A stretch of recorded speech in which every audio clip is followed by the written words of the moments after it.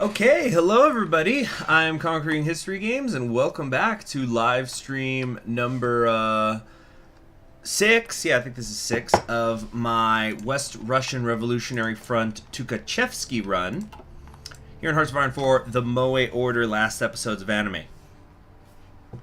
So let's wait a couple of minutes for people to kind of come in, and in the meantime, I'm gonna work on this this here puzzle. That the team put in here. Good evening, everybody. Or good evening, good morning, good afternoon, wherever you are. So yeah, we'll just wait a couple of minutes and let me see how far I can get along with this thing in the meantime. So what I need to do is we need to move that over there. No. Oop, I kind of screwed the pooch on that one, didn't I? You know what? I gotta like really... Okay. So we gotta move the 3 into position, but into the correct one. So I'm trying to get this up here in the corner. Okay, that's a start. Now I want to move the 4 over here. Okay. So this is the position I want. Am I good and well rested? Yeah, I feel okay. I didn't sleep perfectly well or anything, but I'm alright. I was actually about to go to sleep, and then I was right before bed. I was going, oh wait, there were some books I was going to order, and so I got up and I was checking those, and then I order most of the books that I get when I order online. I usually get them from thrift books. I've used them for many years, and they've always been very dependable. But the problem is, I guess they've become very successful, and at the end of the day, they are a used bookstore. So things come and go very quickly. So it has not been uncommon because when you order from thrift books, you order very specific editions, because it's like letting you know, okay, do you want something that's a brand new copy of the book? Are you okay with it being a little worn down? Are you okay if this thing is so screwed up it's only being held together by rubber bands at this point or whatever? But like, you know, there's been times where if I'm going to be getting multiple books, by the time I'm done selecting all the books, the shopping cart has reset. Well, not reset, but like I go to my shopping cart to check out, and then some of the books that I put in are already gone. Anyway. Okay, so we do this, this, and this. Boom! We got the top row done. There's a post-unification event and a new leader bio, like with Warbells, so keep an eye out for that. I will. Well, you know what we might do after we unify is, even if it's going to cause nuclear war, Hoffman's in charge of Moscow now. God help us all. We might attack Moscow, and even if it causes a nuclear war, just for fun. There's a Himmler in here. Oh no, who says the Far Eastern Soviet Socialist Republic is not true socialism because it needs to be more national socialism, right?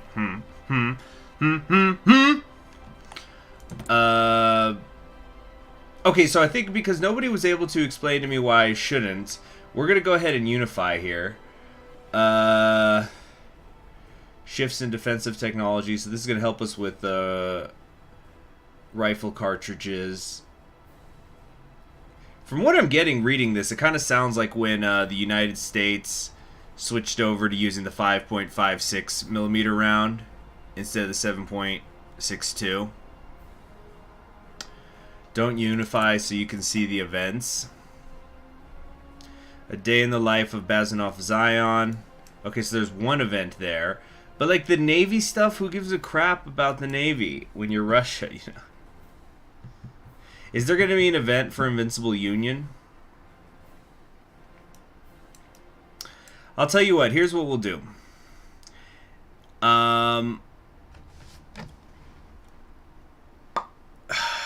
Here's what we're going to do. Because we're so far ahead of time anyway. What I'll do is stuff that's actually useful to me, I'll finish up the stuff. But like Land Doctrine, I'm not researching any more Land Doctrine ever again. Although I've been getting so many Land Doctrine bonuses that if I wanted to, I suppose I could actually restart and do something else. So maybe I should have done Maneuver. Just for fun, right? But like, I'm not gonna use the Navy and stuff, so maybe we'll focus autocomplete some of this stuff. So I'll research this, or excuse me, I'll focus autocomplete these four. I'll research this. I'll research this.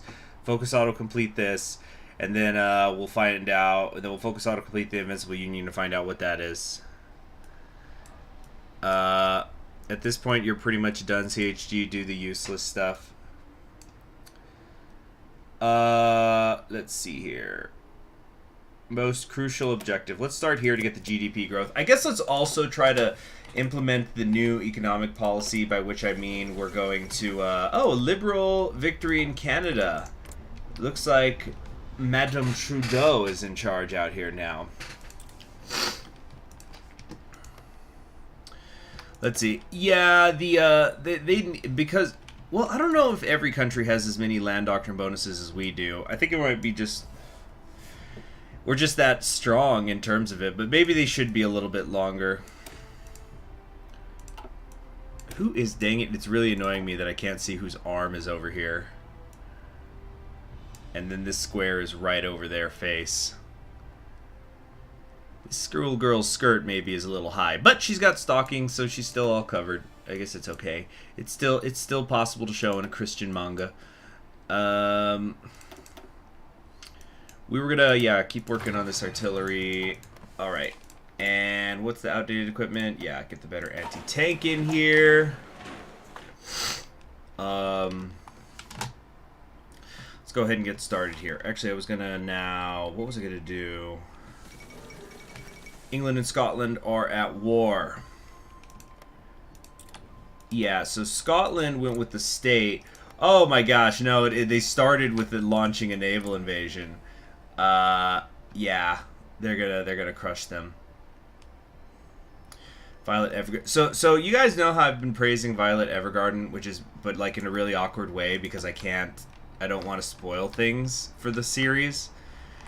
But it's just, it's gorgeous looking. The OST is fantastic. The character development's great. The themes, the emotions, not always sad ones either. But here's an interesting thing, which did I ever? No, yeah, I told my real life friends this. Violet Evergarden is what actually made me that's what made me want to join the post office, because this was in the middle of the peak of the Backstreet Boys reunion tour, and I just wasn't wanting to continue my schooling at that time in that situation, nor was I wanting to go teach in real life in a class. And so I thought, okay, I need to pick a job to work in the meantime that pays decently. And that's when I really started setting my mind to getting into the post office, which was difficult, even with my veteran preference. Yeah, it took a long time. Like, a friend of mine has expressed interest in joining the post office, and I was telling him, okay, dude, if you want to get hired, because, like, he's not a vet, he doesn't have the veteran preference. I was like, okay, if you want to get hired in the next year, maybe you should start applying now. Because you gotta do assessments and background checks and just a million other things. Anyway, so I'm rooting for her. I'm rooting for her in this. I don't even know what ideology she is. Conservative democracy. Okay. We're going for Harold McMullen. Harold Violet Evergarden McMillan here. So, anyway. Let's keep moving here. And, logistically, how are we doing? I think we've totally caught up on everything except for the artillery. Oh, we're a little tiny bit behind. Have you heard of the Violet Evergarden, the songstress area True CHG? Is that one of the movies? Because I haven't seen the movies yet. Just because, you know, that show could be so devastating that I want to, you know, wait. I want to make sure I've got tissues and some time.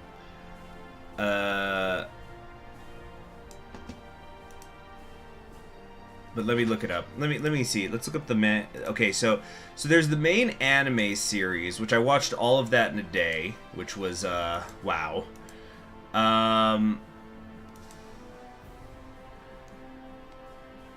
Oh, I actually found out that they did an OVA episode that canonically takes place between 4 and 5.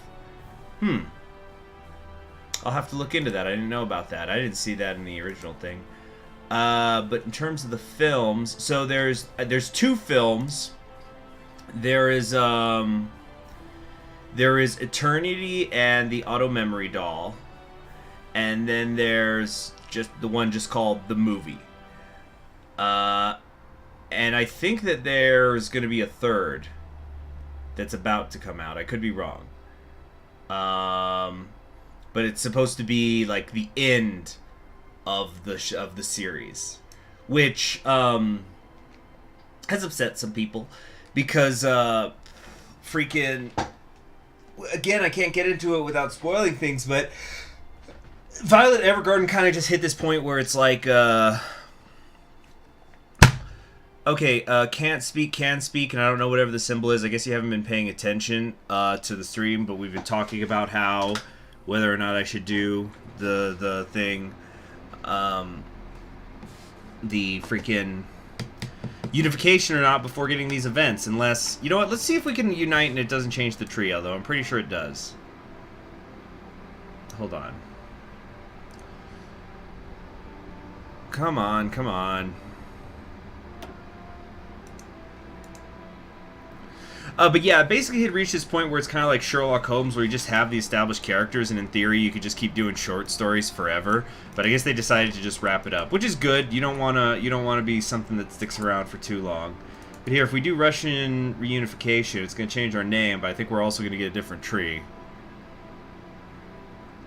Russian Soviet Federative Republic. Let's wait a day. Yeah, you see, that's going to get rid of this. So we need to, or the tree that we were doing. So we got to go back.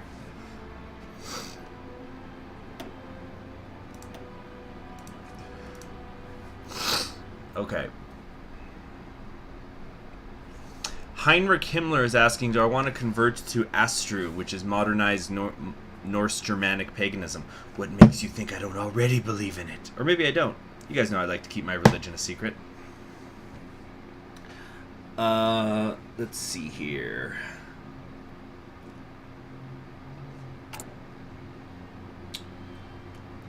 Come on. Check the bonuses for Project Indrik.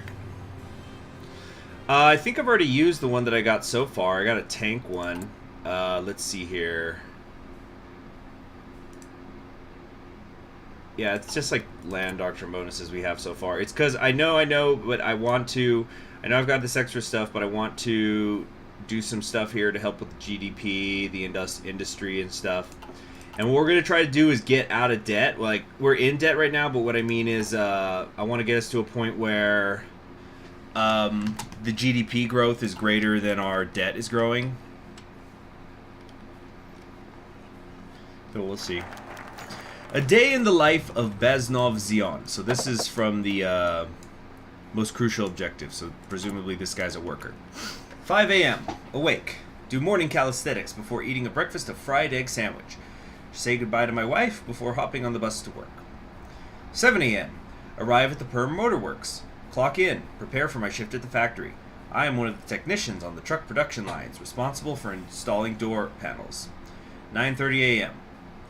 Take 5 minutes to relieve myself and grab a small glass of water. Then, back to work. 12 p.m. Lunch. Eat hot soup and tea from the factory canteen. Other current workers have heard the rumor we will be switched onto aircraft, but I have not seen any evidence of that. Have 15 minutes to eat before going back to work. 3:30 p.m. Longer break than usual. Everyone is instructed to gather in the factory courtyard to hear a speech by a hero of the Red Army.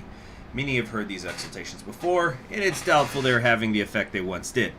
Some fall asleep standing up, but everyone is thankful for the longer break. 6:15 p.m. Fire alarm! Everyone lines up to evacuate, but management stops us midway. They say it's in a different part of the factory. We sluggishly return to work. I see fire engines in the distance.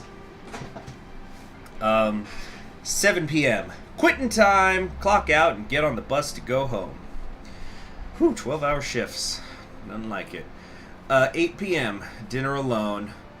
Black bread, sausage, and vodka. My wife and kids have already eaten long ago. Children are already asleep. 9 p.m. in bed. Think to myself, I really cannot live like this for much longer. 9:45 p.m. asleep. Yeah. Just think of what you are working for. Alright, so... Oh, productive union. This is actually good. I've decided that I do want the GDP growth. Yeah, let's do the new economic thing. It's not all war here, people. Yeah, I remember for a time when I first was going to NMSU, which is... the university is technically in another state, but it's like right over the border, so it's not very far away. But for a time, instead of driving, I used to take this shuttle that they had. Well, it was a big bus that goes back and forth between El Paso and Las Cruces. And so it was so nice because sometimes because you have to, if you're going to catch it, you've got to catch it early. And you got to, hold on.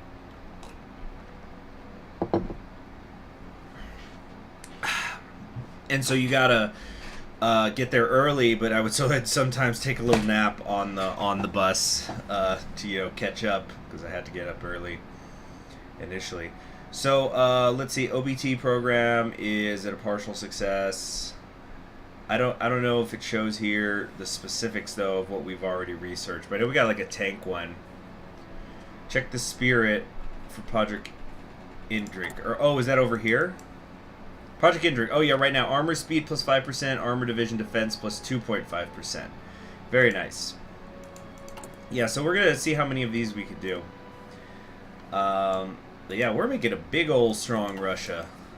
Yeah, average wagey life. Yep. Okay.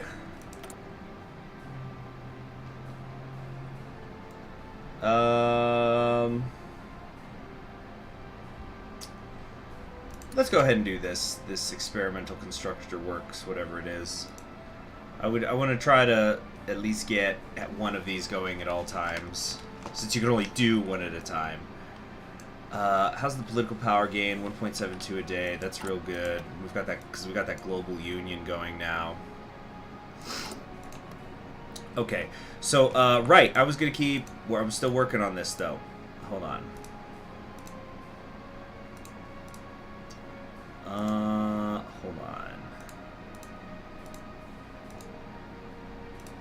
Hold on. Hold on. Alright, there we go. Boom! We got the whole top half done. Did you see that shit? Did you see how I pulled a sneaky on you guys? Thought I was just doing the 6, but not really? Oh, what a great picture. Although her face looks a little too smooth there. It's like flat. Reginald Malding re-elected as Prime Minister. But it's Harold in charge. The puppet master pulls and England dances to their whim. Okay. Weird. That's not Reginald Malding, that's Harold Macklin.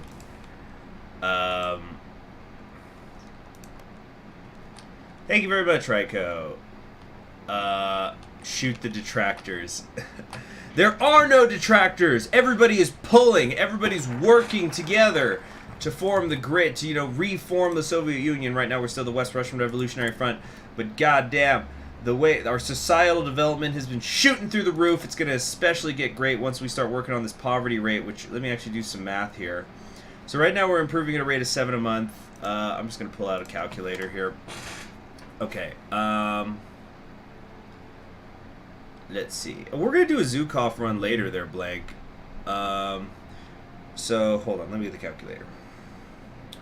So, as usual, we got to get to 240 of the development status. We're doing 7 right now, so let me see. 240 minus 156 is 84, so just divide 84 by 7. So, in 1 year from now, June or July 1969, we're going to boost up our poverty rate. That's good stuff. Yeah, no, there's not anybody being sent to gulags, because we killed them all already. Oh, I guess that's what shooting the detractors is. Let's see here. Okay, so we're doing productive union. Let's check our GDP growth now. GDP growth is up to 9.10%. Cool, so we're almost ahead of the annual debt interest rate. And remember, I haven't even started mass producing all these like civilian factories and stuff. I guess let me get some queued up though. So, like, we'll come over here. I'm gonna drop some here. Where's Pletsk? Yeah, right here.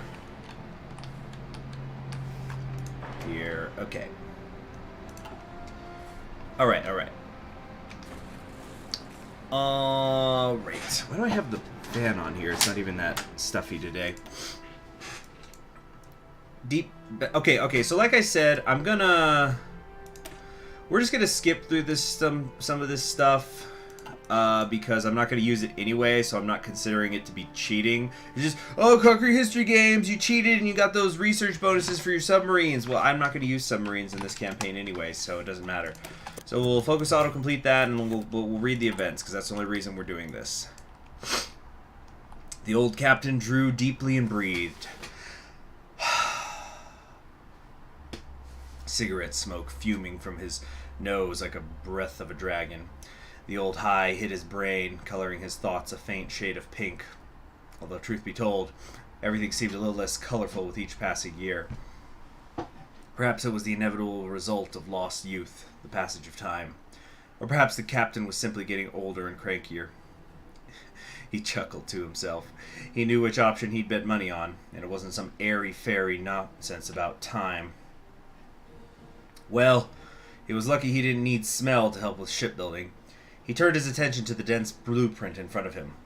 The Ognovoy class was a son of a bitch to build, but no one can say it wasn't elegant. His eyes ran up and down the elegant curves of the deck, the spindly mass, and the expanses of the engine and boiler rooms. Yes, there was an almost sexual energy to its raw dynamism, something only he could appreciate. He'd often joked with his friends that he'd married a ship instead of a woman. It was a shame about his own destroyer, really. It'd broken his heart far worse than the retreat to Archangel, sinking in port. And she hadn't even fired her first volley. When the West Russian government had contacted him with the promise of settling accounts, the captain had agreed without a second thought. Now, as he watched something larger and better than the Ognovoy class rise in the dockyard before him, the captain knew he'd made the right choice. This new beauty would never be Ozanoroy.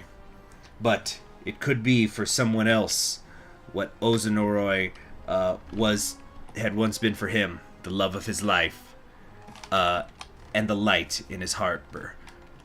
A final job, a parting glance.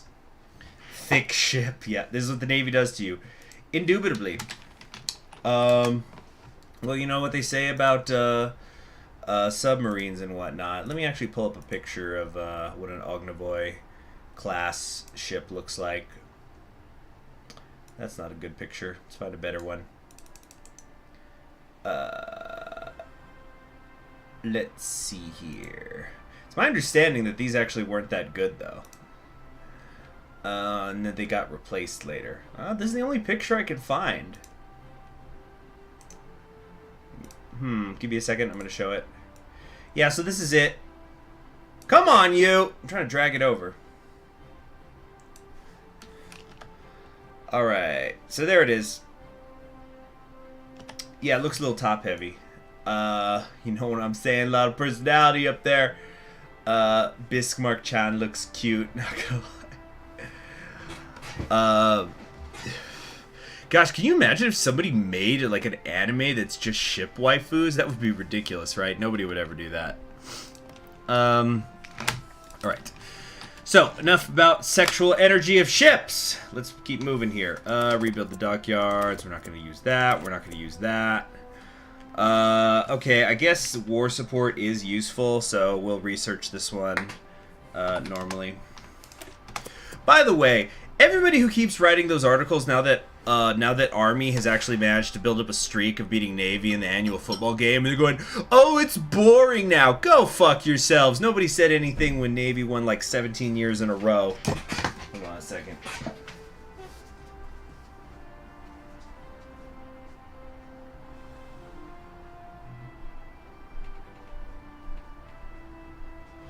Thought somebody was at my door. But yeah. You know, Navy beats the Army 17 years in a row, or however many it was. And then as Kantai Collection in Azur Lane. Yes, I'm aware of the Azur Lane. That's the joke. But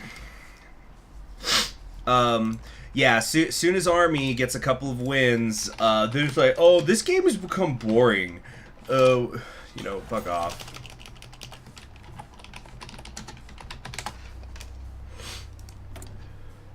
Okay. Let's see here. What are we gonna do? We could improve. Yeah, I guess we should. Yeah, we want to do the workers training because it's gonna help with the GDP, and we get an industry bonus, which is always nice. The ruler of Moscow is a ship.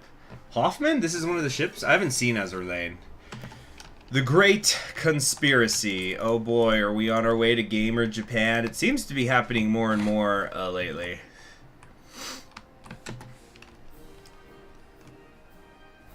Dun, dun, dun, dun, dun, dun, dun, dun.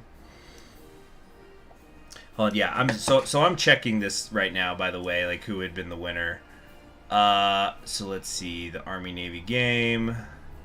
Yeah, so the Navy won 1, 2, 3, 4, 5, 6, 7, 8, 9, 10, 11, 12, 13, 14. Yeah, Navy won 14 games in a row from 2002 until 2015. And really, if you count from 1999, they had won 16 of the 15, or excuse me, 16 of the 17 games. And then Army went on a 3-game winning streak. And then people just started to go, oh, the game's boring now. It's fuck off. Alright. Okay. So, essay writing. We're finding solace in pen and pain. Alone but for his thoughts, a flickering oil lamp, and Shosta's second waltz. That's obviously referencing Shostakovich. Hold on. Sorry. Wait a minute. We're having some issues in the other monitor. Hold on. Oh, Hachima's cooking right now. I'll have to catch that later. That is whoa, that is one lewd fucking thumbnail she's got. Typical Hachima. Typical. Yeah, so Shostakovich's second waltz is pretty famous. I'm sure if I played it, you guys would know it. But the thing is, even though a lot of this orchestral music I sometimes play is older and in theory not copyrighted, oftentimes the performance itself is copyrighted. But I'll go ahead and play it anyway. Why not? Screw it. So this is what Tukhachevsky's listening to right now. You guys have heard it, even if you didn't know its name. So far away from the sniveling idiots who call themselves Stavka. It is here where the general can ponder, reflect, and resolve his battles within and without. The written word has failed him less than his general's own consensus on both accounts. And so, he wrote. Past theories and present practice mingled with the ink on his fountain pen, leaving martial dialect behind every stroke. The Red Army had 50 years of either to draw from, so it was that its battles formed the object of Tukhachevsky's reflections. The two Tsaritsins, Moscow, Suvorov, Skytikvar,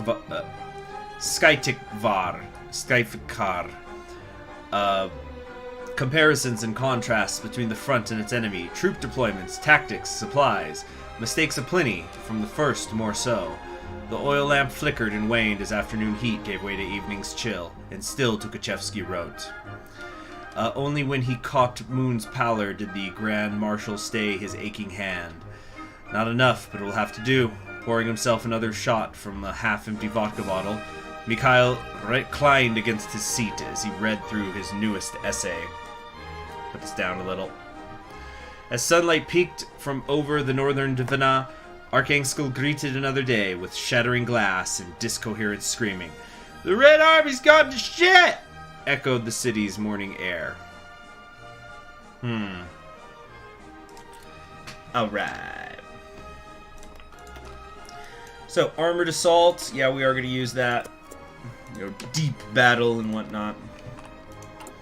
Alright, let's try to keep 30 in the bank if we can. So that, or then again, we could wait a little bit. We got to be, I want to be careful that we've got at least 30 political power in the bank for when we go here. England's defeated Scotland. England's been unified now, or the United Kingdom has been reformed. Shut the music! There's the British reunification one. I haven't made the video of it yet.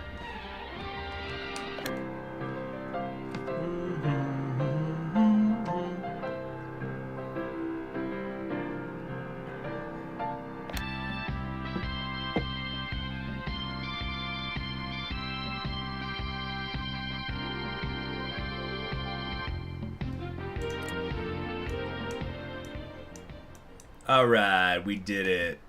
Blessed Malding. Democracy is the government of the people, by the people, for the people. Let's see here.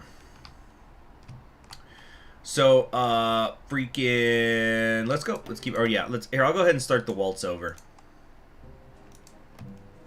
You know, I don't think I've ever seen, the United Kingdom form under, Macmillan. Then again, I haven't really paid too close attention to that because I haven't played them yet. Okay, what the hell am I going to do with these stupid dockyards? Convoys, I guess. Who cares?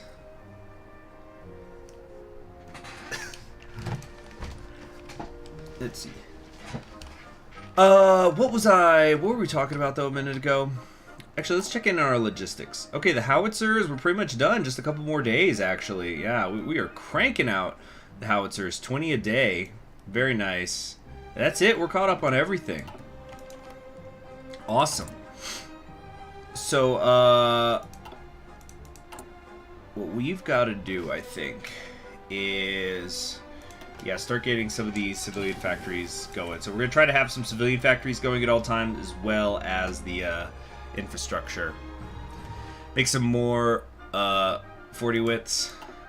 The concept death is forgetting to be discussed. Oh, we're not talking about debt because I'm going to eliminate it. But yeah, like it doesn't matter, but I'm going to do it anyway. You know what? Do we maybe want to pick up some maintenance companies? Or logistics. Logistics actually probably would be better. Because, yeah, we're going to be going east. It's going to get nasty out there. Let's do that. My annual deficit is 10 billion, comrade, huh? Hold on. Where's the other GDP thing? Yeah, here we go. Import heavy machinery and industrial equipment will keep improving even more. Look at this. Our industrial expertise is at 12.25 a month right now. This is amazing. We're gonna be maxed out at innovative industry in a minute here, which is gonna be really good for the production efficiency gain because we went horizontal, so we have some negatives for that right now. Save up for Indrik. Don't worry, don't worry. You need that 15% attack. I'm actually pretty sure I don't. Like I'm just going way overboard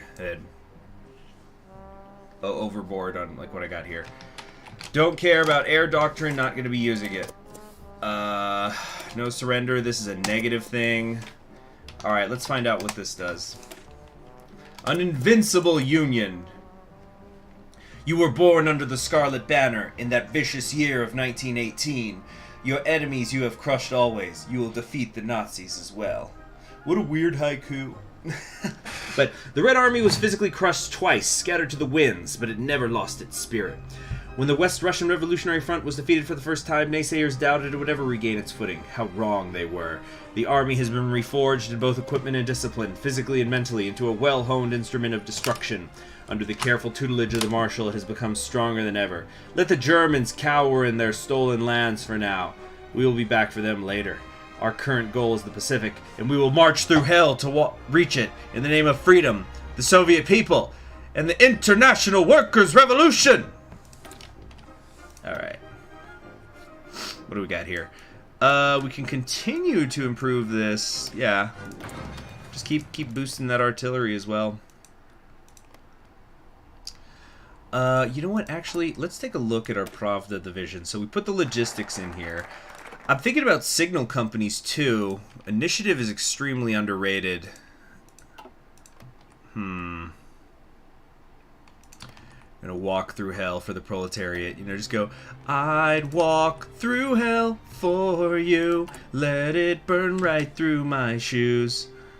These souls are useless without you. Oh, we could boost the stability more. It's always good to do that because the, what do you call them? The integrations are expensive. And if I could swim, I'd swim out to you in the ocean. Swim out to where you were floating in the dark. Alright, let's save up. So as soon as this is done, we can do Project Uragan.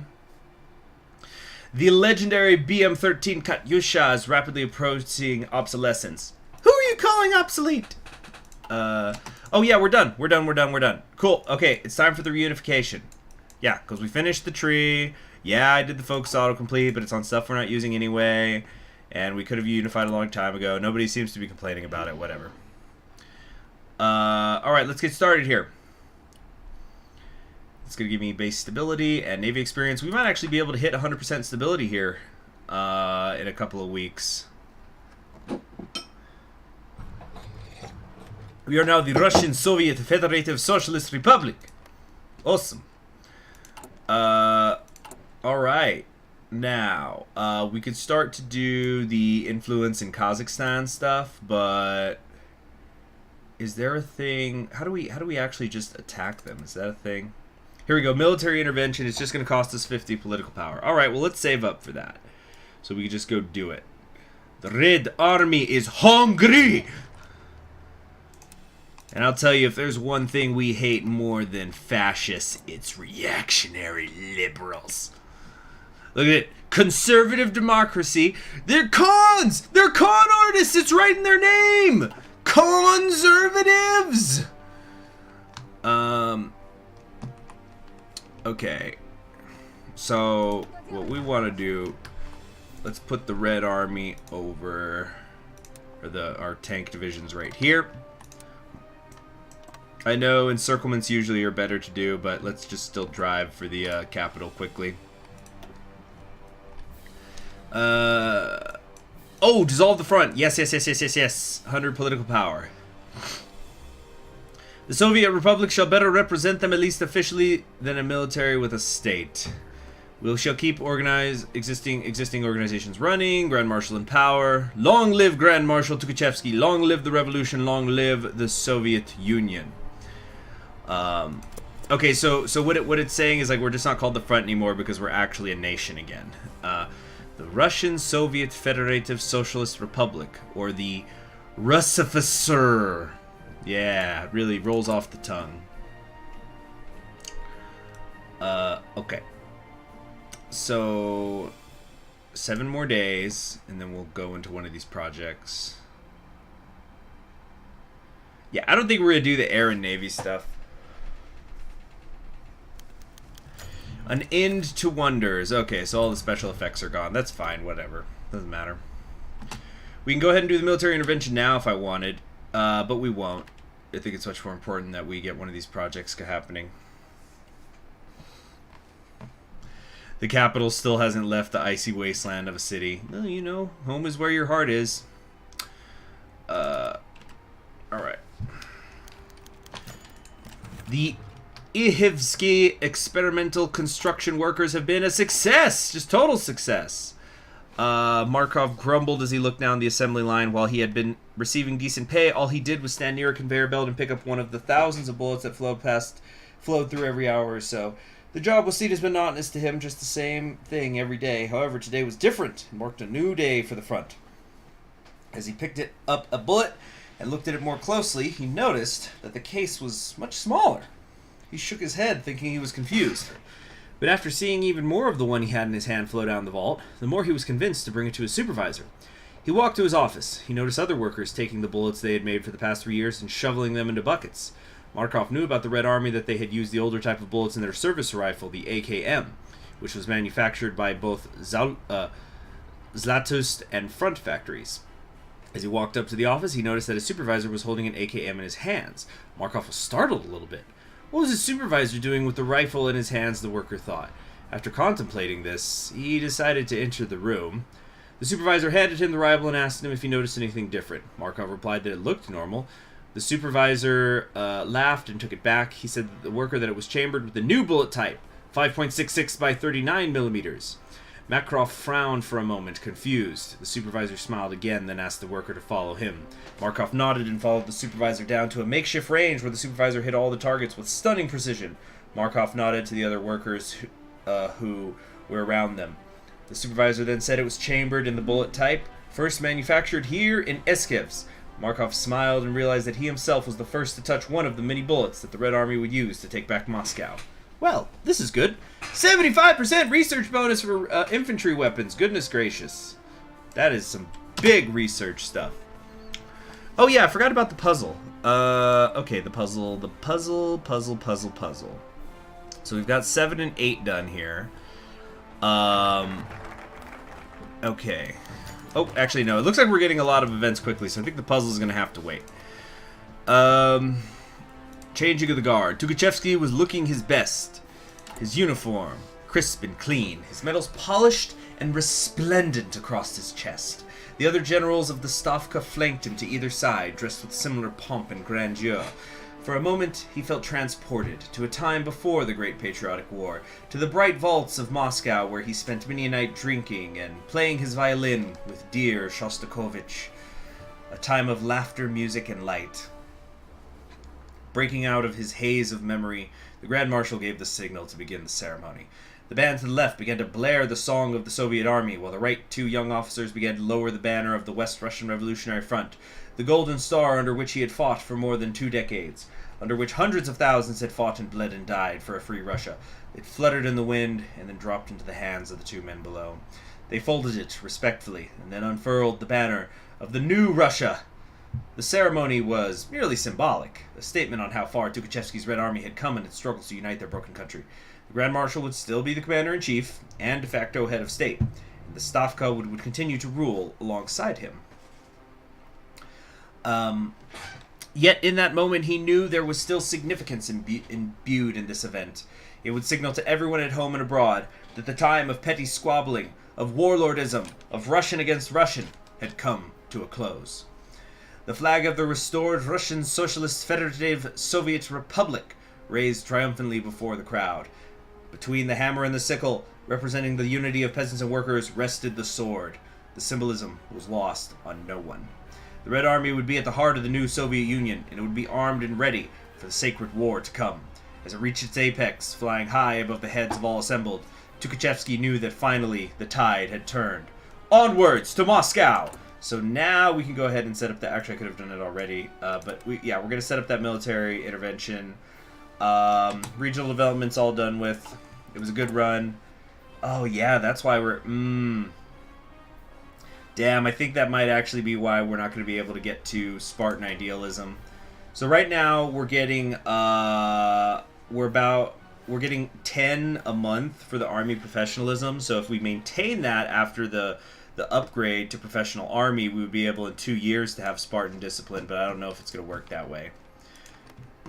Yeah, the flag hasn't actually changed. I don't think the flag changes to what was just described until we hit the complete total unification path thing. Should we start working on nukes, guys? What do you think? Academic base. I'm looking for anything that's going to help us with the army some more. Coring time. Here we go. Societal and army professionalism, and then rapidly improve. Yes, yes, yes. Okay, we're definitely going to the left then. The new territories. We want to pass an edict to expand all military units. So basically, we're going to be able to core faster. Not that we're doing any more coring right now.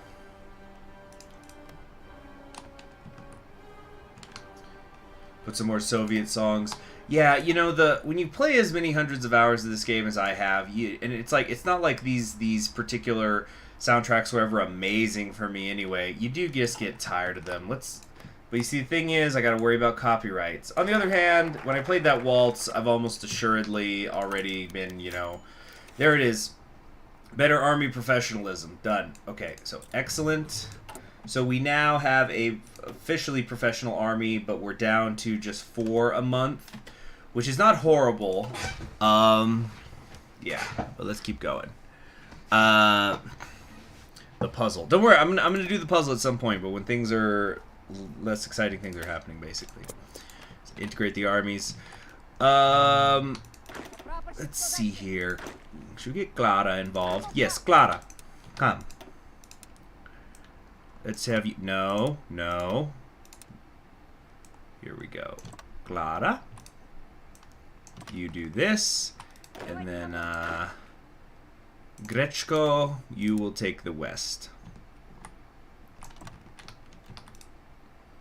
Coming down this way. Alright, get into position. Let's move it. Move, move, move, move, move, move, move, move, move.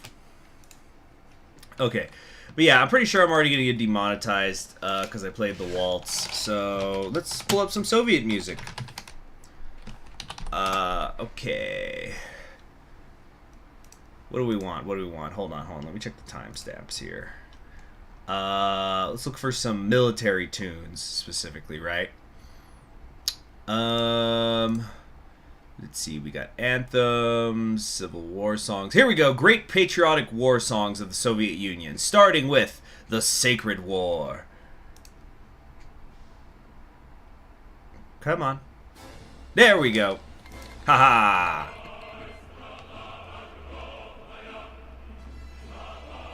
Oh gosh, what's happening here? Oh, what happened in Angola? The People's Movement for the Liberation of Angola declared war on the National Union for the total independence of Angola. So we have the MPLA versus Jonas here. So I'm thinking the OFN didn't do a good job. Well, Westmoreland's still hanging on out here, but everything else seems to be going to shit real fast.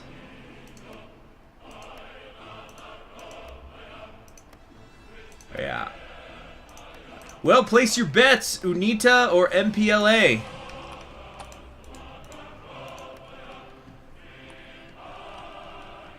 Okay.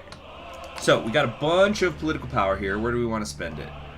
I guess there's not really any place to spend it at the moment. Okay. Now, first things first, we gotta do army professionalism.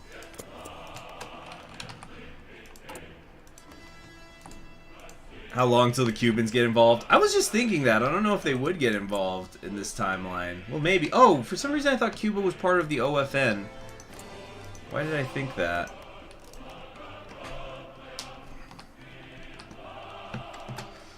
Okay.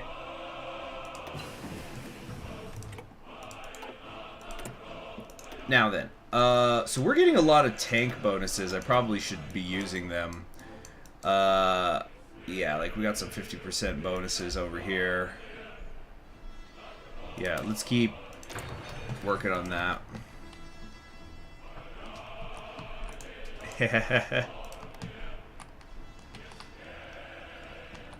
Alright. I really am wondering if I maybe should be building more tank divisions. We've got... Oh yeah, we have the logistics to do it. These are 40 widths too, let's not forget. How's the music, guys? Is it a good volume? Okay. Also, we were going to be figuring out this puzzle, so I think what we gotta do here...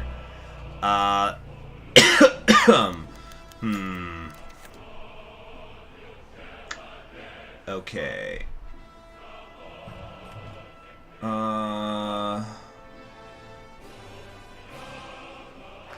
Better industrial expertise is done. So now we're going to get, yeah, 20, 10, and 15 bonuses for production efficiency, retention, cap, and growth, respectively.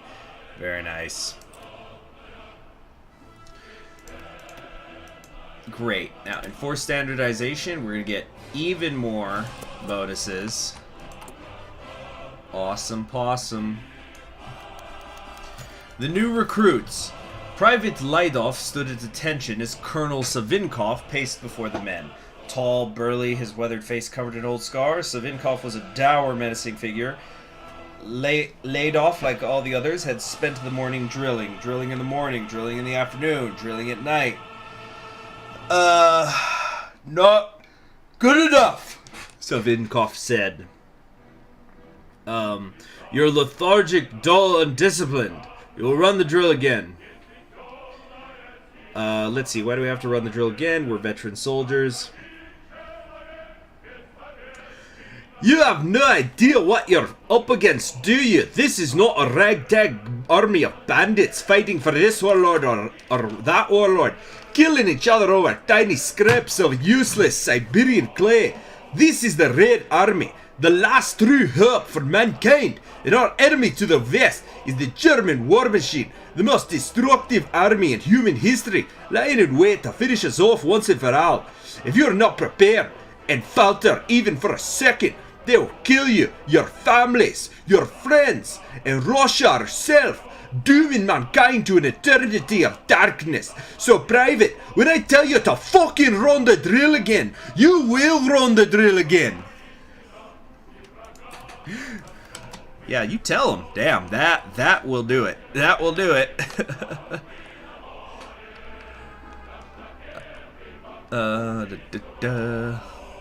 Scottish Savinkov bottom text. Man, we are gonna bulldoze this republic. They've only got 9 divisions at most. Oh man, I almost feel bad for them, except they're reactionary scum.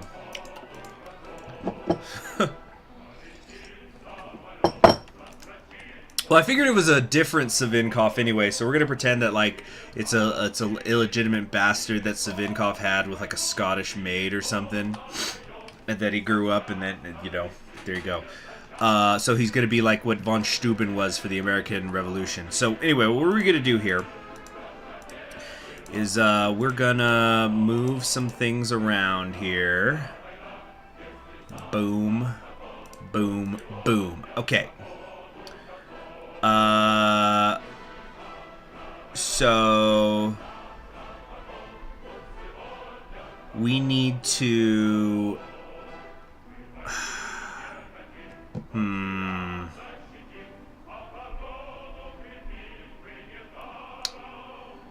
let's see here. Boom, boom, boom. Okay. Yeah, 9, 10, 11, 12, 13, 14, 15. We're almost there, guys. We've almost got it. Now, you know what would be really trolly? I think that... I remember, because I used to play with some of these puzzles when I was... A puzzle like this when I was younger, but apparently the main company that would do these square puzzles screwed up, and they had made a bunch where they flipped 2 of the numbers by accident, like their starting positions, and so it actually made the puzzle impossible to solve. Alright. You know what? When is this tank going to be done? 116 days. We got to remember when the T-72 is ready that we need to make a variant before we put it into production so it's even stronger.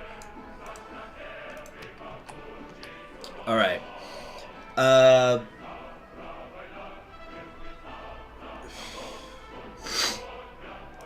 Let's see here. Something like that, no.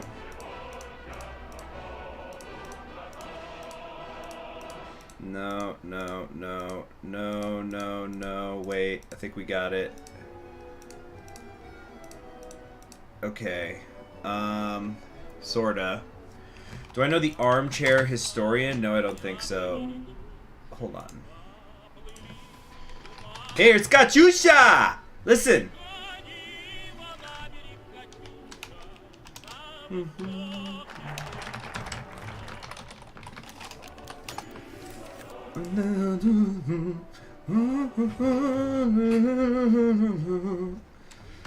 The arsenal of communism. Are you the owner of this factory? No, I'm the foreman. Need to go to the office.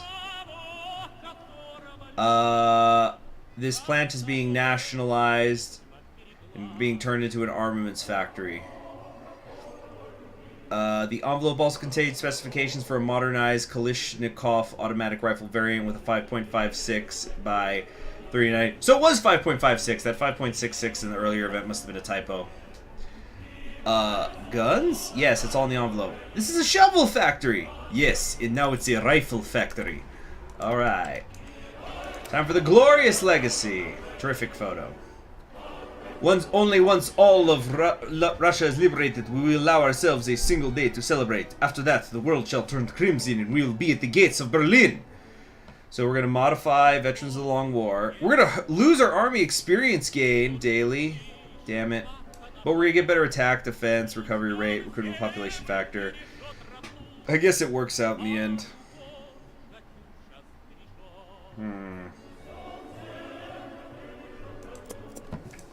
Okay.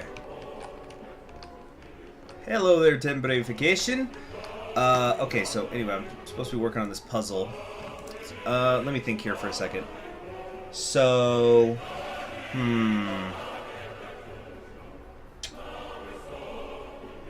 okay. All right. I think we're almost done here, everybody. All right. Now, yeah, we've almost got it. So now I've just got to slide, slide, slide. Yeah, we got it. We got it.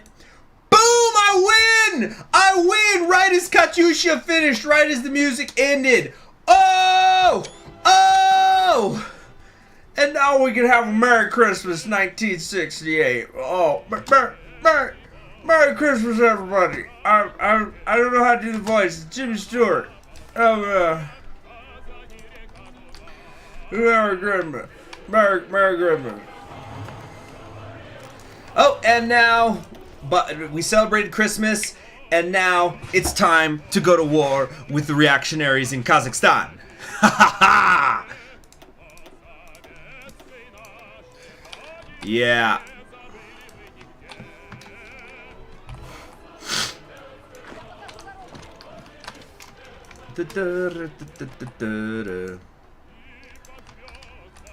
Woo! Guys, can we get a W in the chat for winning? For me figuring out that puzzle?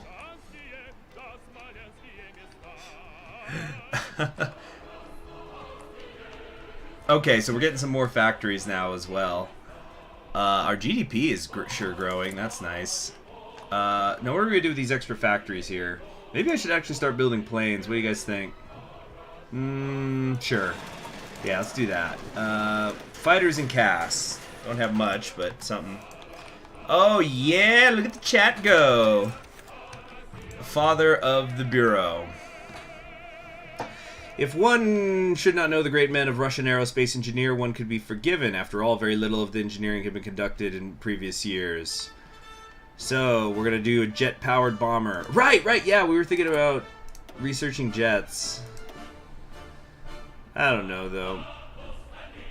Nah, never mind. No. We'll save the helicopters when we're doing, like, the People's Revolutionary Council or something. That's a lot of W's.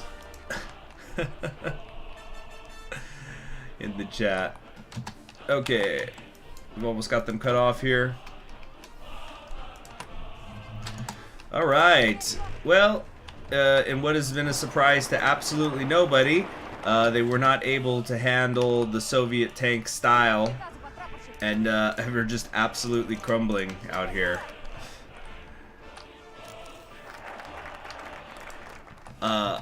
Okay, Glorious Legacy is done. So now we've got all of our Army professionalism bonuses stacked. So right now we're getting 9 a month. And we've already got 240. So 240 minus 14 is 226. And then divide that by 9. So it's going to take us slightly over 2 years. It's like 25 months and a bit of change. So by spring 1971, we're going to have Spartan Discipline. Awesome! What do you guys think will be in the China rework in Xinjiang? I don't know. I don't know much about the Far East in the New Order. Okay, so we can now reform political parties officially if I wanted. Which, I've got political power to spare. I think we're actually going to first go into the atomic age. Let's go ahead and start that nuke program. Oi! Oi! Why are we not, getting the capital?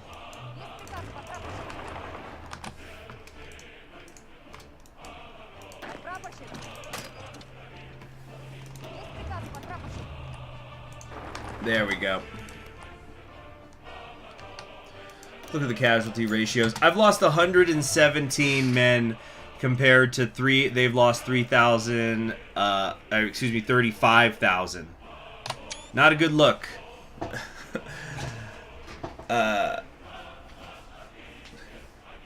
Alright. The revolution lives! We have received a radio broadcast from Irkutsk in Siberia from a socialist regime known as the Far Eastern Soviet Socialist Republic. This state is led by the former head of the NKVD, Genrik Yagoda. While they boast the same policies and even government ministers as the old Soviet government, it is also, unsurprisingly appears, that the NKVD plays a large role in Far Eastern society, with the police state and surveillance being extensive. Yagoda claims this is a temporary measure to preserve socialism in the state, and that he will lessen the NKVD grip on society once the situation stabilizes. However, the question of whether to support an extensive police state with ties to the old Soviet government remains. Out of the depths of Siberia, the Union returns. So we've opened diplomatic relations with them. Edward Williams says, am I working for Jack Reed and the Syndicalists? How did that come up? We're not even playing in Kaiserreich. Yeah.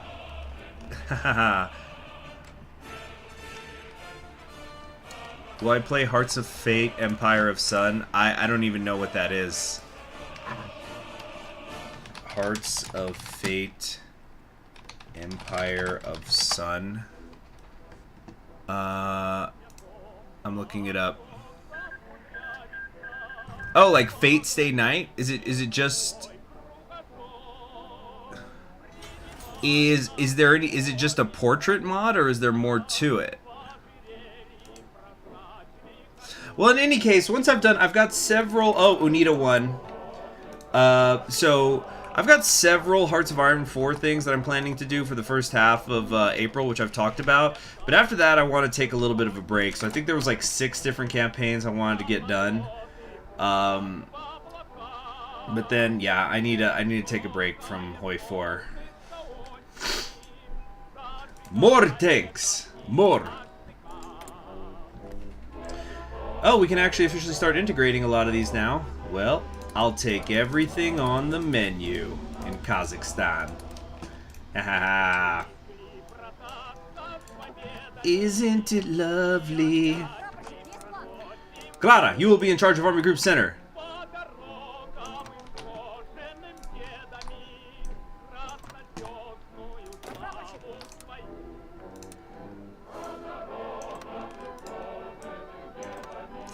Okay. My channel badge looks like Reed CSA badge. Ah, okay.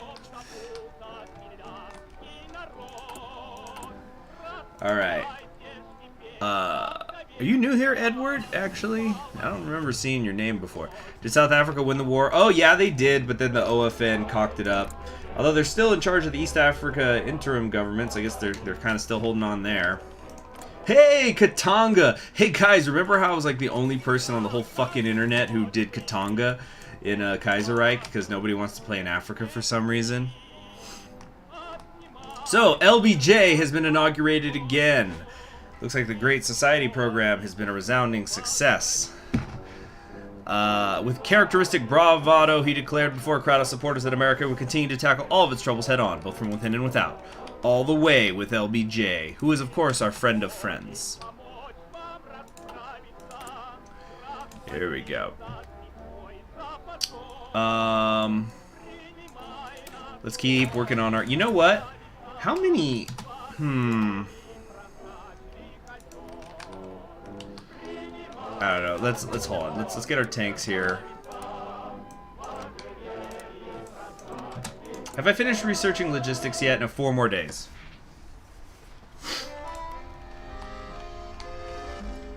Yep, cat girls still run the country out there in the United States. So, you know what? I want to check real quick. Let's go see how the Senate and stuff looks in the United States. Be right back.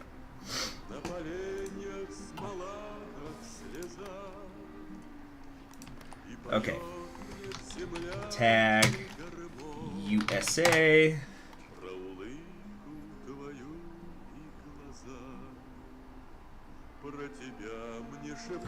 Edward says it's my first time here in God Save Rhodesia. Okay, you don't have to tag my name every time you post something in the chat, alright?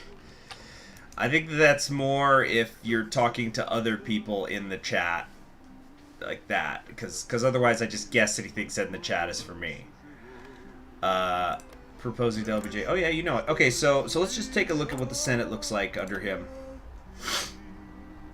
Wow, pretty dang strong in the RD's favor. Now, of course, remember in this timeline, LBJ is a Republican. Okay, so his part of the party has almost got a majority on its own, so that's pretty strong. Division placement is cursed. Why? Oh, you're talking about theirs. Well, it's obviously so you can see as many possible portraits as, you know. That's all it is. Who's this one? She's just in a bikini. She, yeah, I was thinking she's got to be the Marine one or something, right? Yeah, Dwight Beach, Invader and Amphibious. That makes sense then. They don't even have field marshals assigned. What are they doing? Oh, because Westmoreland is somewhere else, I guess. Yeah, Westmoreland's choice was amazing. Anyway, let's close all these. Okay.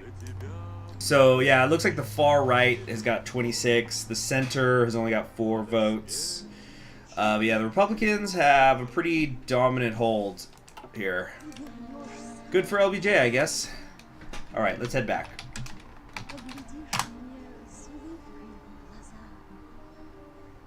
Gregor Hayden potato truck.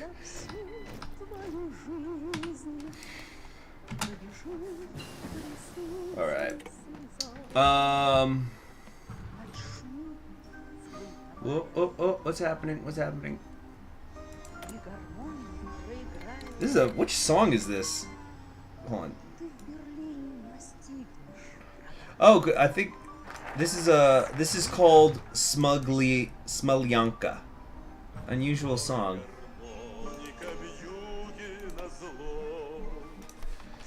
Alright. Let's now establish some facilities, maybe. Actually,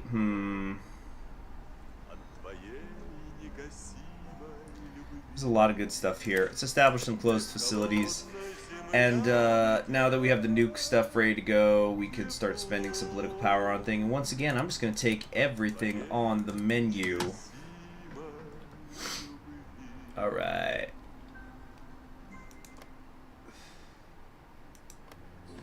There's a pink USA in Alaska. Oh yeah, what's up with that? Huh. Oh no, it's gone now. But yeah, I saw that. Yeah, it was pink. That was weird. Huh. Strange. Very strange.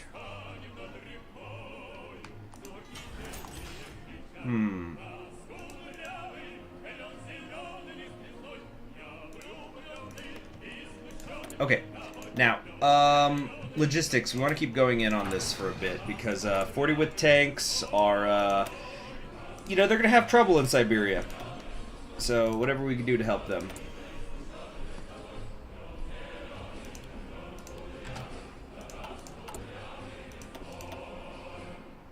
Hold on. Can we keep adding more? Yes, yes. Can we also maybe get another full army up and running? Oh yeah, easily.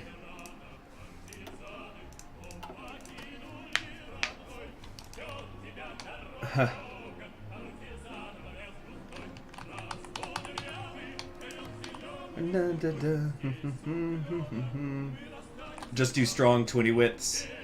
But 40 widths are more fun and plus more fitting for Katyusha.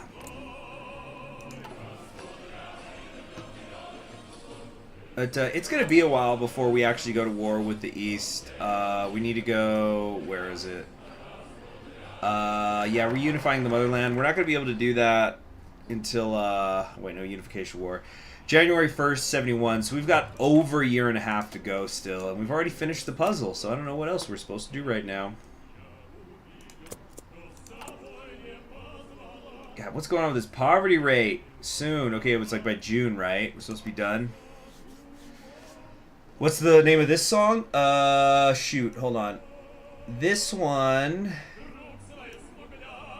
is called... Yeah, it's the same one. It's Smuggle Yankai. Smuggled Yunkai. I'll put the spelling in the chat.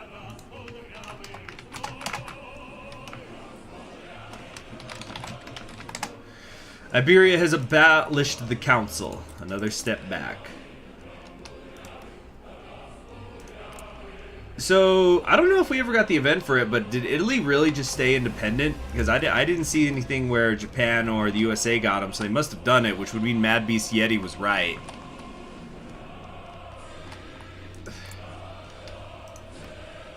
Yep, there's a, yeah, look at who's in charge of Iceland. Oh, isn't she adorable? She's got, oh, she must cook. She has an apron on. Alright. Okay, let's keep moving here. We could do, let's see, we've already got the tank stuff going. Oh, I've got all those infantry equipment bonuses I haven't used. Yeah, let's start heading over to the advanced infantry rifle, I guess. Okay, so this next song is called Blue Handkerchief.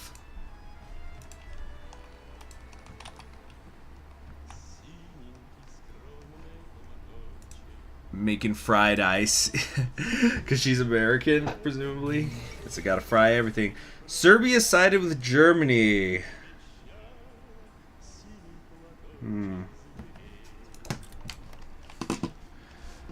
Alright.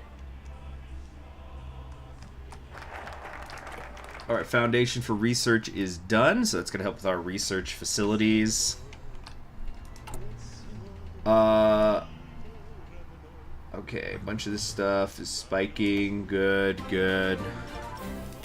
Oh, thank you very much for the super chat, which says winning, which is funny because it's crawling right across my winning puzzle there in the bottom right. Woo! Oh yeah! Oh yeah! Now we can work on another project too. What do you think, guys? Is it time for nuclear weapons? Or should we... Actually, no. We should do this nuclear thing here. Project Ferment.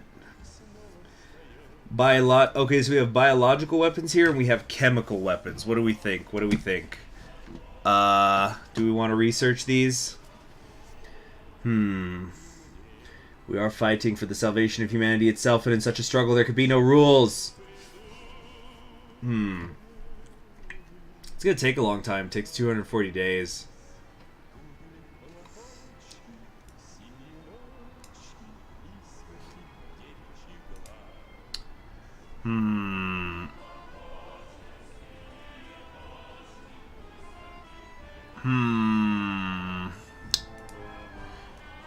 Alright, so I'm basically seeing people saying we should do this. I think we'll start with the chemical weapons.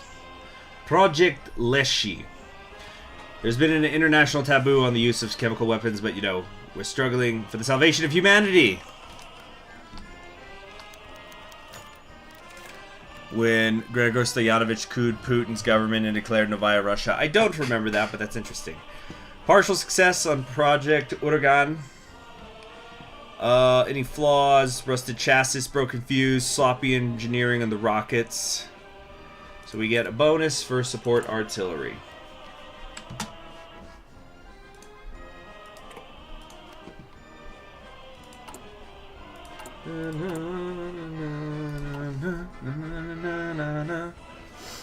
But we could do biological too. Don't worry. We'll work on the big three: nuclear, biological, chemical. You know, all are needed in order to save humanity. The Red Army will research anything.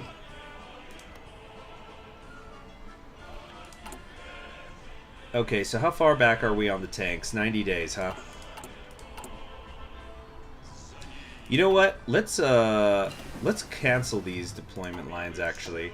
And here's what we're gonna do. Let's start knocking out a bunch of these the 20 widths, and then we can always upgrade them later. So we have 6 total. There we go. Okay. What's outdated? And it's time for the improved main battle tanks. Now, remember we wanted to boost the boost it. So we'll go more on the gun. Do we want to keep the speed up? I think that's all I'm going to be able to do, pretty much. Yeah, go for speed! Alright, and we're going to call this the... What was it that Katyusha would call the main character? Neko frickin' the it's like a donut. I'm trying to remember the name of the thing. It was something with a P. Maybe we could just name it after one of our favorite flowers, the chamomile, you know.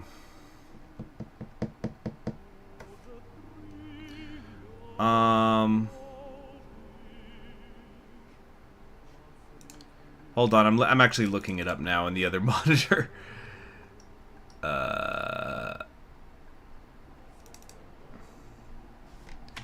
Nishi. What did she call Nishi? Peroski. Yeah, there you go.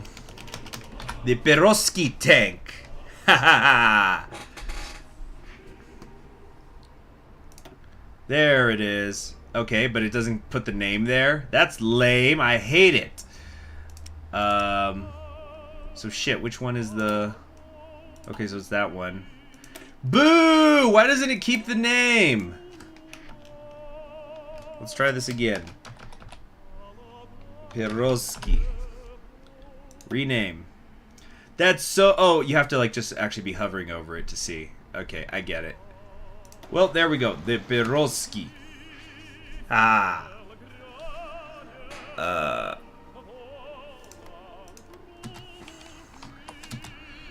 Let's see. Well, these two aren't even at war yet. Actually, they should have been already. Why aren't they?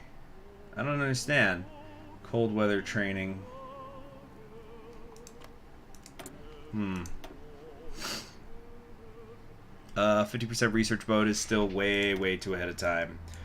The formation of the Sokintern. Today, in a joint statement, the formation of a new socialist international.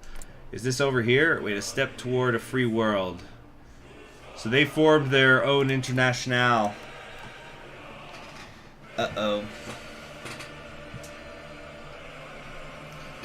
Oh yeah, you're right. They're probably doing all those prepare for conflict where they build the forts and crap.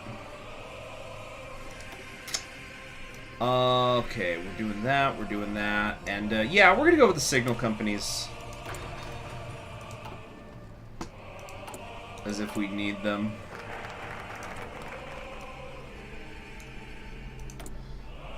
Okay.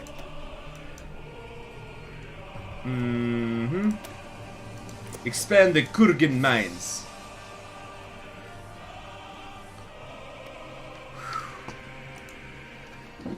A sip of water.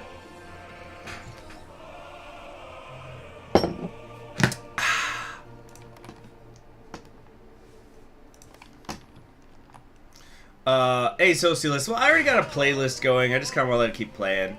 I'm sure some of this stuff is demonetizing me, but the freaking the waltz almost certainly did already, so whatever. Then we got a super chat. You know, whenever I get a super chat, that's when I just don't give a crap about getting demonetized. You know, it's like, oh well.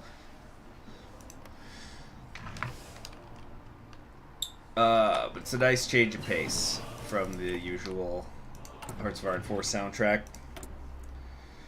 We're gonna create a double international. Nice. Alright. 210 days still on the Project Indrik thing. Advanced development phase is gonna take a little while. Theoretical development's going up quick at least.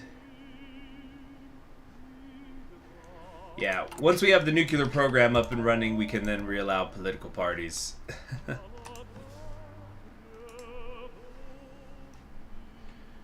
Okay, I've got way too many tabs open in the other monitor. I gotta get rid of some of this. Okay, let's bookmark that. And close it.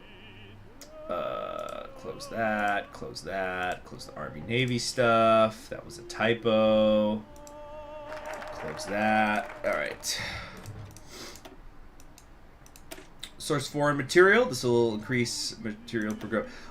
Okay. So the Central Serbian Federation just declared war on the Far Eastern Soviet Socialist Republic, so they must have been feeling confident. Do I prefer donations through Patreon or YouTube? Either is good. Oh, nice. We finally decreased poverty in June, so I did do the math right. So very, very nice. We've only got a 15 to 10% poverty rate, so that just doubled our income rate factor. I think we're keeping well ahead these days of the, well, not well ahead, but we're doing better about staying ahead of the debt. Okay, hold on. I guess if I had to choose, I'd say YouTube. YouTube's better. But the Patreon is good for people who want to do like a monthly thing. I don't mind either way, of course. Here we go.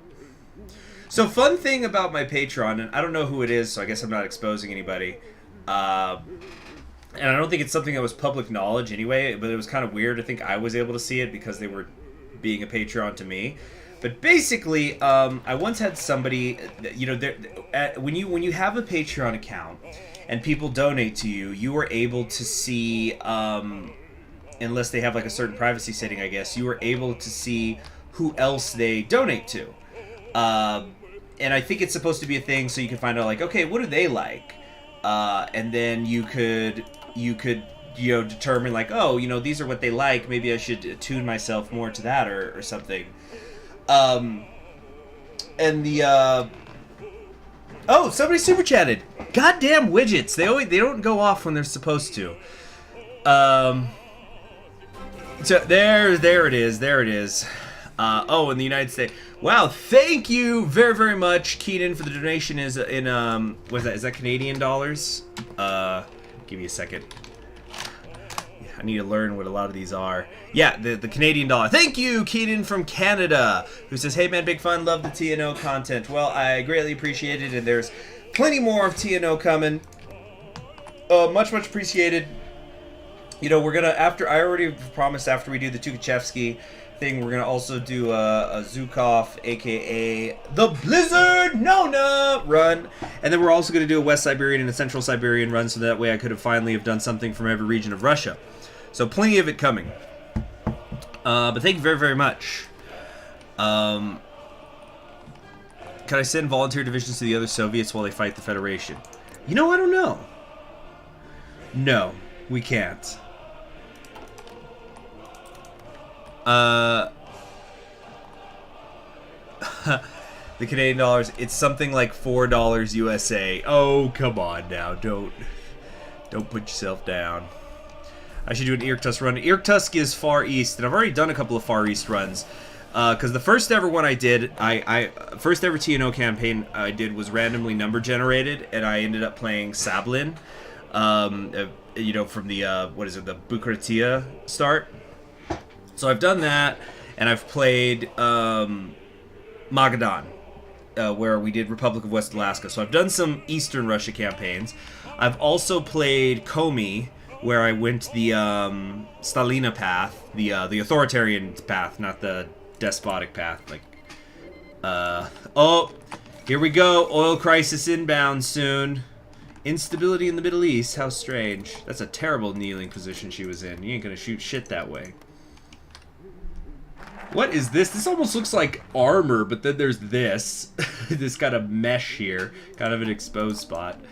But what was I saying? So yeah, and then I'm doing this right now. So I've done West Russia. But I've never played anything in Western Serbia or Central Serbia. So I want to do ones where, so that way I could at least say I've done every region.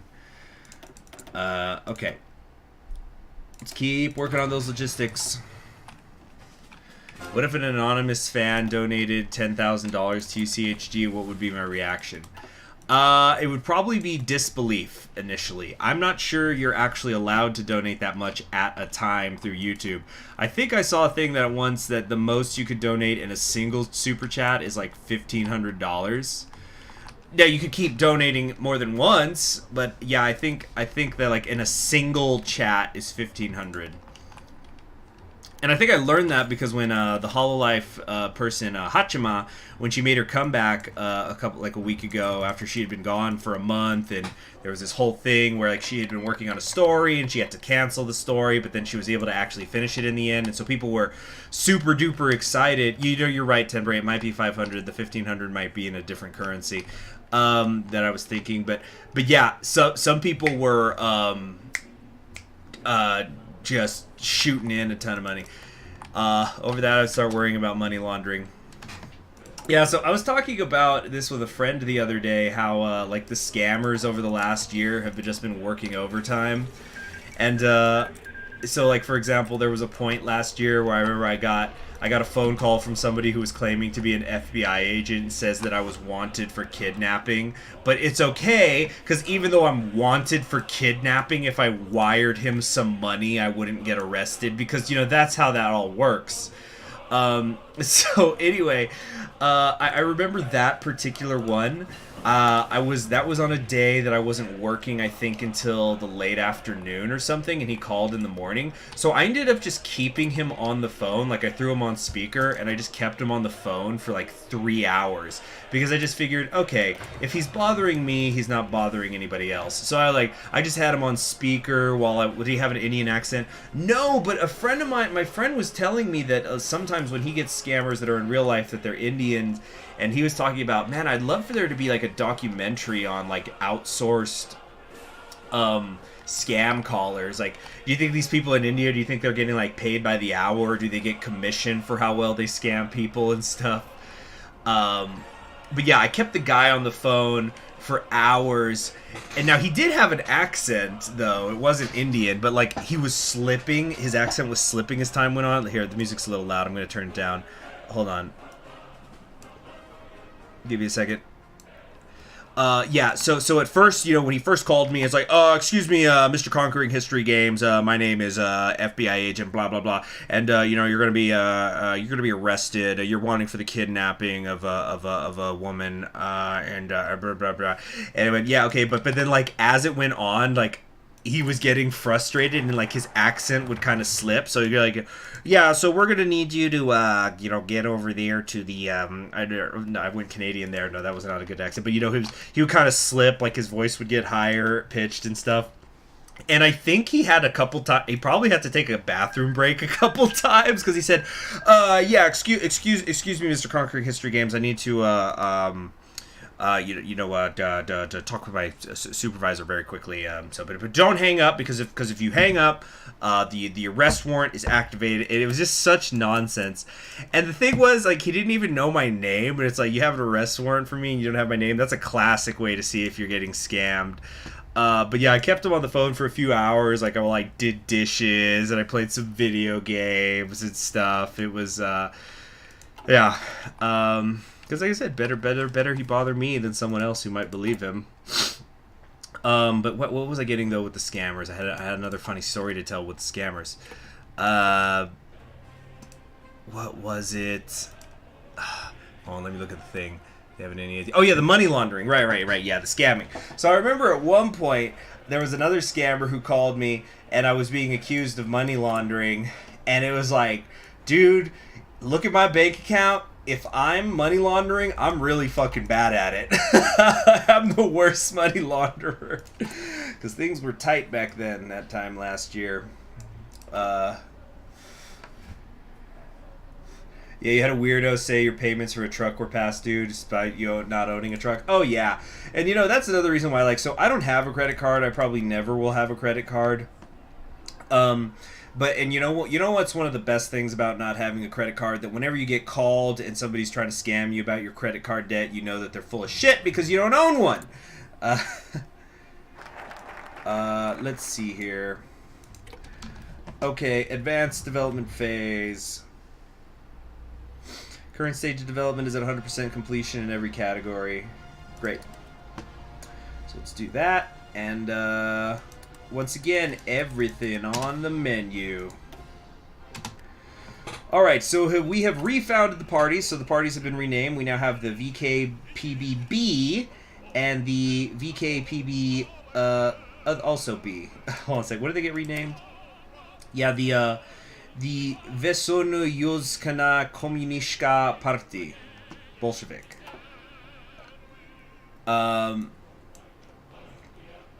Jim Browning is a YouTuber who's trolling Indian scammers. Yeah. And the thing is, when I get calls, I'm not talking about scams. I'm talking about people who are like selling something. I always feel really bad for them because I used to sell cable over the phone, and boy, I know how much that sucks. Oh yes, assess the economic structure so our GDP growth can go up. Nice, nice, nice, nice, nice. Let's actually double check our economy. How's the new economic policy going? So right now, we still have deficit. It's about 11 bill a year. But our revenue is 23 billion a year. So our GDP is in fact growing faster than the yeah, let's lower military spending a little bit. But the GDP is in fact growing faster than the debt. Was scamming an outbreak on America? Well, there's scamming always has existed over the phone, you know, but in emails and things like that.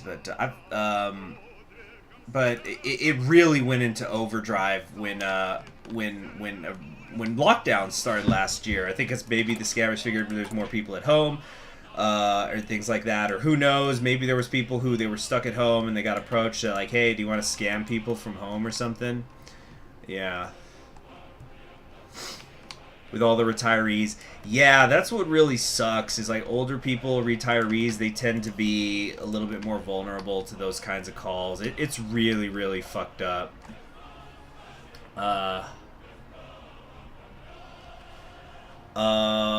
Let's see here.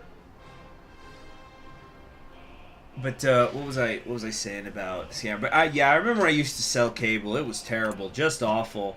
And so like one thing I do whenever I do get a call from somebody like that's like not a scammer, but they're like trying to say like, hello, would you be interested in some cable television or whatever? But I try to be polite before I hang up on them, like just real quick, because I know that they're usually not allowed to hang up. I know I sure wasn't. Hold on, what have we got here? Oh, this is extremely interesting. The Far Eastern Soviet Socialist Republic is offering us SOC intern membership. How do we feel about this, people?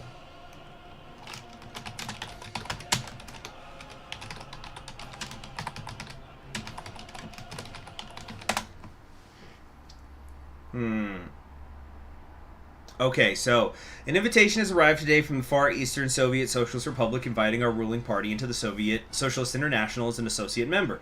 This new organization, often shortened to the SOC intern, is meant to bring together all those who fight for the rights of workers and the advancement of mankind toward socialism. Our party has received an invitation of associate membership. This position would allow us to observe the organization's meetings and perhaps in the future join it fully. The Far Easterns wait our replies to our decision concerning joining or not. Okay, so everybody seems to be like, oh my god, it's like it was so quick in the chat. Just yes, yes. Yeah, we're going all in then. We will gladly accept. So yeah, we love each other. It's great. But Kontagan says they're false socialists. They betrayed the Soviet people. You know what? Okay, look. We're not going to do the associate bullshit. So we're either going to join or we're not. Because this is basically, are we agreeing that this is the legitimate or at least partially legitimate government? Or are we saying no? Because it's my understanding that the West Russian Revolutionary Front didn't really consider themselves, like, they didn't have a presidium. We had to reestablish the presidium because the presidium had fled, and that's what Yagoda is in charge of. So I think we're going to put this to a straw poll, and I'm only going to put two options, join or not. Okay, so give me a second here while I do that. And I'll tell call center stories in the meantime. Okay, straw poll is being annoying right now. YouTube needs to make a thing in the chat where you could just create the poll in the chat. Okay, here we go. SOC intern question. Join. Avoid.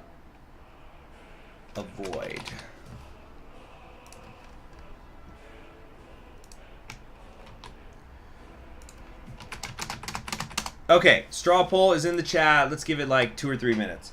So anyway, when I used to sell cable, it really was just awful sometimes because one of the hard and fast rules is that Raiko said you once beat a scammer to death. Yeah. Ken Bray says here's capitalist money to join your commie brothers. I'm going to bribe you into pursuing communism. Well, thank you very, very much for the super chat, Tenbray. Much appreciated. There's the jingle jangle. So yeah, one of the hard and fast rules we had is you could not hang up. You could never hang up. Like, they might just walk you out the building for that.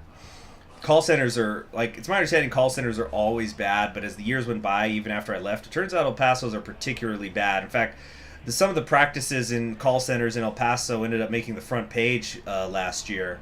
It's pretty shitty. Anyway, so you could never hang up. And, like, you know, maybe sometimes my finger slipped, but, like, sometimes, you know, you had your supervisor who was, like, clocked into your call, and he's, like, literally right over your shoulder, so you definitely can't hang up when he's there. And so, God, I remember sometimes, you know, people would say, like, oh, you know, we don't really want to do this. We don't want to get, you know, cable or have, like, a bigger cable package. Like, I'm trying to save money right now. And, you know, that's like, you know, that sucks. Maybe you try to push them a little bit. But sometimes, I used to sometimes have people cry on the phone because they would start talking about, like, their medical debt, or they just lost their job, or there was a death in the family. And I still couldn't hang up. And, you know, I would just be sitting there, and I got a supervisor over my shoulder. He's just staring at me, and he's giving me that look like, you know, keep making the fucking sale. It was awful. Awful, awful feelings. Terrible. I'll never do it again. I'll never work in a call center again. And, you know, but there was always so much that was... Because, you know, selling cable in the post-streaming service world is a little tricky. Because, you know, as soon as the word Netflix would come up in the conversation, I knew it was over. All right, it's been a couple of minutes. It's been, like, almost 3 minutes. So, yeah, it's pretty overwhelming. 75% say joy. We are going to gladly accept. This is very interesting. Might we actually have a peaceful unification at the end? Where we come, the Red Army and the Red Army and the Presidium come together and shake hands. It's gonna be like, have you ever seen the footage of the soldiers when the American and the Russian forces met at the River Elbe, or even better yet, the footage of when because this is an all Russian example, the footage of when the encirclement was happening of Stalingrad during World War II. There's this, like, footage of what, because you know, there was, like, the North Pincer and the South Pincer, and they're, like, coming together, and they're just, like, running at each other, and they look like these big fluffy things because they're, you know, covered in all their winter gear, and they're just running forward to hug. So yeah, that's what's gonna happen here at the Urals. Unfortunately, we have these reactionaries in the way, and they're gonna have to die.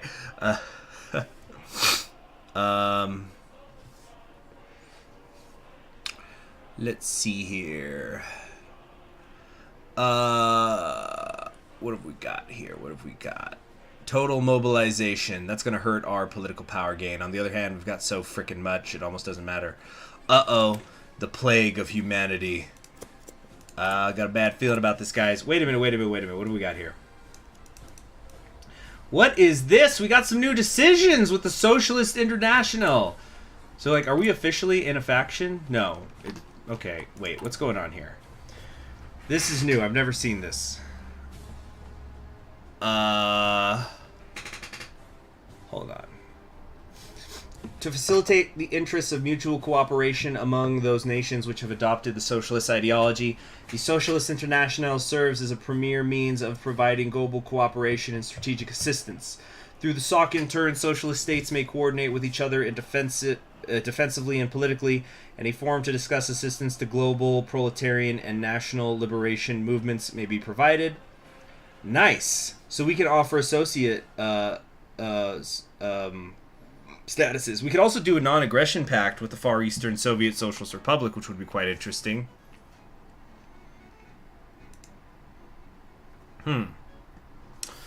Okay, so we can offer to the Azand Hind, Libertarian socialism. What? How many different ideologies are in this goddamn faction? Look at this. Look at how big this is. Let's look at this. So the leaders are authoritarian Democrats. We've got fascists, though. Despots. That's an interesting portrait. Different style. National Socialists. Despotism is there again. It's mostly fascists, but Oz Hind is libertarian socialist. Huh. Okay. So can we maybe pull them out of the faction? Well, let's definitely get Vietnam in, because as we all know, Vietnam, too powerful, way too powerful in 20th century. Let's see, can you punch your call center boss after you quit? Some things might have happened to his car. Let's move on. And then, okay, over here we have the Comic-Con. In the name of international cooperation between socialist states, the Council for Mutual Economic Assistance offers an opportunity to sponsor the development of less developed nations through Comic-Con aid and emergency assistance. Well, there's already plenty in there right now, so we're not going to donate at the moment. We could join the Scientific Bureau. Okay, let's do that. We need... Okay, yeah. But let's read what this Plague of Humanity thing... Deb, there's a lot going on here. Grand Marshal Tukhachevsky has seen this problem before, back in Tambov. A group of reactionary peasants, their heads filled with lies by the deceitful church, rebelled against the Soviet Union. They crucified our soldiers and killed their families. He responded with tanks, artillery, and chlorine gas to eliminate them. It was dirty work. It took more than a few executions, but the countryside was pacified. Today we have the same disease in our lands with reactionaries in the Orthodox Church. And we have the same cure. See, this is actually a classic example of what was going on in the Vendée. You remember I was talking about that before? During the French Revolution. As far as I could tell from the research I was able to do, and again, there doesn't seem to be a whole lot of it in English, but there was definitely crimes on both sides. Anyway. Let's see here. So let's try to get the Vietnamese in also, because Vietnamese, too strong, way too strong. Gotta have them. And we'll also try Oz Hind. I don't know about the rest of these. Oh, Ho Chi Minh just died! He reminded the people that death did not conquer the fight for independence and that Uncle Ho's fight for the nation's freedom has not been in vain. No! Oh, no. Okay, so we can offer help to the Dhofar Rebellion. There's also the Levantine People's Republic over here. Why is the Levantine People's Republic on here twice? Oh shit! Did we accidentally offer associate status? Damn it! Let's go back. Let's go back. My bad. No. We want them to get full-blown ally status.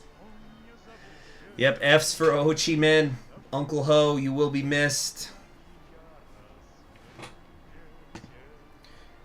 Here, let's listen to some Vietnamese music for a second. Just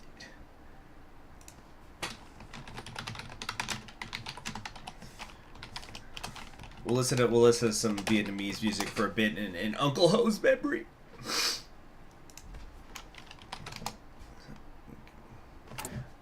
Here we go.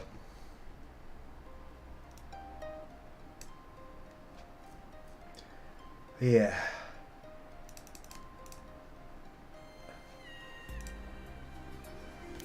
Listen to the Ho Chi Minh song. No. It's a little sad. But we're also happy that he lived to defeat the Japanese. Okay, but seriously, let's come back here real quick.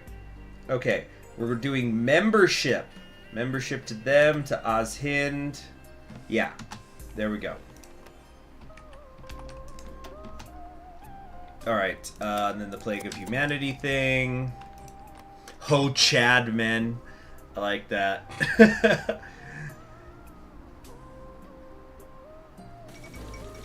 Yep, there it is. Oh. Come on.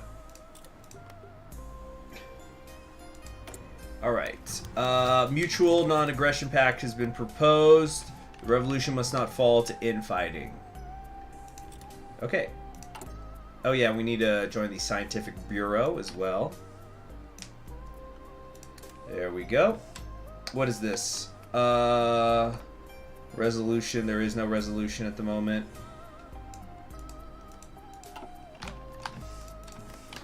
Okay. The Democratic Republic of Vietnam accepts associate status.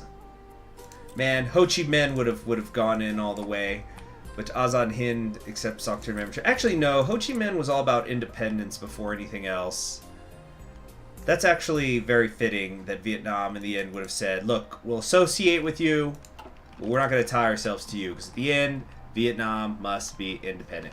I don't think we've talked about this before. I think if you want to say there's anybody who like truly was the biggest ass kickers in 20th century history, like you could talk about the Soviet Union, you could talk about the United States, you could talk about Nazi Germany, but Vietnam, you know those other countries, they might have had it in the first half, not gonna lie, but Vietnam kicked everybody's ass non-stop.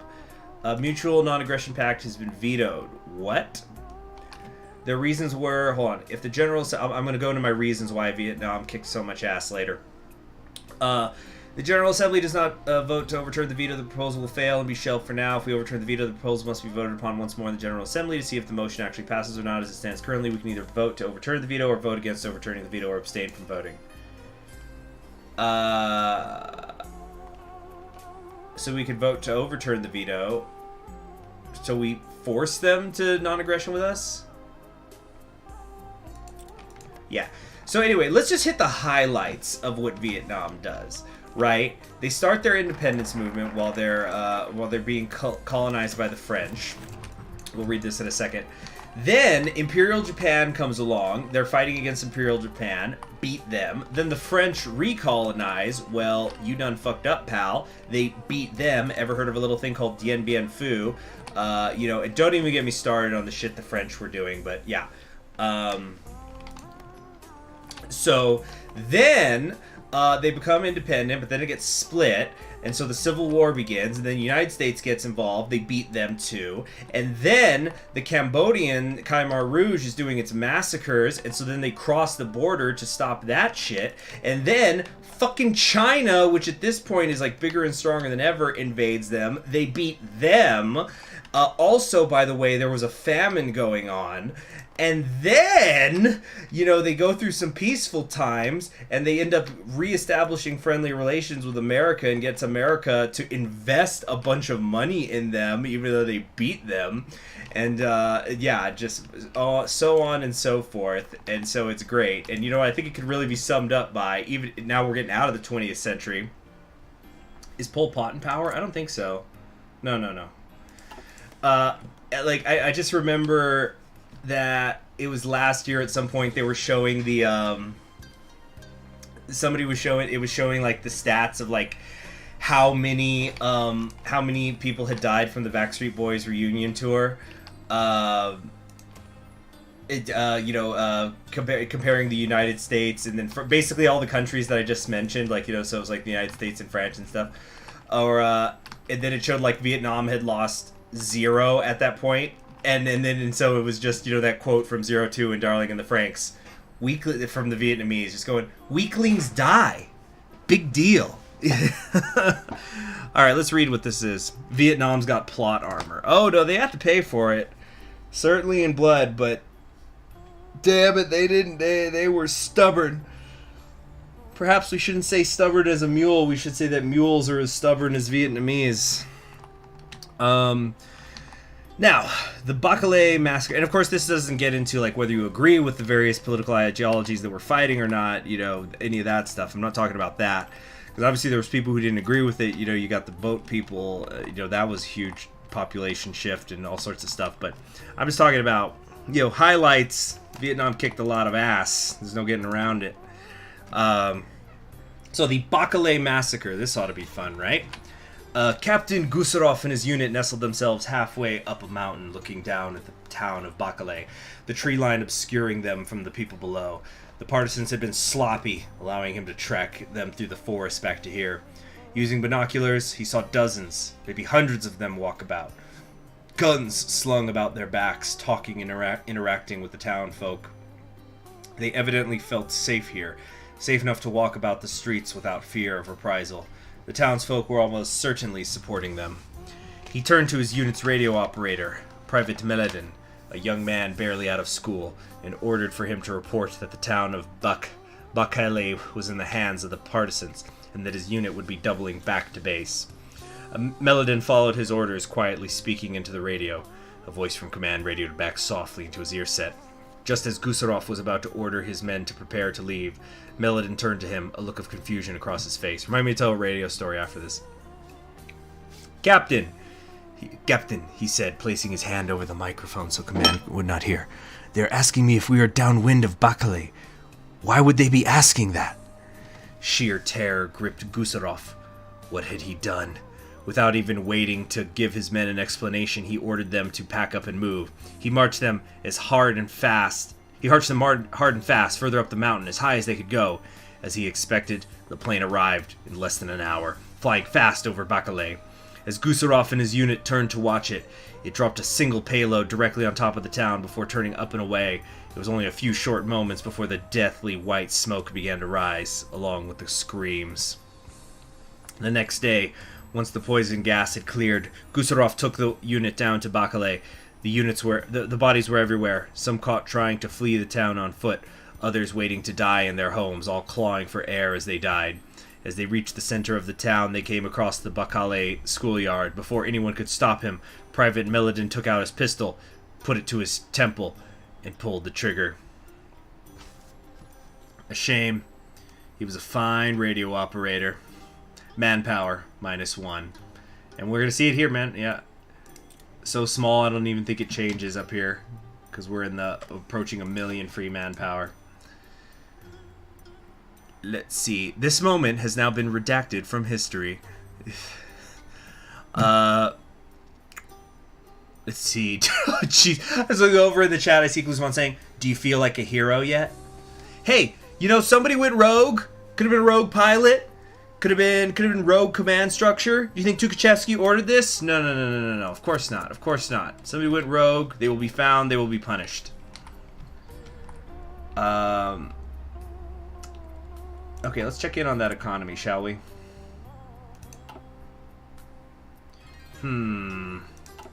Yeah, let's just keep building more civilian factories, I guess. Yeah, right here and right here.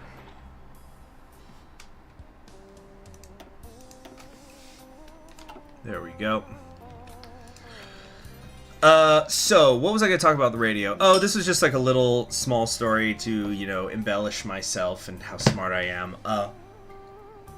So I just remember in AIT. So AIT is Advanced Individual Training, which is what you do after basic training. And so think of it like military college, except it's not literally military college. Anyway, so I just remember the first thing that we did, actually, I was in the artillery. The first thing we did, though, is we went over the radio before we even started on the artillery stuff, so we just did a refresher course.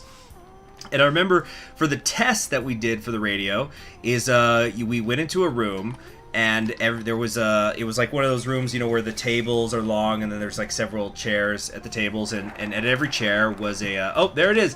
The OFN gives East Africa its independence. They finally pulled out. Today, the President of the United States called General William Westmoreland to offer his congratulations on successfully negotiating a plan for a speedy decolonization process for the East African region, which had been under an OFN mandate since the end of the South African War. Experts had warned that the former domain of the ruthless Hans Huttig would prove to be a difficult land to tame, but thanks to the hard work and cooperation between Westmoreland and the various local leaders, a miracle has been accomplished. For the first time in modern history, a vibrant patchwork of people will hopefully be able to coexist in sovereign and recognized states. Westmoreland, when asked for comment, stated, I have done my duty as a soldier and representative of the United States. The true credit here belongs to the men and women of Africa who hold on. Wait a minute, sorry. Who agreed to work together to chart a new path into the future. Wow, so I guess they I don't know. I guess because the United States abandoned Central and Western Africa, they were actually able to double down on freaking East Africa and do it successfully, or something like that. Operation Kick-Ass is complete. What can't they accomplish? Well, what I really liked was that Westmoreland was played by the head of Saunders Academy from Girls und Panzer, K. Let me show you guys who I'm talking about. Hold on. The one in the shorts while everybody else wears skirts. Oh, having said that, this is a picture of her in a skirt, so that's a bad example. Hold on a second, let me find a picture of her in shorts. In shorts. Hold on. Dang it, I'm only finding ones where she's in the tank. But, you know this character, K. You know, the leader. This one. Yeah, I like that was, the one. The leaders in Africa. I thought that was fun. Did they join the OFN? I don't know if they could do that. Oh, this is the no national focus girl. So, Libertarian Socialist Gazaland has been established. That doesn't seem very OFN. And same thing in East Africa. So they all went Libertarian Socialist? Uh-oh. Idi Amin's in charge of Uganda. Full-blown ultra-nationalism. Oh, look away. Look away before your eyes are cursed any further. You need to cut the turnip in order to make a borscht. Tukachevsky. I thought borscht was with beets, not turnips. I'm thinking about maybe going to the... I need to go to the grocery store later because hopefully they're going to have meat on the shelves, unlike yesterday. But at the store that I go to, they've got some turnips. I guess there was just a harvest or something. But yeah, they got some... They have turnips, and usually they don't. Excuse me. Yeah, but... Okay. But I need to go get the right kind of beef so I can make some beef stroganoff. Okay, our party's proud banner. For the academic base. There's Lenin. This formidable organization will complement the Red Army, ensuring its complete and overwhelming victory just as in 1917. Okay, enough with the Vietnamese music. Let's go back to Soviet music now. We've mourned Ho Chi Minh enough. Give me a second.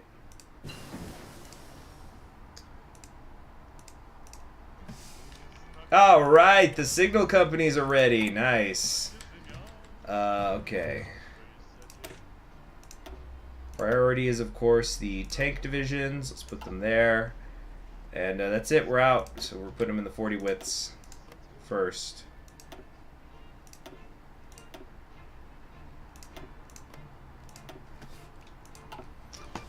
Okay. Spec Ops, the line, the white phosphorus scene. Oh yeah, white phosphorus for the quicken for the person wanting to make war crimes in a rush. It's like, don't have time to get normal chemical and biological weapons. Just use your white phosphorus and load that into the howitzer. For the war criminal on the go. Okay. What do we got here?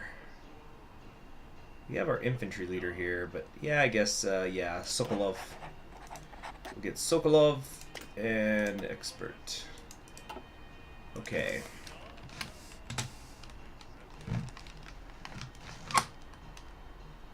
Let's see, the people's flag is bloodied red. It waves over the chemical weapon dead. Let's see here. Order collapses in Egypt. Oh, guys, we're about to see what, guys and gals, we're about to see what Moe Nasir looks like. Hell yeah. Okay, let's first look at the Kingdom of Egypt. Okay, it's just the council. Then there's the Muslim Brotherhood. Well. Veiling your face, but not, well, I guess that's a thing. But let's look at it. Drum roll for the Egyptian Revolutionary Command Council. There's Gamal Abdel Nasser, and yet, somehow, because of the big smile, he's probably cuter in the main game. I'm kidding, I'm just joking around. Wait a minute, is this supposed to be Ina? Because it has the little things there, or like, is this, I don't know, it looks like her older sister or something. Because she's got the boing boings, which Ina very much does not. Anyway.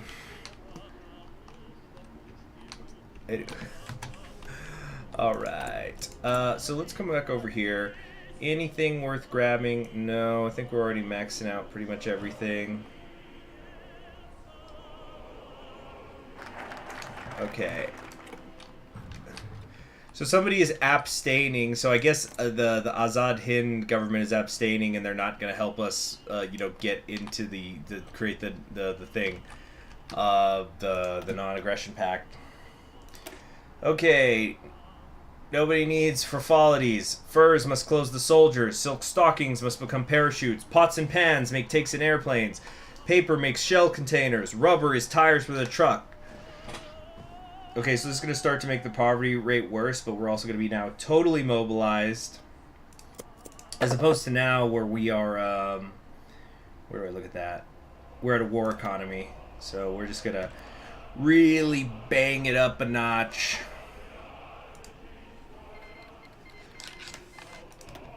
Okay, Sudan's blowing up as well.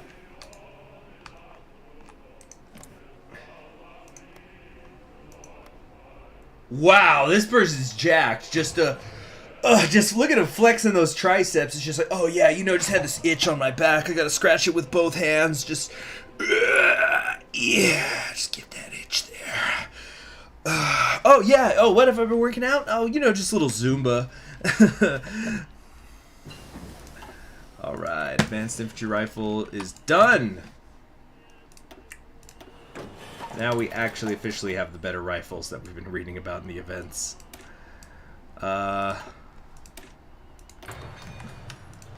Okay. Let's come over here. Actually, that wasn't very smart. But yeah, here we go. The anti-tank.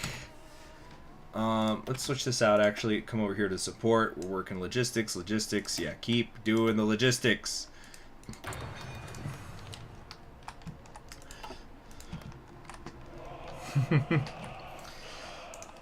Okay, let's see what else we want to see. What's going on in the world?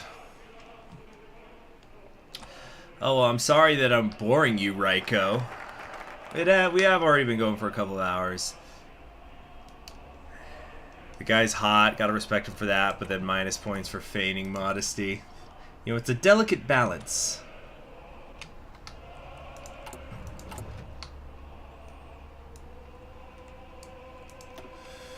Let's see, meet with Ustinov. Dmitry Ustinov's a rising star. He will lead the RSFRS in the event of our leader's untimely death. He'll be summoned to discuss matters of state with Tukhachevsky immediately. So what I think we're going to do here, let's get another set of infantry. Because I'm going to put Tukhachevsky, a.k.a. the Drifting Snow Katyusha, in charge of just the tanks all on their own. And then we'll put Ustinov in charge of the infantry. Is that the min-max way to go? Maybe, maybe not, but it's going to be fun. That wasn't a waifu in Sudan, or was it a femboy waifu? Tokyo standoff. Great conspiracy. Has the Empire of Japan gone mad? Uh-oh, uh-oh. The imperial family is being evacuated.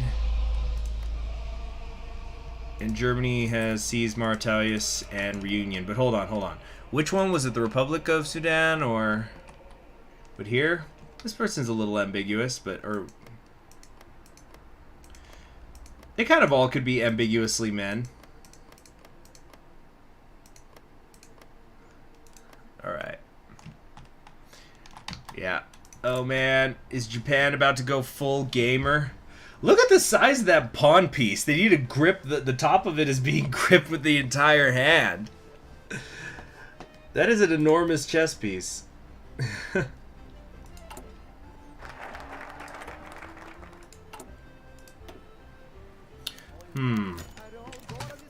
An audience with the Grand Marshal. Marshal Dmitry Ustinov steeled himself as he entered the Grand Marshal's office. He and Tukhachevsky were on good terms, but the Commander-in-Chief was an abrasive, unforgiving man. He could very well have been somebody to be reprimanded for some mistake or worse. Alright. Comrade Ustinov. Comrade Ustinov, thank you for coming. Hold on. Thank you for coming. I have something of great importance to discuss. Tell me, Ustinov, what do you know of Alexander the Great? Ustinov was confused, but answered without hesitation. So where's Ustinov? Right here. In fact, let's go ahead and put him in charge of the infantry now. I know that Alexander was a great general who forged an empire that spanned from Greece to India, Grand Marshal. Do you know what happened to the empire when he died? Tukhachevsky responded, looking at the general intently. Ustinov shook his head. It fell apart, torn to pieces by his generals as they squabbled over his corpse. Within a few years of Alexander's death, everything he had built had turned to dust. I do not intend to make the same mistake, dear Ustinov. That is why I plan to declare an heir well in advance of my death. The realization of what he was getting at hit Ustinov like a brick wall. He intended to name him his heir. He continued to listen, too shocked to speak. You will be my heir, Ustinov. I know I have perhaps not communicated my respect for you as well as I could have, but I consider you an excellent general and a loyal comrade. You will make a fine Grand Marshal. I do not know what to say, Grand Marshal, Ustinov responded, stumbling over his words as 1,000 thoughts rushed through his head. I am deeply honored and moved. Tukhachevsky laughed. Ha ha ha! Do not worry, dear. I am not dead yet. There is still much to do. Long may he live. Alright, so there we go. Ustinov is now, we're going to put him in charge of the infantry with Clara. And, then, let's see here. To victory! Ultimate and eternal. The Red Army bows to no one. Okay. So what we got to do here, we're going to take our, where's our tanks? Yep, we've got our full tank division over here. Going to technically put it in a different army. There you go. Army Group 2 will be directly under Tukhachevsky. Who, why can we not do... Oh, yeah, it didn't have room for more traits.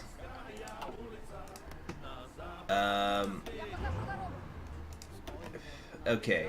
And we will put Vasily Chuikov in charge once more.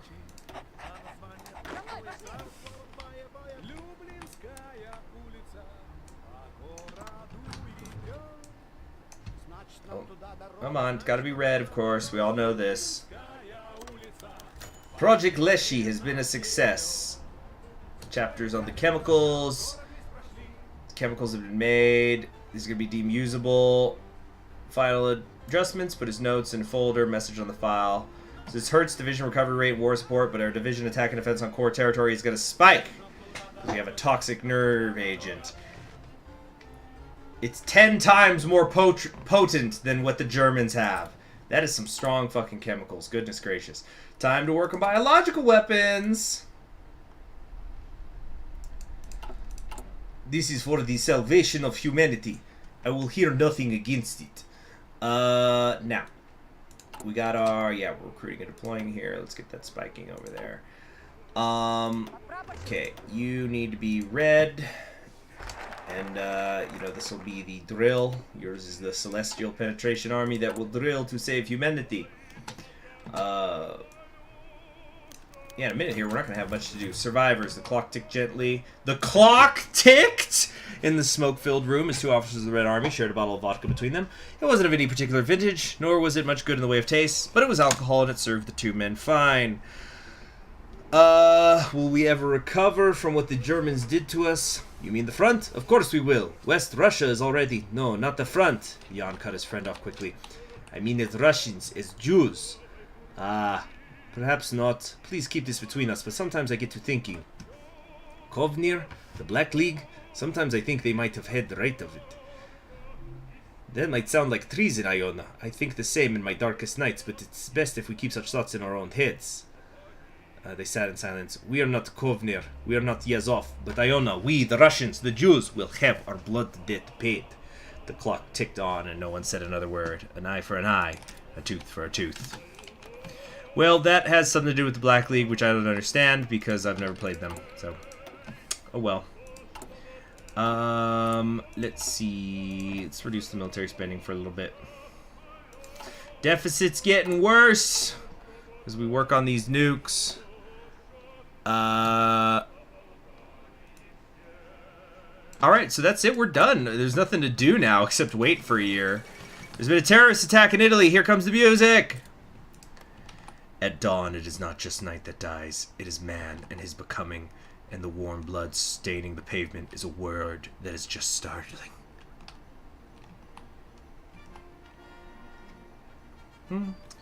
Oh, it's so happy. Good stuff happening, yes? Fantastic. Everything's great. It's always going to be great. Nothing to worry about. Is in Italian. And that feels good, you know? What's that beeping? What's that clicking noise? My leg!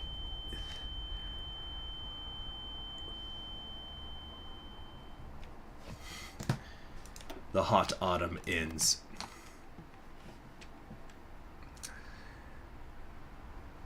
Okay.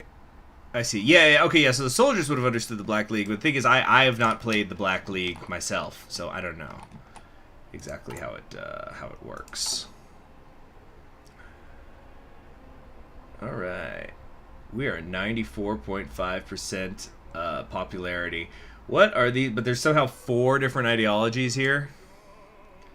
So we've got despotism. There's ultra-nationalism under Valery Romanov. What's up with that? Nakimanov, Nikolai Roykov. Yeah, so I guess the good news is we now are going to have lots and lots of political power to spend on stuff. There's tomato sauce on the walls. Oh, gosh. Is this a climate change metaphor?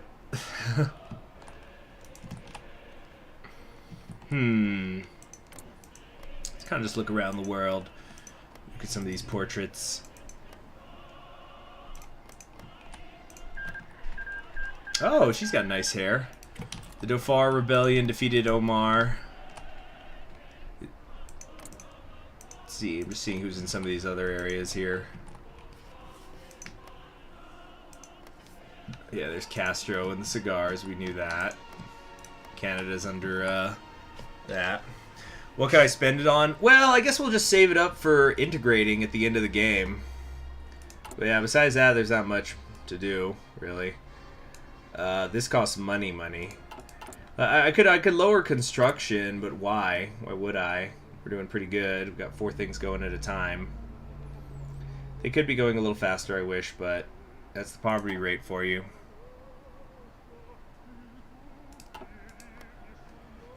Okay, so are these all ready to go? Pretty much. Let's send them out. Get training, please. Thank you. Signal companies are done as well. Reconnaissance. Let's get that up. There we go. Now we've got 5 in 5 armies of infantry available. We'll go ahead and put Ivan, even though Ivan's a panzer leader first. Okay. Crisis in Nanjing. Pray they survive. Prayer is a tool of the church to oppress the Russian people. Okay, you get training. Okay, great. Why don't the units sound like anime girls? There is different voice actors. Listen, they sound like women. Listen. Let me turn off the music. Listen closely. Oh, shit. Hold on. Ah! We're freezing up. What's happening? Is something with China? Am I doing pure infantry? Oh, no. We got 24 units of armor. And a lot of them are 40 widths. What is happening? Do not freaking crash on me. Okay, that was weird. I don't know what just happened there. OFN gives Angola its independence. But we had already done that. Okay, that's clearly a bug. Or they had already done that, I should say. Angola went democratic. They had left like years ago. That's very strange. Clearly some sort of bug happened.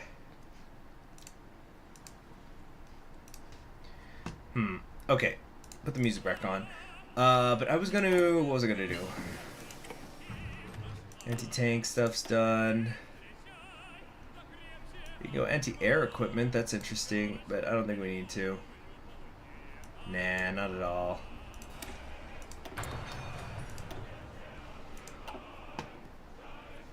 They gave East Africa its independence. No, but these had already broken off much earlier. But what was I saying? Yeah, so we're a little short on the tank equipment right now. 228 days, though. That's going to be just enough time to be ready for the war. Okay. Any generals need trade upgrades? No. We're all set. Okay. We want to do... Yeah, I can't go wrong with more entrenchment. It's always good. You're about to show us the voices of the girl actors? Right, yeah. So here you go, yeah. Listen to it. Those are women. Or, to maybe use a better example, let's go tag over to like an English-speaking country, because I haven't actually heard them yet. But there's like 24 different languages represented or something.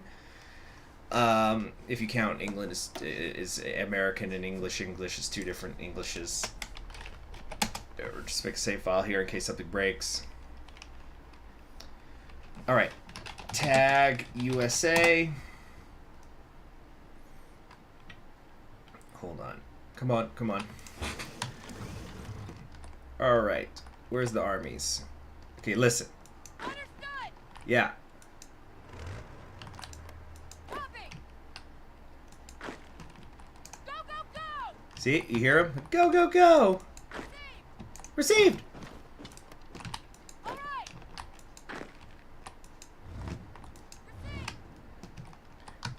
right. Copy. Yeah. Yeah, follow me! Understood. And then if we tagged over to somebody else... Okay, like how do we tag over to the UK? What are they? England. Well, that makes sense, but you never know. Alright, I wouldn't know. I've never spoken to a woman. I just play map games. Okay. So let's try the Kang's English. What now? Yeah. Let's go now. I'm ready. Yeah, so there's voice acted in there. Okay. So anyway, let's get back, shall we? The cute little whatever this is. Big eyes. Must be a kitten. Alright, let's resume.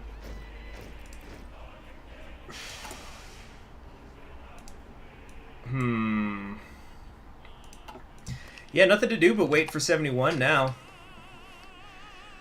Do I want to finish? We might be actually able to finish this campaign today, which would be pretty awesome. Then we'll go back and do Nona, aka Zukov. How are we doing in terms of becoming Spartans? Let's see. We got 100 days to go, so a little bit under 10. It's gonna take like 12 months. Okay, like in a year. Yeah. What happened to Alexander, CHG? What do you mean? What Alexander? You talking about General Alexander? Okay. Oh, cool. The Levantine People's Republic ended up becoming a Socturn associate, so I guess Yugoda sent the invitation to them. How about Dhofar? Nice, we got Dhofar too. Wow, she is wearing that color, girl. Yeah, yesterday when I was doing some deliveries, seeing the flower in the hair, there was a lot of people who I guess for Easter they put on a collar with they would put like a collar on their cat and dog and it had like a little flower. That was cute.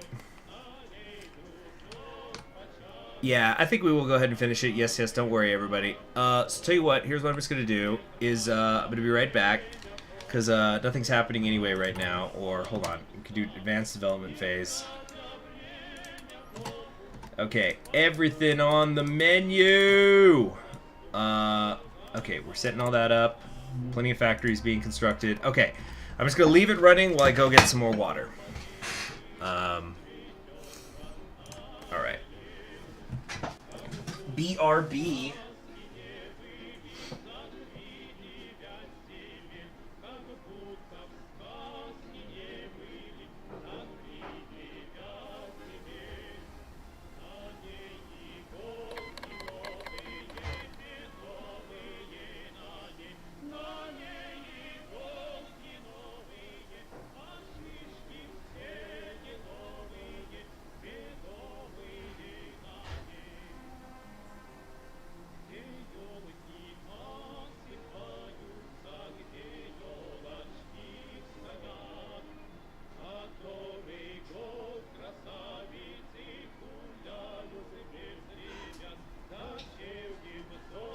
Yeah, you know what? I'm gonna finish the campaign. Oh my god, what happened? Oh my god, what happened?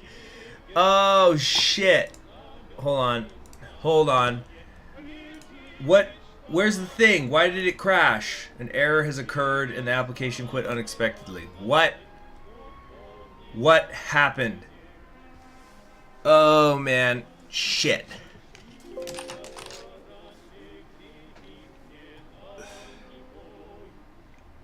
Hold on. Shut up. Alright, music's off. Guess we gotta boot it back up again. What the hell? Oh, man. You can unite Russia and Red Flood with Ayn Rand? But wouldn't she have already immigrated from Russia when the divergence happens? Okay. No, I'm not saying shut up to you guys. I'm saying shut up to the music. Alright, it's fine. This is why we have autosaves. We're going to be okay, I think. I hope. Just listen to the Erika, which should be playing in a second, and we'll be okay. Come on, come on.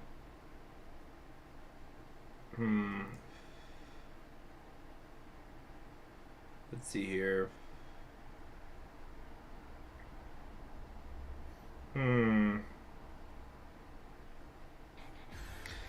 There it is. Okay.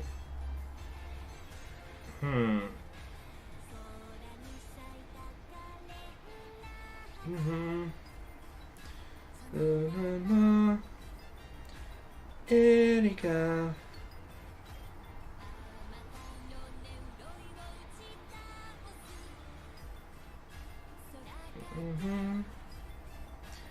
Erika. All right, hold on.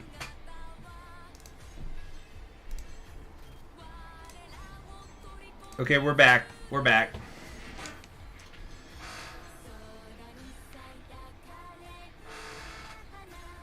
Okay.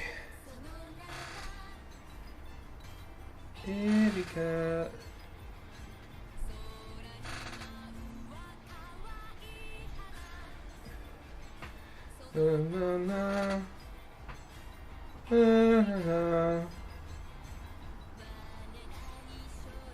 We're gonna be okay, guys.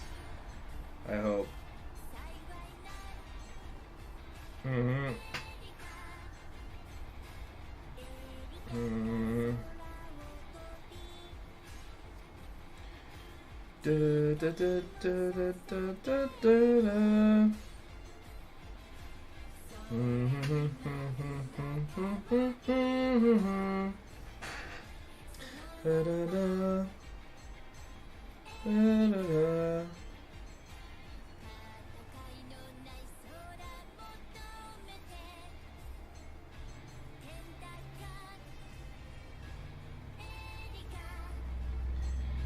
All right.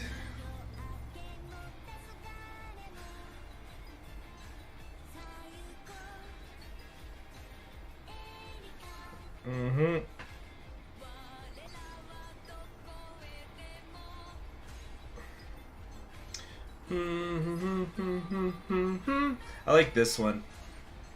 This is a cool one. And it's not just because of the thighs over here. Oh, wow, I haven't seen this one. Oh, Jesus. Oh, the...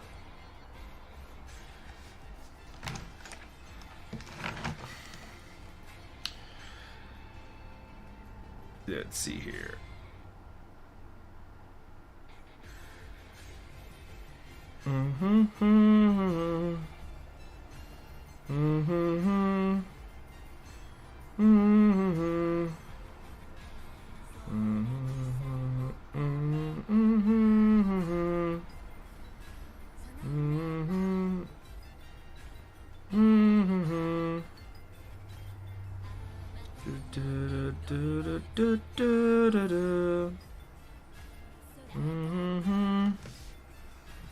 Erika. Oh man, it takes so long.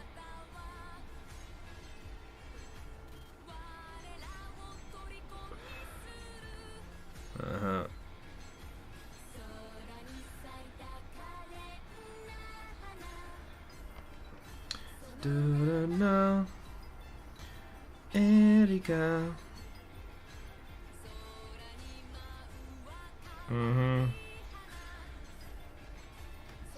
Okay.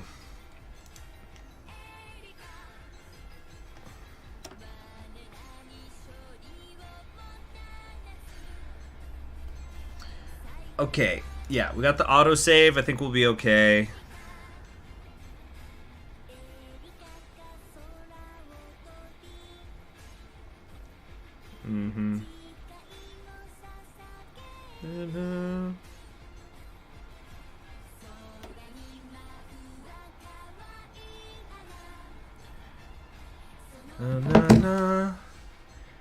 Let's see. All right, so kind of had a bit of an intermission there then, but we're back.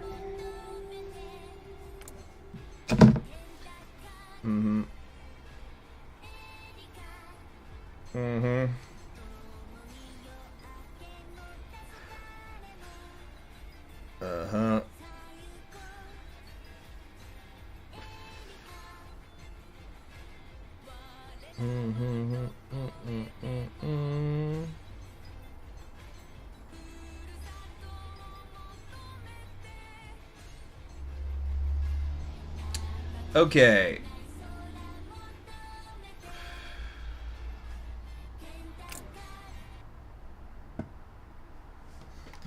Here we go.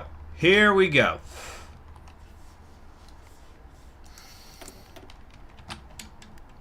Now, back to reunifying the motherland with no problems. And of course, developing nuclear armaments. Uh-oh. Whoop. No, we're good. We're good, we're good, we're good. Yeah, I don't know why it crashed when I left. That was weird. I guess maybe I could go back and look at the thing to see what caused it, but... Oh, man.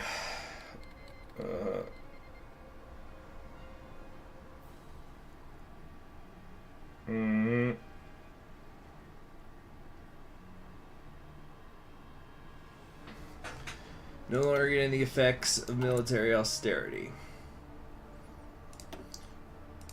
Alright, that's fine.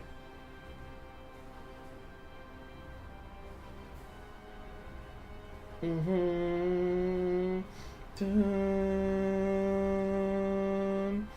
dun, dun.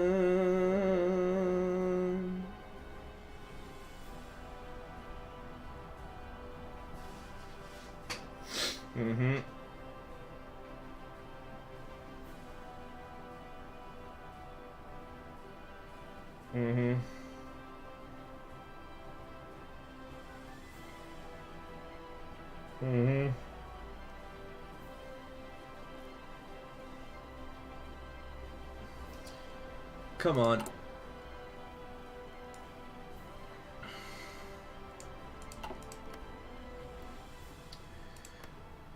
You're creating orange juice. Did I anger the hearts of our four gods? I don't know, but let's see if we can at least get through April. If we get all the way through April without crashing, I'll feel good. Yeah. Hmm.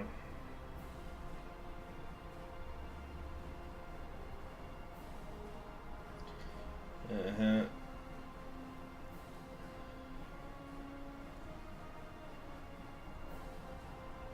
Dun, dun, dun, dun.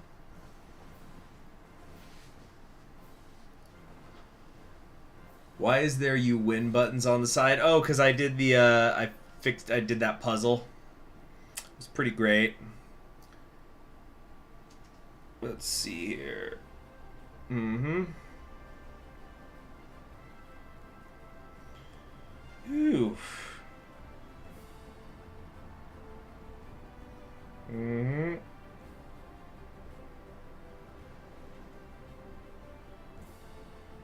Mm-hmm.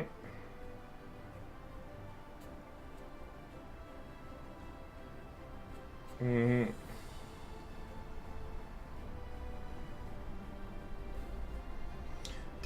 Oh yeah, sorry, I kind of got a little quiet there. So let's see, what can we do to kill some time because we're just waiting for a 71. What could be something fun to pass some time?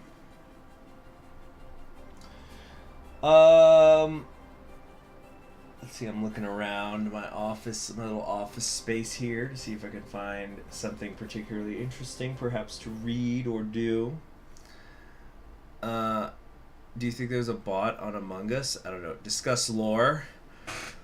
Well, the lore in this world is going to be very interesting, depending on what ends up, what we're going to do with Yagoda, if we're going to peacefully unite or not. Because if we peacefully unite, oh my god, it'll be what a fucking story for the communists. It's like, the Presidium is like, Russia fell into anarchy, but the Presidium in exile and the Red Army never gave up hope. They rose from the ashes of the anarchy to unite the two halves of Russia before peacefully reuniting with each other or something, You could talk about how the channel's doing work, life, and plans. Polsky Boy says, I see CHE playing a slide puzzle while his men get slaughtered. Are you kidding me? You should have seen some of the ratios when I took Kazakhstan. I killed 35,000 men and I only lost like 100. So, I guess plans for the channel, yeah, as I've said before, the first half of April is going to have a whole lot of Hearts of Iron 4 until you guys get sick of it. So, like, I've got this campaign. We're going to probably do Nona as well, and then there's going to be the we're going to do a West Siberia and a Central Siberia campaign. Besides that, there's a beta coming up in the next week for a mod I've already played, so I'm going to be doing that. So that's 4 more Hearts of Iron 4 campaigns I want to get done ASAP. So once you guys are nice and saturated and sick of it, then it's going to be time, and I kind of went over, I'm just kind of repeating some of the stuff I did in my State of the Channel live stream. But after that, it's going to be time to really shake some stuff up on the channel. We're going to be moving away from Hearts of Iron 4 for a little bit, and probably actually Paradox as a whole. For just a bit, maybe like a month or something, but I want to get some FPS on the channel, some RTS. Let's not use the letters. Let's use the names. I want to get some real-time strategy on the channel. I want to get some freaking first-person shooter on the channel. Some city builders, 4X, the meaning like Civilization style games, or probably will be Civilization, but get some variety on the freaking channel because I feel like we're very much lacking in that at the moment. Since I kind of relaunched the channel on St. Crispin's Day, because by the way, have I mentioned that in one of the State of the Unions things that I don't know what the official date is that I started this YouTube channel, because it's actually a whole long story where I had a channel with the same name, but then I had to make another one with the same name and transfer everything over. It was a whole pain in the ass thing. I did it many years ago. So I don't know what the actual birth date is of this channel, nor do I remember when I launched the first one, but I have determined that the channel's birthday is going to be St. Crispin's Day, because that's when I freaking basically recommitted myself onto the channel. And plus St. Crispin's Day is an extremely huge audience, or not audience, St. Crispin's Day is an extremely important day. And by the way, where aren't we playing the Soviet music? Give me a second. Hold on. Guys, we're gonna become an Apex Legends channel. No, no, Apex is kind of fun. I've played it a little bit with friends, but like I don't know if I would have paid for it. Like, it seems like a fun game, but obviously I'm doing other things. So, but it's funny. A friend of mine calls Apex "Dress Up and Die" because yeah, you run around the map and you dress up, and then you get killed. So you dress up and die. That's the name of the game. Anyway, okay, is the Soviet music playing now? It should be. So St. Crispin's Day, great question. So St. Crispin's Day is the day that I have made up as the channel's birthday. It is October 25th. It is a feast day for the Christian saints of Crispin and Crispian, who were twins, but it's usually just shortened to Crispin Day. It's just one of those things. It's kind of like how, you know, Rom over Remula, right? But it's an extremely famous day in history, not just for being St. Crispin's Day, but because that is when the Battle of Agincourt happened, and so that is the famous St. Crispin's Day speech, which I will actually recite now, just because, you know, we need to kill time, so why not? Why shouldn't we? I'm gonna go from the official text. Here we go. So you see, the way to start the monologue, you have to remember that Westmoreland, Iraq just blew up. Westmoreland, says, "Oh, that now we had here but 1/10,000 of those men in England that do no work today." And then Henry V goes, "What's he that wishes so? My cousin Westmoreland? No, my fair cousin." Wait, oil crisis? Wait a minute, what?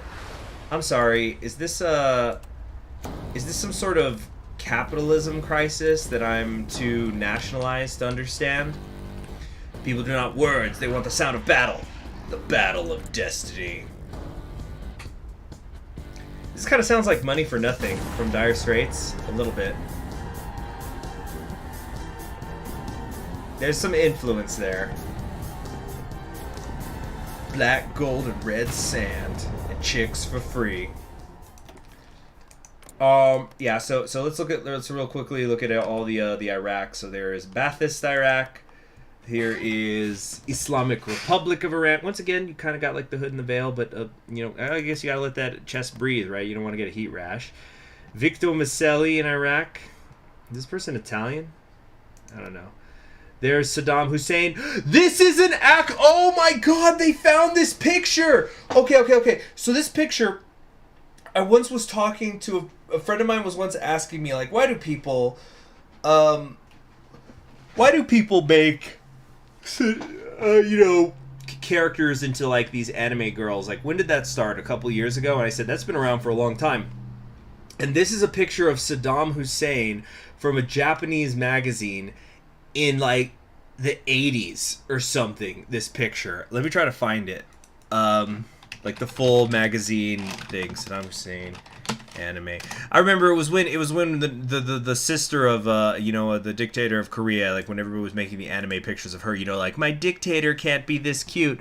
But let me try to find the picture. Okay, so this isn't the full magazine spread, but yeah, here. Yeah, this is Saddam. Wow, that is so funny. That is awesome that they used that picture for the portrait. Well done to the Moe Order team, as per usual. Okay. Anyway, so there's Saddam, and then finally we've got the Republic of Kurdistan. Oh, I don't know who this is, but she's awful cute. Nice hat. Alright. What was I gonna say, though? I was working on something else before that blew up happened. Oh, yeah, so St. Crispin's Day, we were gonna do the St. Crispin's Day speech to kill time. What's he that wishes so, my cousin Westmoreland? No, my fair cousin. Hold on. Ferment, success. So these are the biological weapons. Airlock's been vented. The smallest drop of blood from monkeys brought from the Congo, possibly infected with a vicious strain of smallpox, could end the entire project. There are many vials. The corpse was now chilling on Ipes. No cuts on his hands to make sure he's not infected. Welcoming back to the door. A day with no leaks. It's a good one. So we have biological weapons now.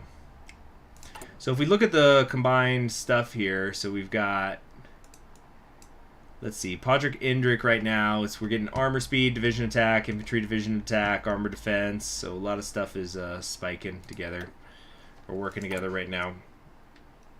Well, I guess let's do these other projects, because we got nothing else to spend political power on at the moment. Alright. Yes, Kurdistan is quite adorable. In fact, we're going to say that she's the one giving the speech as Kurdistan fights for its independence against all the Iraqs. What's he that wishes so, my cousin Westmoreland? No, my fair cousin, if we are marked to die, we are enough to do our country loss. And if to live, the fewer men, the greater share of honor. Hold on. Sorry. The greater share of honor. God's will, I pray thee. Wish not one man more. By Jove, I am not covetous for gold, nor care I, who doth feed upon my cost. It yearns me not if men my garments wear, such outward things dwell not in my desires, even though I have an awesome hat. But if it be a sin to covet honor, I am the most offending soul alive. No, faith, my coz, wish not a man from England. God's peace, I would not lose so great an honor as one man more, methinks, would share from me. For the best hope I have, oh, do not wish one more. Rather proclaim it, Westmoreland, through my host, that he, which hath no stomach to this fight, let him depart. His passport shall be made, and crowns for convoy put into his purse. We would not die in that man's company that fears his fellowship to die with us. Okay, I can't do the voice. This hurts. This day is called the Feast of Crispian. He that outlives this day and comes safe home will stand a tiptoe when this day is named, and rouse him at the name of Crispian. He that shall live this day and see old age will yearly on the vigil feast his neighbors and say, "Tomorrow is Saint Crispian." And then he will strip his sleeve and show his scars and say, "These wounds I had on Crispian's day." Old men forget, yet all shall be forgot. But he'll remember, with advantages, what feats he did that day. Then shall our names, familiar in his mouth as household words, Mustafa Barzini, Mikhail Tukhachevsky, Generic Yagoda, be in their flowing cups and conquering history games, be in their flowing cups freshly remembered. This story shall the good man teach his son, and Crispin shall ne'er go by from this day to the ending of the world, but we in it shall be remembered. We few, we happy few, we band of brothers. For he today that sheds his blood with me shall be my brother. Be he ne'er so vile, this day shall gentle his condition, and gentlemen in England now abed shall think themselves accursed they were not here, and hold their manhoods cheap, whilst any speaks that fought with us upon Saint Crispian's Day. Crispin's Day. I've kind of tripped on the end there. But yeah, that's the... So there's that for the Battle of Agincourt. But there was other famous moments in on Saint Crispian's Day. On Saint Crispin, Saint Crispian. They were brothers. Either way works. There was also the Siege of Lisbon, which happened in 1147. So actually, it was before Agincourt. Hold on a sec. Research that. Let's keep moving. So, yeah. So anyway, the city of Lisbon was taken by the Portuguese, and they expelled the Moors. Excuse me. And so, obviously it was a huge part of the Reconquista, because it's like, it definitively established Portugal as an independent nation. Until later on it joins the Iberian Union with Francisco Franco, because of, that blue shirt though. But there's more. There was also the famous, or perhaps we should say infamous, Battle of Balaclava during the Siege of Sevastopol. and it was on October 25th at that battle that the famous charge of the Light Brigade happened.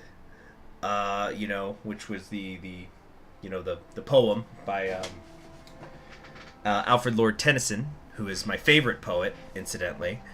And yet there is more that happened on St. Crispin's Day.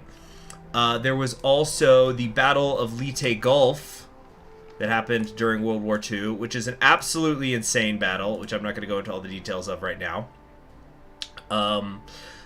Let's see, but it probably was the largest Navy battle in human history, because there was something like 250,000 people who were involved in it. I actually knew a guy at NMSU who he was doing his thesis on the Battle of Leyte Gulf, and unfortunately we didn't sit down very much and get into all the details of it, but he was basically saying that it was like a comparative thing on war games that were done even after the war, replicating stuff, and just the things that went right and wrong that day and how things could have shifted, essentially.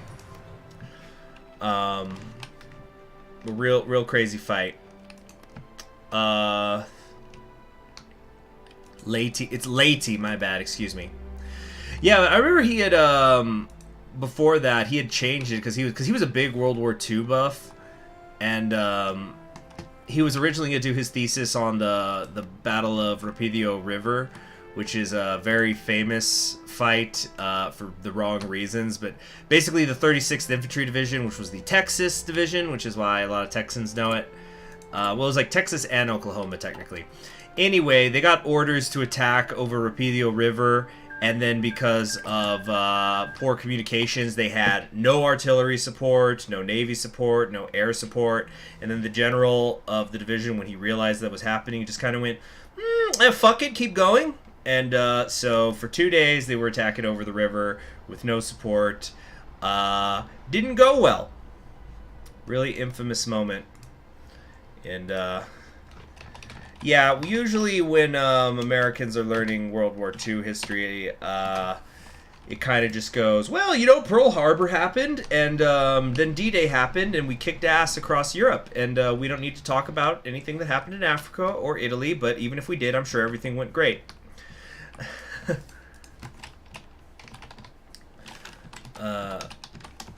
Anyway, we're almost there, everybody. Less than a month to go. Your patience is wonderful. You guys are great. Should we watch Armchair Historian? I don't really know it very well.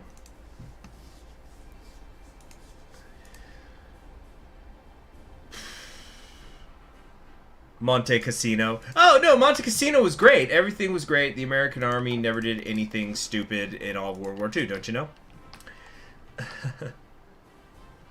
High school history is hardly impressive for any country. Yeah, there's just so much to cover. I don't blame.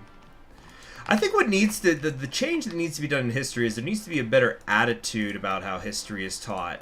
That's what I think is the main problem, at least in the United States, is there's too much of a focus on memorization of dates, and it is important to know dates and places, but because of that attitude, people don't. They just see history as it's just Trivial Pursuit, instead of actually understanding concepts and things like that.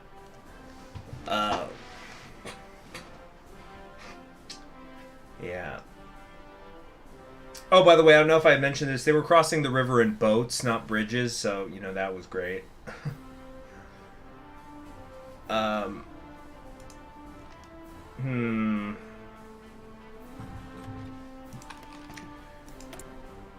What decisions are available? Study foreign reactor designs. Why not?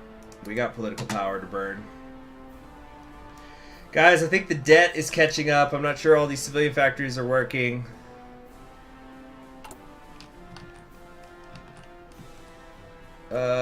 Wait, are we building military factories? No, these are civilian factories, yeah. It's because the interest rate on the debt is higher. Fuck.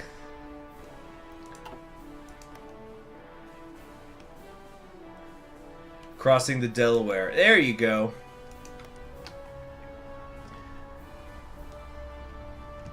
Let's see here.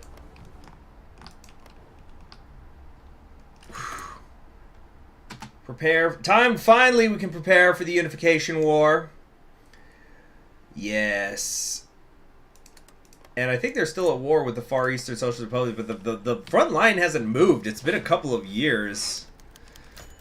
A grand showdown. We've overcome our obstacles. We will now prepare for the war. Oh, that's right. I forgot we had to do all this crap.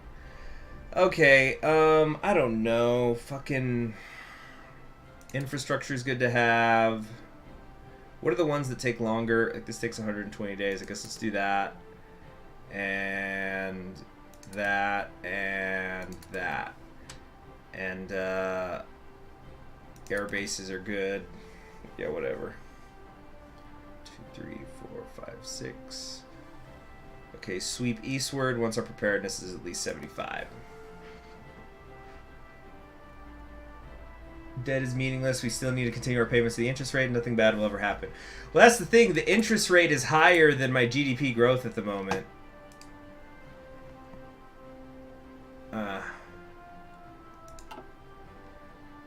Yeah, because the debt interest right now is 12%. Let's see.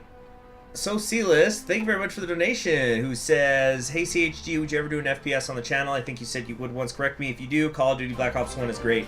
Yeah, I'm a big fan of Black Ops 1. Black Ops 1 was probably my favorite FPS ever. The campaign was great, the multiplayer was great, the zombie stuff was great. Uh-oh. Okay, this is clearly a bug. It's because we got all 3 results for the Cyclone program. So that's clearly an error. But basically that was the Air Force stuff, but we barely even use it anyway.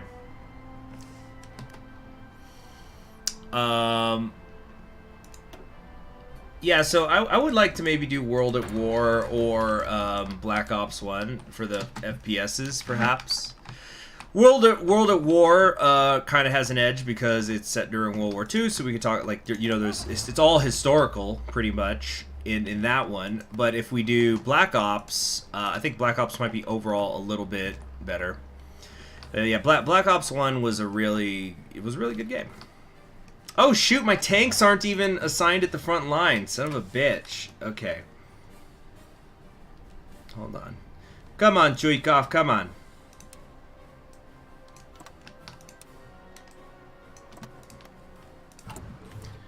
Now, once we, sweep eastward, it's going to automatically declare war on both of them. Well, you made your choice. World at War is grenade dodging the game. Yeah, because I think I did do World at War once on the channel. I think I was able to get it like in a Humble Bundle or something. And yeah, it was just grenade spam, which was getting really annoying. Okay, advance the development phase. Boom, boom, boom. Okay, so infrastructure is good already. We could keep working on the material refining processes and whatnot.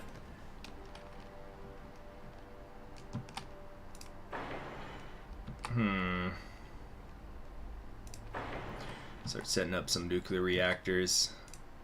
One there. Okay. Peaceful unification. They chose not to do it. They, you know, we even tried to override them. It's like, Yagoda, you're gonna hurt yourself. And but Azad Hind didn't join in. They abstained in the vote. So they made their choice. This is on Yagoda, not me.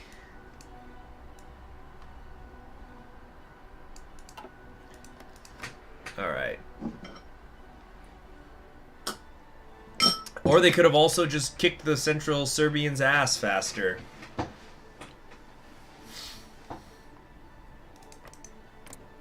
This was their choice, not mine. Do not put this evil on me. So I wonder who's going to win after, or who's going to become president after LBJ, because I don't think he can run for a 3rd term.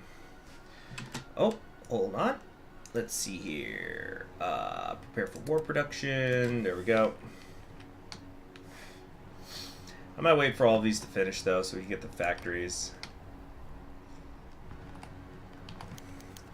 Better army professionalism. Yes! We've done it! We've got full-blown Spartan discipline. So not only are we not getting anything negative, we're getting bonuses. 15% additional division organization. 7.5% additional defense and attack for every division. 15% recovery rate increase. Hell yeah.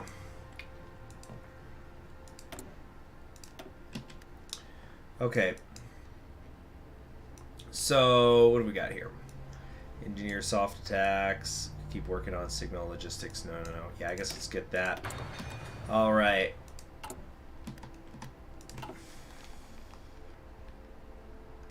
I think everybody is ready to go. Everybody's trained up. Okay. Is raiding worth it? Oh, absolutely. I highly recommend raiding in the beginning. If you can win, of course. But if you can win, raiding definitely will give you a leg up in the game early whenever you're playing in Russia.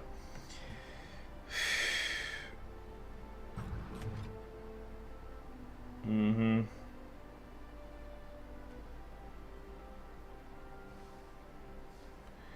Yeah.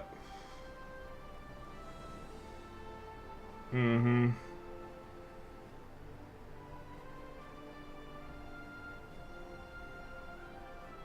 Da-da-da.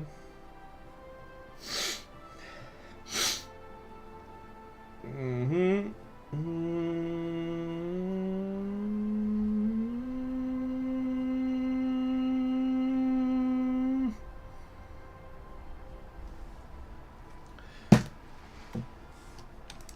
Okay. What do we got here? Raise emergency reserves. Nah, we don't need to do that. We'll just wait until these things are done, and then we'll go ahead and sweep eastward. That'll put us at 75, I think. Pickle hot Himmler. Oh, man. Oh, my gosh. I'm working at parts of Manchuria. Is that still a thing? I don't know. I do not know. A few more days till we're done with the research reactors. Okay. Yeah, once we get to, the advanced development phase, that's when we'll actually be able to make the nukes. Okay, come on. Yeah, having said that, I don't think we're going to actually be able to go after Moscow without starting a nuclear war. But we might do it anyway, just for fun. Yeah, let's not get into too many specifics about what sort of things I'm going to play later once I'm done with all this Hearts of Iron 4 stuff, because I need to actually finish it.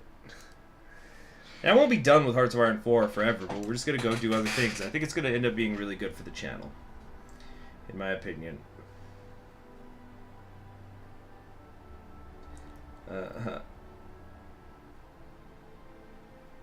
Let's see here. Oh shoot, who called me? Is it the boss? No, it's not. Okay.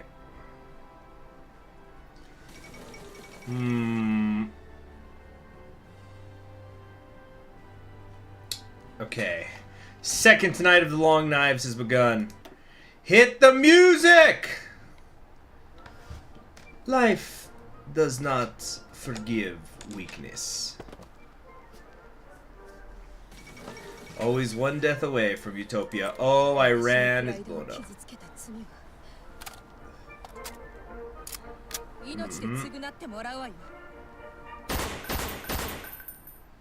Mm-hmm.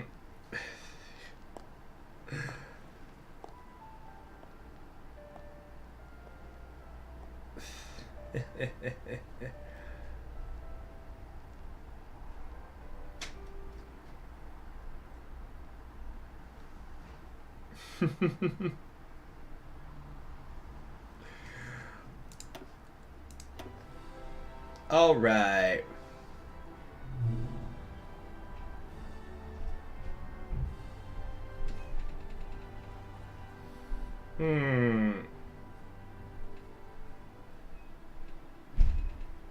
Da, da, da, da, da.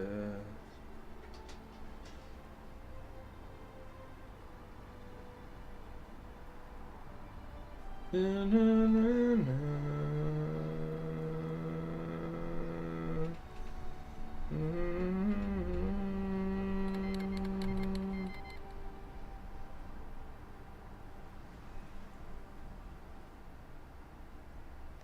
Okay, so time for the free-for-all in Iran. Now, it was postulated earlier that every character in the mod has been turned into an anime girl, except for the Imperial State of Iran, because Farwa Pahlavi is already an anime girl.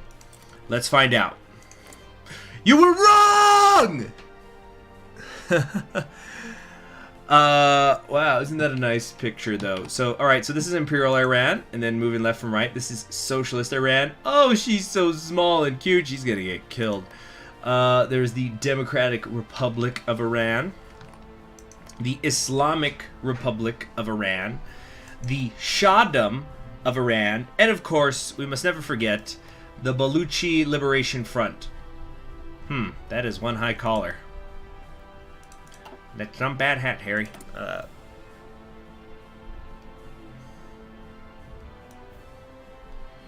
See, Lisbon is across the river from you. Oh, that's neat. Soon, soon, soon. We're at the 3-hour mark on the stream, but we could do it. We could do it. We could finish things off once and for all here as we begin our sweep eastward. So once I select it... Wait, is it immediate? Oh shit, it's immediate! Okay, so the tanks aren't going to be able to go into action just yet, but everybody else will. And let's just look from up here. Look at what we're going to do to these people. If you could even call reactionaries people. Yep, we're on the road to Novosibirsk. We'll kill reactionaries along the way. Oh, geez, this is just... Oh, man, poor Kirshkin is having a bad time.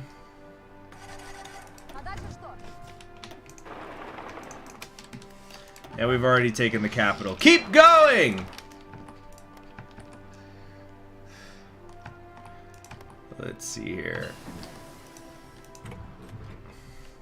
Let's take a look at what this is looking like. We've just barely lost 1,000. They've lost 38,000 so far.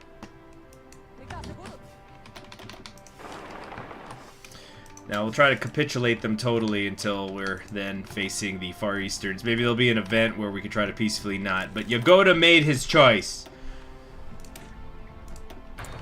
It is not enough to have big booba. Yagoda or boba, I don't know how it's pronounced, but we must have solidarity. And you chose poorly. Tanks or helis? No, we went with tanks! We're Katyusha! Of course we did tanks! What did we do? What a ridiculous question! Alright, they're already about to capitulate here soon. Then what I think we'll do is we might do like the field marshal front line with all of our infantry, just kind of make it a little clean. Peace conference! There it is! Not even a falcon can fly against the storm. Alright, Ustanov! Prepare.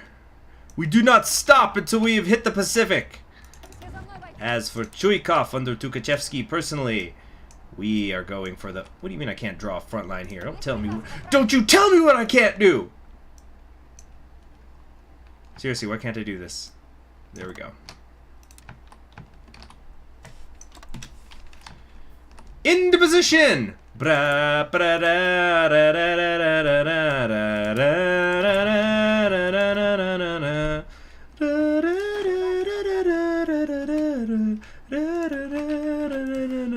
hey, hey. And let's also get integrating everybody. Okay. Only one to go, everybody. Yeah, F for the peaceful reunification. They made the choice. Let's see here. How could I expect Far Eastern Russia to push? By getting good. I've been able to win from the Far East. Why can't the AI? Alright. So we're gonna first get everybody in position. Look, we're not even attacking. Maybe there doesn't even need to be a war. They're not attacking me. I'm not attacking them. Maybe we could just stay friends. Peace was never an option. Here, let's play that Katyusha. Give me a second. Let me pull it up. I'll pull up the official Soviet choir version. Where is it? Where is it? Here it is. Go.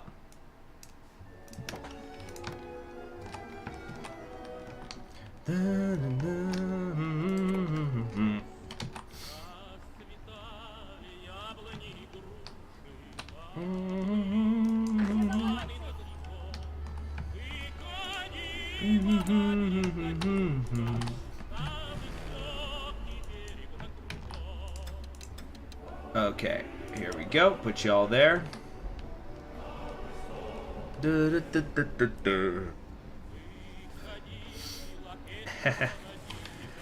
Alright, well, somebody's gonna have to do this.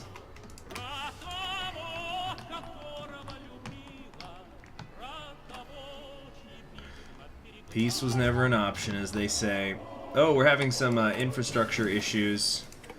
These damn reactionaries couldn't even build railroads. What the hell's the matter with them?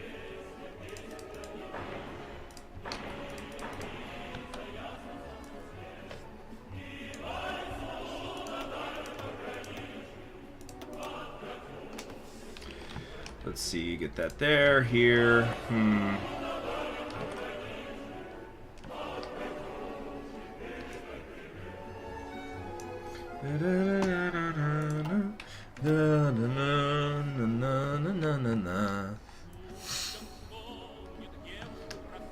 Yes, we'll know peace under war communism. You're absolutely right. Let's go!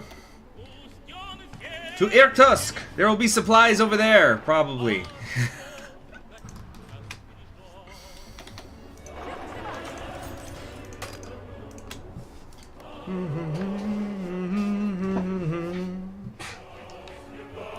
Alright, we're picking up some military factories now.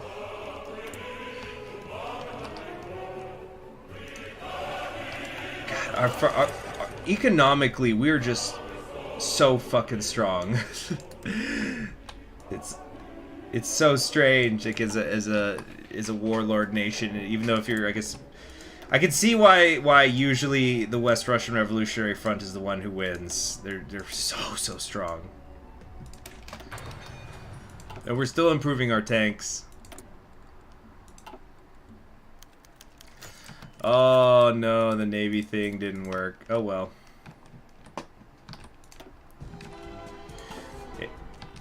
83,000 dead for them. Oh, come on, come on, come on, come on.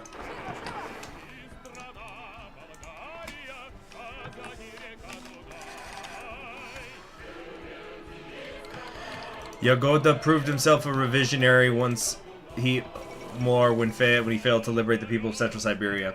Oh, the revolutionary lines collapsed. Oh, poor girl.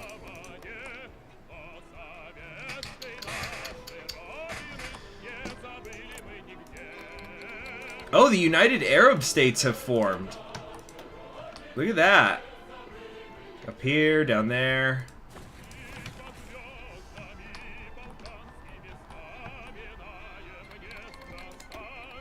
Let's see here. Yagoda, you have been accused of anti-Soviet behavior. You are found guilty and sentenced to be shot. Haha. Beatrice Lien wants me to do Makhno's War Anarchist State and KRX. I'm sure it's interesting, but there's other things that I'm trying to do here. Oh, wow. Very late start to the Iberian Wars. But a great way to look at more portraits. So what have we got here? We got the Kingdom of Morocco. There's the Rif Republic. The Gibraltar Dam Zone. The Spanish Republic. You guys enjoying the Superman music? Portugal. Oh, that's the one from ReZero. She's like one of the queen candidates or something. She looks vaguely familiar, but I can't place it right now. There's the Galician Republic. Oh yeah, this is the Government of National Salvation. This is Phalanges, Spain. Is this like a Star Trek thing? The Basque Republic. the Republic of Catalonia, and then, of course, the federal government. Now, is this the most that could break off here? 1, 2, 3, 4, 5, 6, 7, 8. I think there's still one more that could break off. I think there's 9 at most that could happen or something. Let's see. Mad Bicietti says, it's because she has big booba. That's why you going after the East Soviets, isn't it, you flat chest supremacist? You know, I didn't think about that, but yeah, obviously Katyusha is flat as a cutting board, as they say. So, yeah, I guess for today's episode, flat will be justice. Even though in real life, like, I'm not saying women are worse people if they don't have the boobs, but it's just not my thing. I just don't think I could do it. Spain never changes.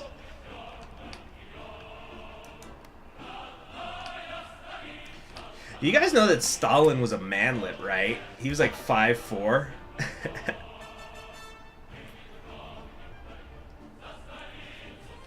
But Katyusha is only like 4'2". She's extremely short.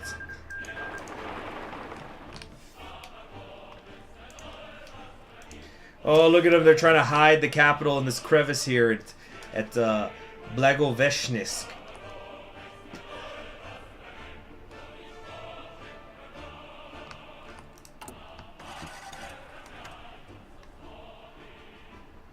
Eligible non-members. Guinea Basu. Let's send them some money. I'm a nice guy.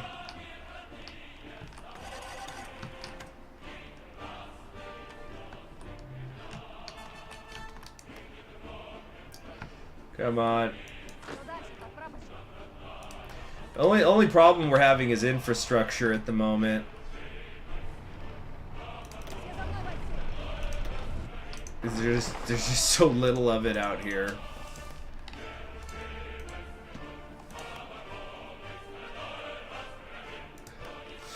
Mm-hmm.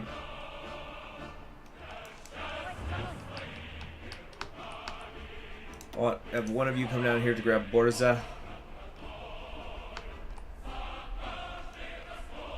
Wow, we're actually encountering a little resistance. Shows what that can do to you. Haha, Red Napoleon short. Do we have the logistics in here? Okay, we do. Let's also get logistics in our infantry divisions. It'll help, I'm sure. A little bit. Oh, these ones need them too. And that's all our army experience.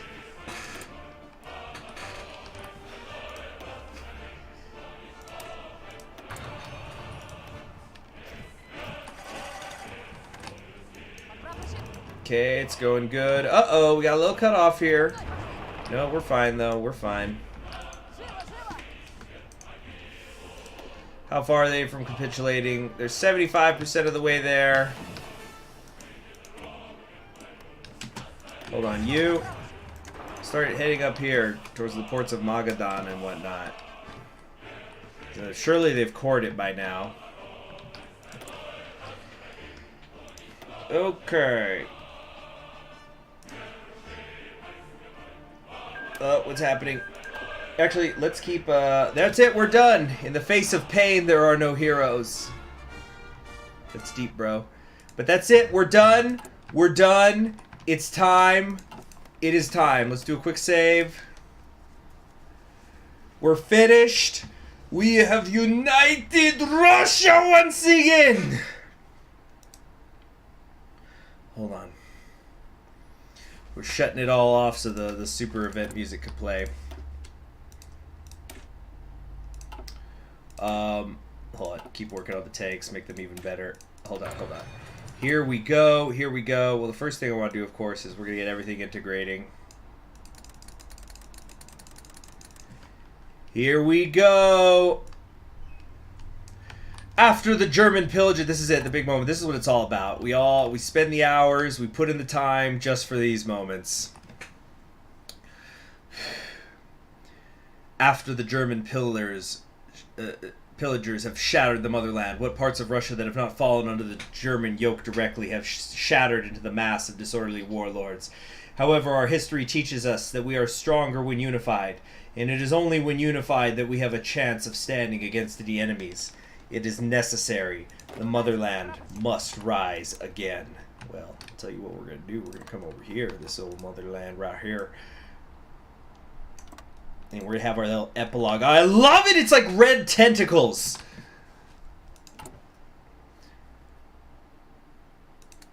Hit it!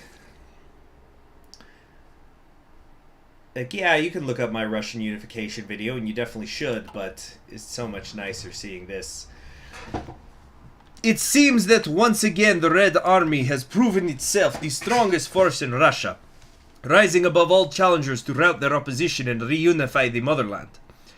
Rising from the humblest of beginnings, trapped in the city of Arkhangelsk after the disastrous ending of the West Russian War, it seems the West Russian Revolutionary Front has reconstituted itself as the reborn Union of Soviet Socialist Republics.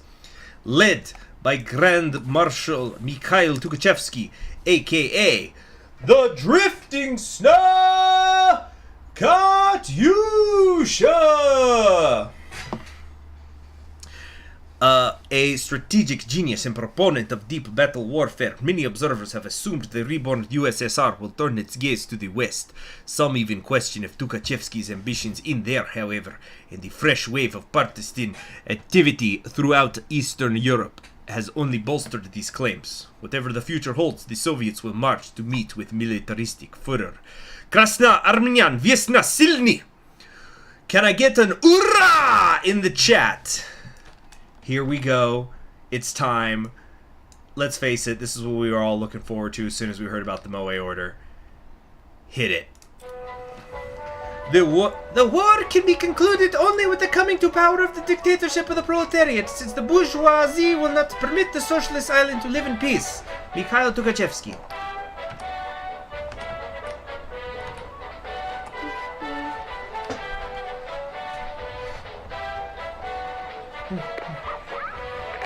A red dawn.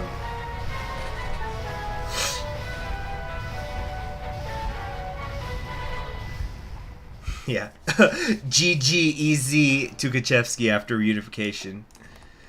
And so dusk approaches the new order. Thank you for playing through the full content of one of our nations. Except we're not actually done. But a big thank you, of course, as always, to everybody who was involved, the After Midnight teams, everybody from, I like to just read random names. Thank you very much, Abramsky, the 48th Ronin, nice name, by the way. Atomic Falco, Daffy, Game Guy, King of Pandas, James Zakarad, and also James, just regular James. You're cool too! Mike, Me123849, Numbers, Onyx, Prussian Blue, Phoenix, Samurai, Scion, Wendell, Yvelt Gaming, just everybody who has been a part of the team. Thank you very much for what you've made. And there's more here. A Mother Russia, Guinevere, Jewel Aid Man, Lavo, Octoro, O and Oa, Paradox, who else we got here? Professional, Punk Radio, Pacifica, or is that pronounced Pacifica? I don't know. Where was I? Sam, Sea Lion, Stellinium, T, The Waffle Man, Transhumanist Viking, Zero Gamer, Ven, and Valerne. We couldn't have done it without all y'all. So thank you for playing. So here's what we're gonna do. This is gonna be like the epilogue. We're done, but we're gonna allow diplomacy. Check this out. We're going to justify a war goal here, and we're gonna go after Moscowin. Besides, we have to still integrate everything after all. We're down to just 20 days though on the integration because I kept taking all those stuff. So. Let's hit the music! And in fact, let's listen to the choir version of Katyusha again! And then we'll switch it to something else. We won't keep listening to the war songs. We'll switch it to some other songs. Regular military ones, of course. Okay, so 2 months. That might just barely be enough time to get them across the... Or not 2 months, but we gotta get across the Russian steppes. A sacred war. Dmitry Ustinov hastily approached the door to the Grand Marshal Tukhachevsky's office, where two imposing guards silently kept watch as usual. The Grand Marshal had not been seen all day yesterday. Okay, seriously, how do I draw this fucking front line? There we go. That'll do. Usual briefing. Hail, Marshal. Where is he? Do not fear. He's in his office. He looked half dead. Mikhail Nikolaevich, what is the meaning of this? You look half dead. This, Comrade Ustinov... By the way, we got the new flag with the sword in it. How about that? Now, there's a final fun thing here you guys are gonna like. This, Comrade Ustinov, Tukhachevsky began, rolling out one of the maps on the desk, is Operation Homecoming, my magnum opus. With this strategy, we will brush the fascist hordes aside beneath an unassailable deluge of steel. Ustinov stepped forward and looked more closely at the map. It was a large, precise depiction of Eastern Europe, with all sorts of lines and arrows drawn across it. Everything we have done has led up to this, Ustinov, our sacred war. There will be a reckoning. Now, some of you say, flat is justice. Well, how does that make you feel? Haha. Marshal Tukhachevsky has brought the Soviet Union together and reforged it into a great engine to propel the Red Army forward as the most powerful military force in the history of man. The Red Napoleon now turns his attention to the West, preparing for the final conflict against the Union's ultimate foe. He shall see to it that the Red Army, invincible and legendary, will achieve the victory that they were denied so many years ago, no matter what the cost may be. It's coming home, ladies and gentlemen. Oh, yeah.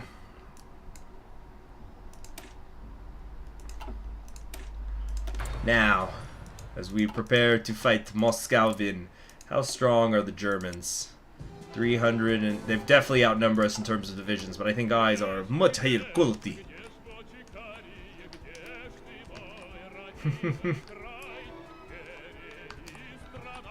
Okay, let's go to some music. Oh, this is a good one. Let's go! Hopefully the debt doesn't transfer when the nuclear apocalypse happens. Okay. Well, we're still working on our nukes. Where's that music, damn it? Come on. And that's it. We've also officially integrated everything. So we now have 1.72 million men available, though we're actually demobilizing slightly. We've got more military factories available to us, though. A little bit short of the support equipment, but we're dumping some stuff in there. Oh, who gives a damn about the dockyards, really?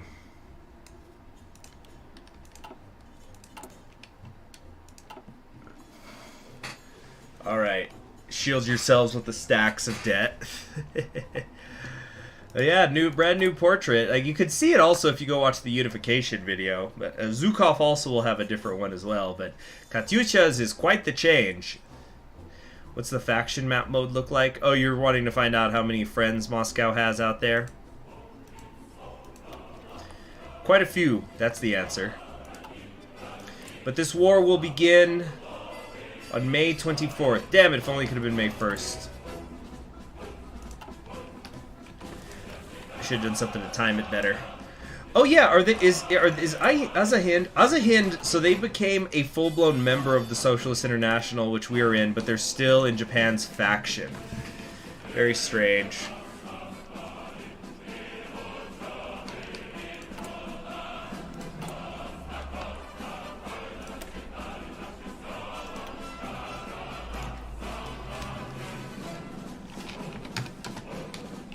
Nah, never mind. I think we can take them, though, when the time comes, maybe. Large river crossing, divisions are still preparing. No, we'll get them. We'll get them real good. These are mostly German forces that are on the border. You know what? Let's go for a good old-fashioned encirclement first. From here to here. We'll drive for Lake Lagoda. I think that's what it's called.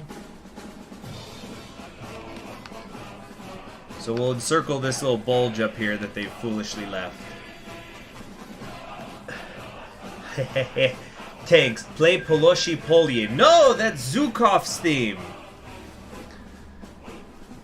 Tanks greased, artillery prime, gas hidden. Oh yeah. It's all coming up USSR.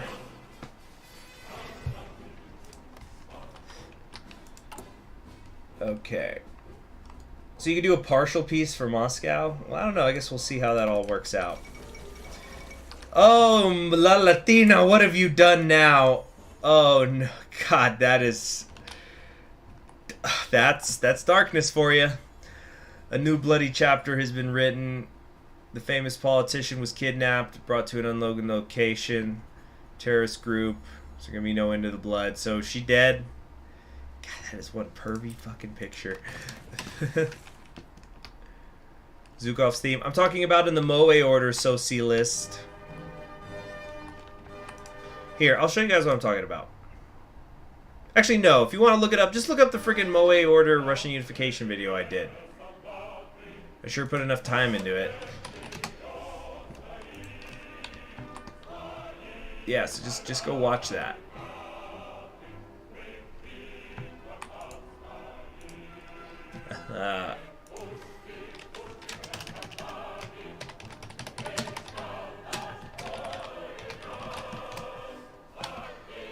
Okay. Hold on.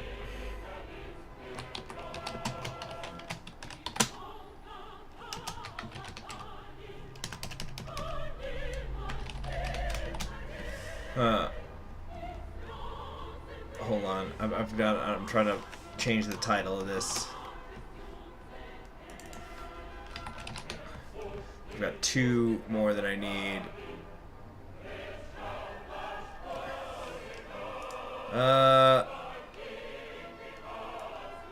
Let's see. Let's do her.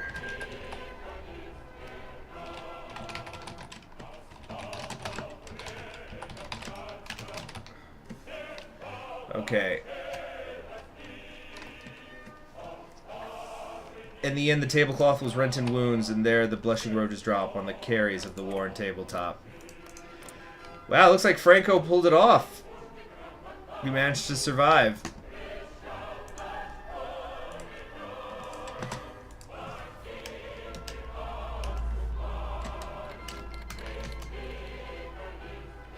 Okay. And now they're going after the little ones like the Basque Republic and whatnot. We gotta get to May, though. I'm gonna go get some more water again. Or not water, I need to get something, just a little quick snack.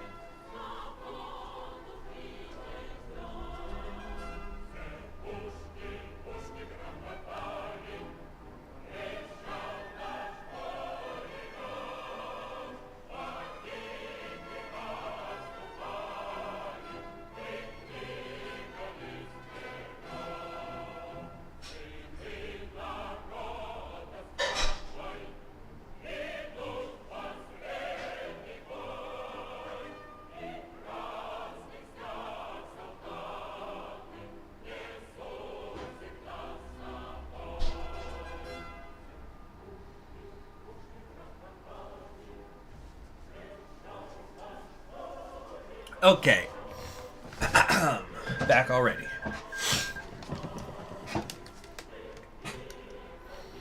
Oh yeah, it's gonna be a bad time for the Basques and the Catalans.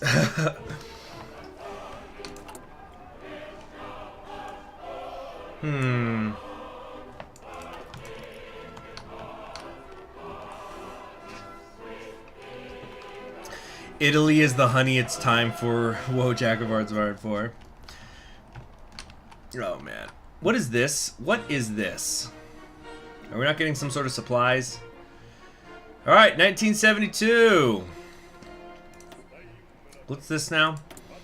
We're not getting tungsten like we're supposed to. Oh, but we don't need it anymore. We have all of Russia behind us. The only thing we're importing is some rubber. Yep, and Violet is still in charge over here, which is nice. This really is such a detailed portrait. Most of the English people don't know who Macmillan is. Most will never know who he is. He is not a man for speeches or publicity. He has people for that. While Harold McMullen lives, he will keep England from ever seeing its men die on foreign shores again. Okay, hopefully the quality of my forces has caught up enough that we can deal with the Germans.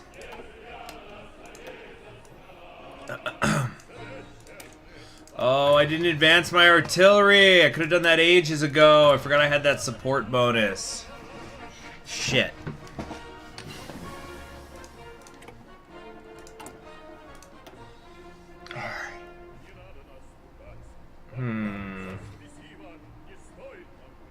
Flexible's pretty good, but... oh, yeah, flexible. We have so much political power we don't need. It's kind of funny. Free Catalonia, not for much longer, but they're going after the Galicians first.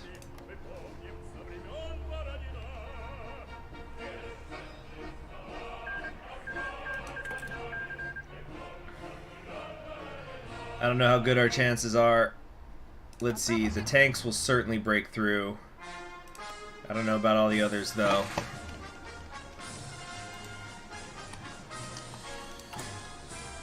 I wish we still had more army experience, because we lost our daily gain thing. The Pilgrim's Road meets its end. What song's playing in the background? Right now, it is... Let me look at the list. This is called We Are the Army of the People.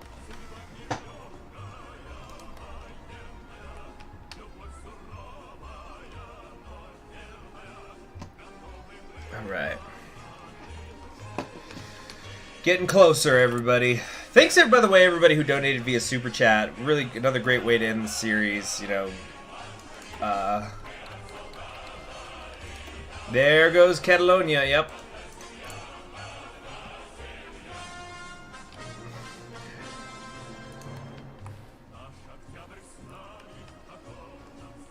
It's the Serov theme song.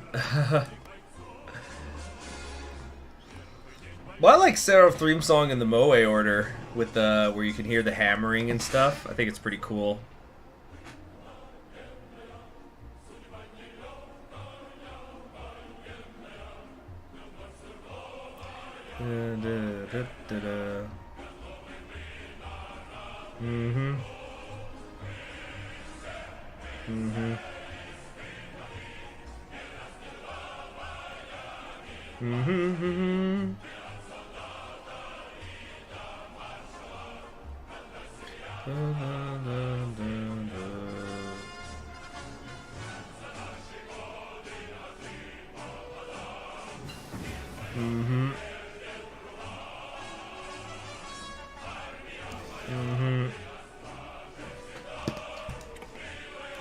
Okay. Yeah, let's keep working on this now. We'll get the better artillery in here. Can we make a variant? Oh no.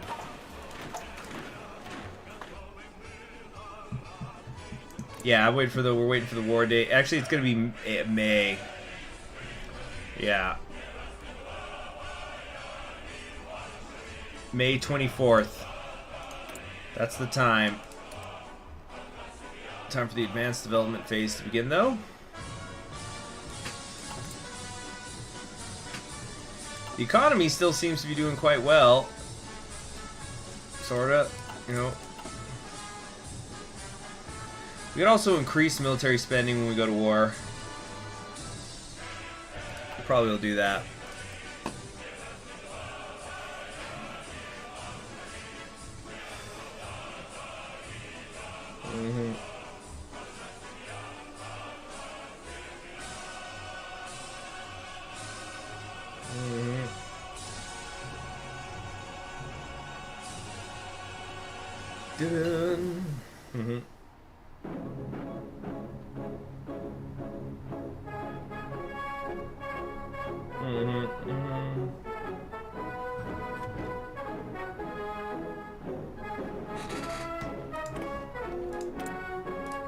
Okay.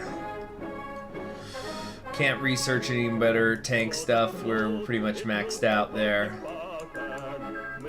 There goes Catalonia.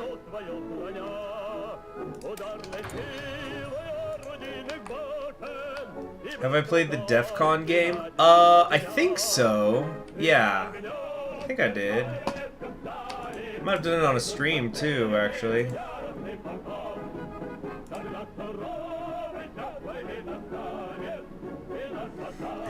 Posadas game. Yeah, Posadas just jerking off right now at the thought of the potential nuclear war that's about to happen. Iberia's going after Portugal now. Oh, son of a bitch. I should have been training these guys up. You know, maybe try to get them that last little bit of extras needed.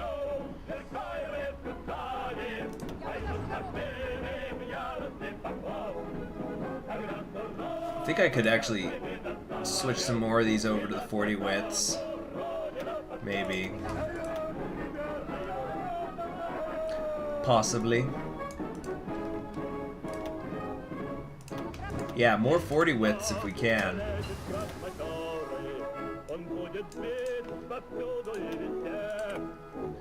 think we can do one more.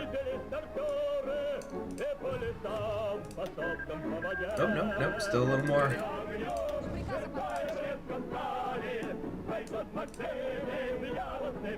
Alright, that's it.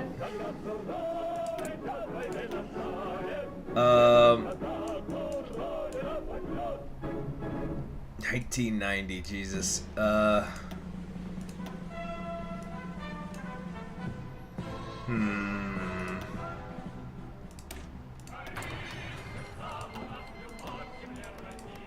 Who rules the USA? It's still Lyndon Johnson, but he's gonna.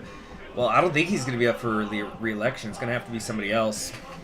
So he set up a national endowment for the arts. How's the American modifier going? They're daring to dream. They're dealing with the oil crisis. Going for a workplace health care act. American Medical Association. Unity's high. There's rationing. Oh, that's the oil crisis thing. Oh shit! Domestic discontent is at societal breakdown. Gus is 12% popular, Gus Hall, and then Yaki's at 5%.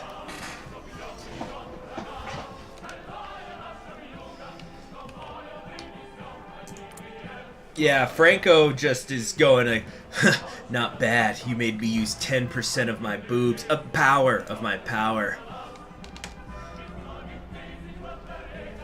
Alright, about 3 weeks to go until the war to reclaim Moscow. There it is, the Federalists have reconquered Iberia. Aren't they proud? Nice portrait. Done. Finished.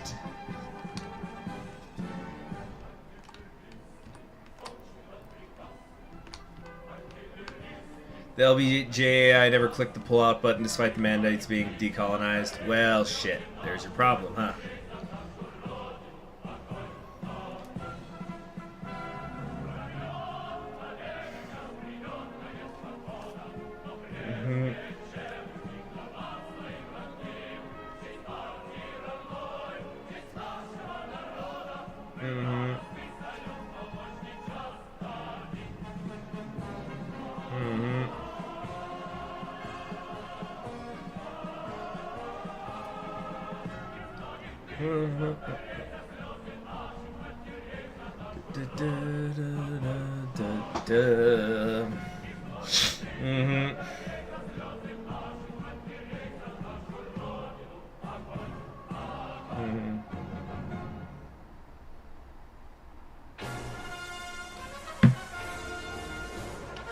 There are way too many trot cults. Let the man sleep.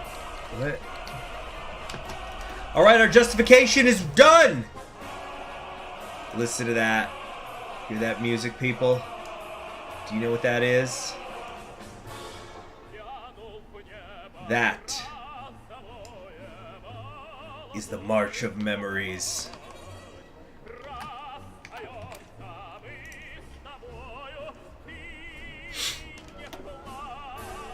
Alright, here we go. It's time.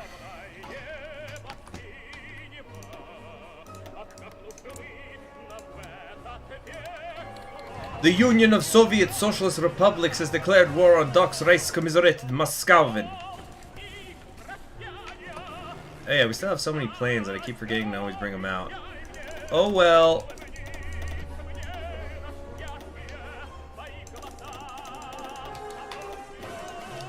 Here we go. Mostly green, yes. Everybody's gonna start getting called in now. This is the key over here.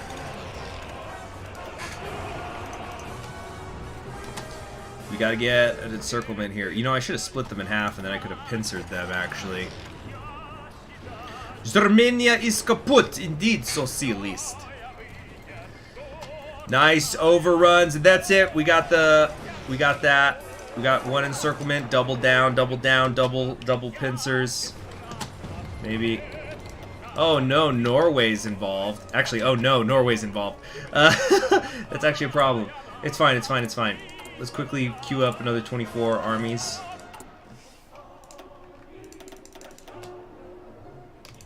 For 48, why not? Okay, we're gonna try to put these guys on the northern front as quickly as possible. Because Norway's gonna start coming in here.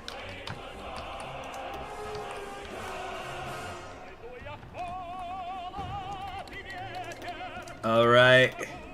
We're pushing very well. Okay.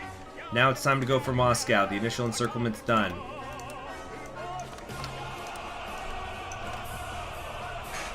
Come on, get in position, get in position, get in position.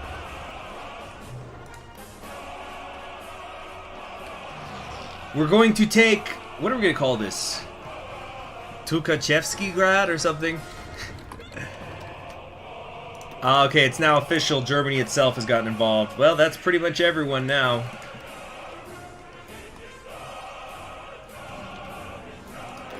Right here. Let's look at the casualty difference.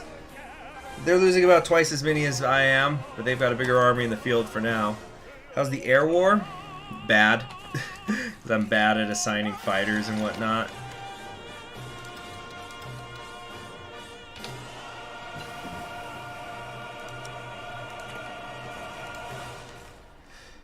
But who cares about the air? Keep moving forward.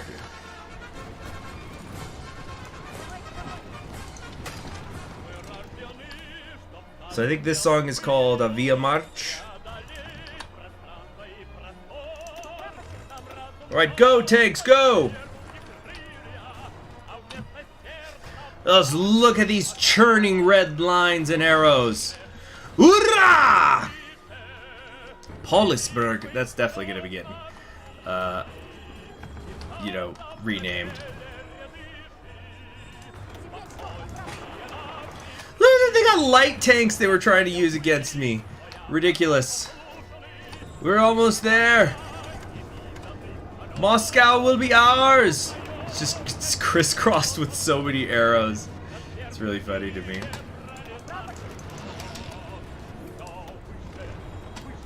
Yeah, because there's Moscow and North Moscow, which is silly. Alright.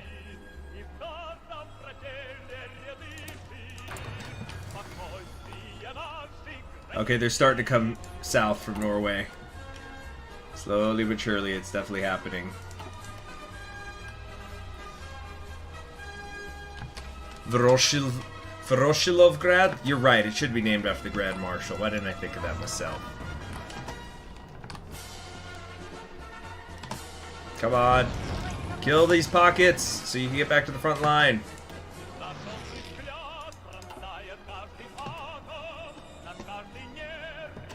Okay, things are going pretty damn good so far.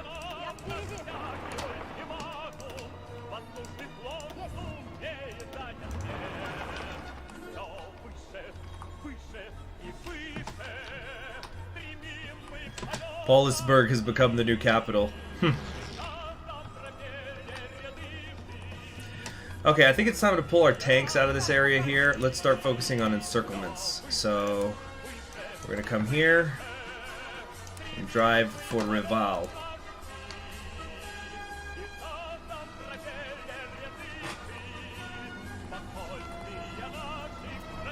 Oh, see, now they're taking some of the land back because my infantry didn't fill the pockets in, fast enough. But it's okay. We'll get there.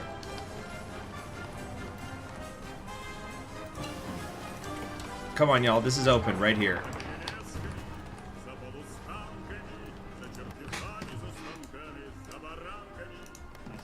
Alright.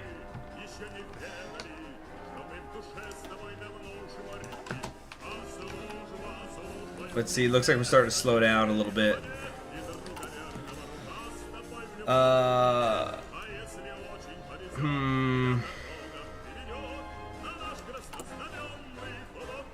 Yeah, we're starting to burn through lots of equipment.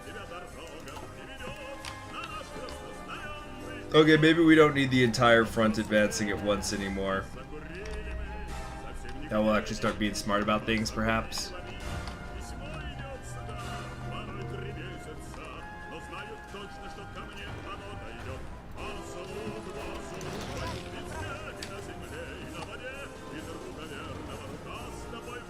Okay, go.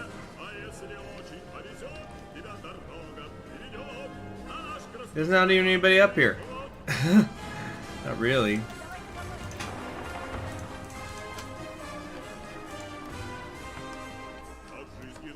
Ask America for equipment. I don't think it works that way. Better research facilities are done though. Nice.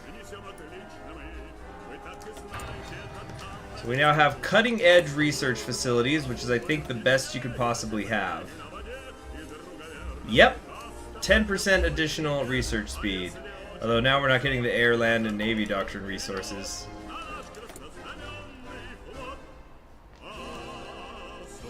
Oh, we could start a nuclear war if we want. That's interesting that that's an option for us.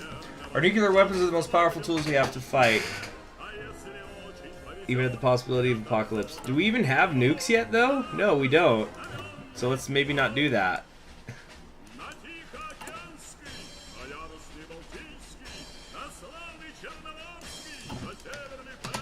Alright.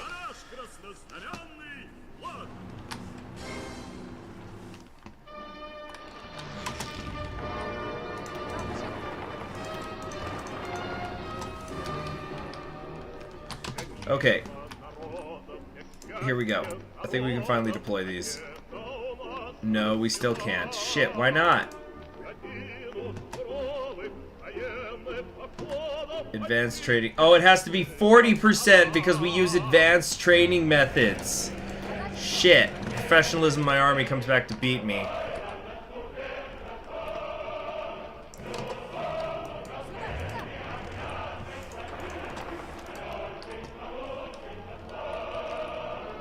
They took Moscow back. It's okay.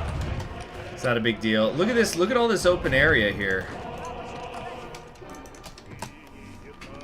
I probably shouldn't be doing all this on 5 speed, but here we are.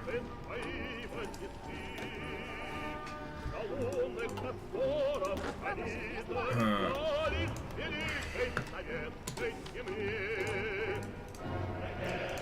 Oh man, we're going on 4 hours.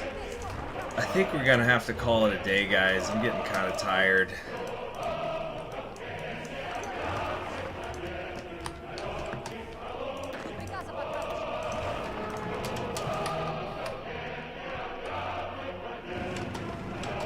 There we go. We've taken back Leningrad.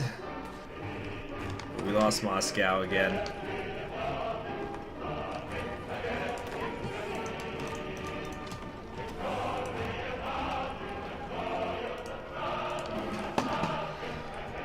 Come on. You'll just have everybody advance again. Yeah, just take any gaps you see, people. Come on. What are you doing? What are you doing? You know, I think we can get an encirclement here as well.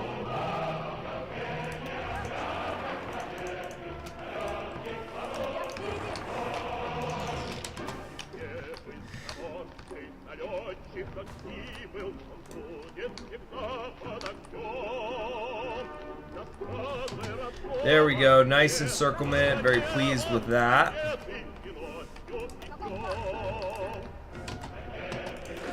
Okay, we got a tank division that got stuck out here for some reason. Well, let's send them in. Alright. version 3 or 4 speed to Micro versus Chad 5 speed. There you go, exactly. This is how Chads play Hearts of Iron 4, because you know why? They got the PC to do it. It's showing off the Chadness. The Chadosity.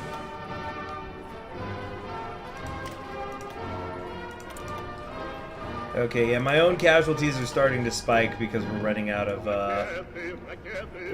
equipment, so it's becoming a long-term problem.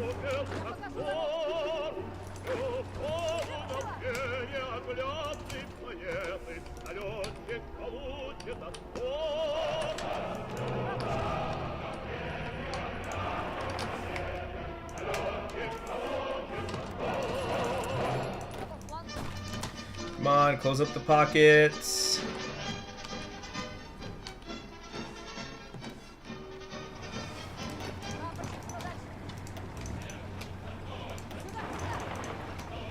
Okay. Chad history games. Yeah. Okay.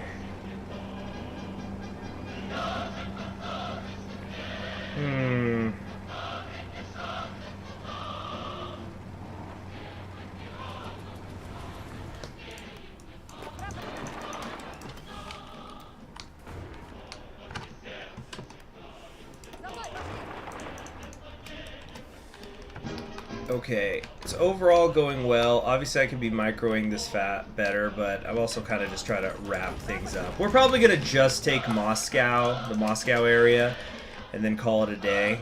I can keep going east. If anything, it's going to get easier from there. Are we allowed to integrate these? Oh, man, I just realized regional integration's not going to be a thing because they haven't coded this war into the game. So, you know, we could integrate Moscow and all the rest. That would be fun. But no. No.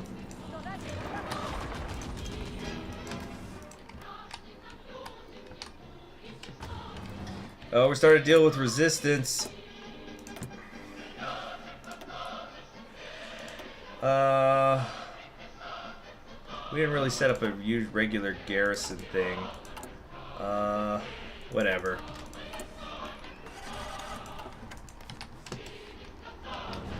Uh-oh. We got a division getting encircled here. That's not good. Yeah, we need a... Let's kind of get in position here.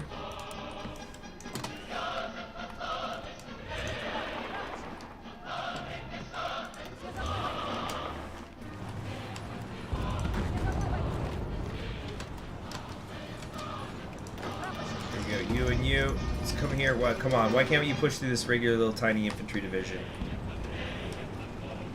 Come on. Come on.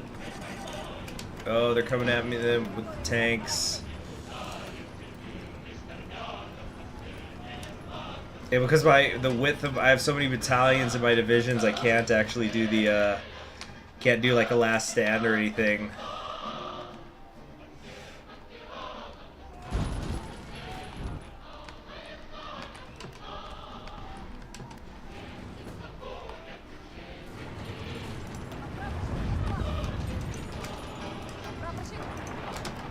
Come on, come on, come on, come on.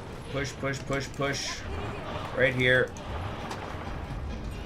This is a rescue operation now for this tank. Oh, that's it. They're dead. They died. Oh, shit! Hold on. Are these guys ready yet? Yes. Okay. Thank fucking God. All right. Wait, no. Cancel that. Come here. You, okay, I need like you all here.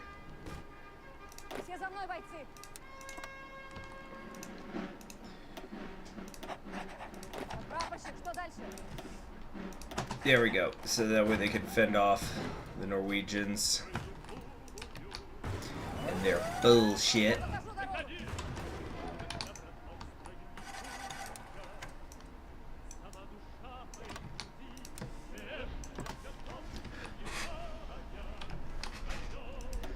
Alright, they've lost 1.23 million forces so far.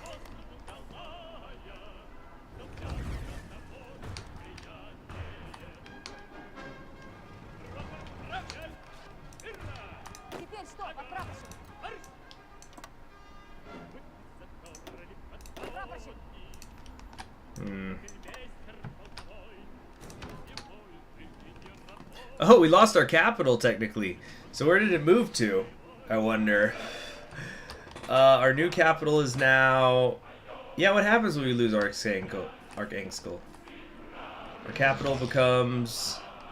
I don't know what. I don't see it. You guys see what I'm saying? I don't see my own capital. It becomes Irkutsk. Because that's where the Presidium fled before, I guess. How interesting. Oh, shit! What's going on here? I don't like that. Hold on, hold on. They tried to cut off my divisions up here, but now those are the ones that are gonna die. Yeah, see, they're fine. But goodness.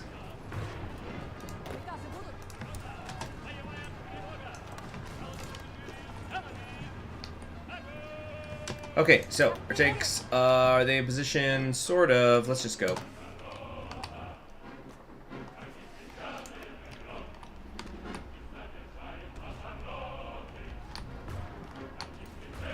Man, we are stretched out.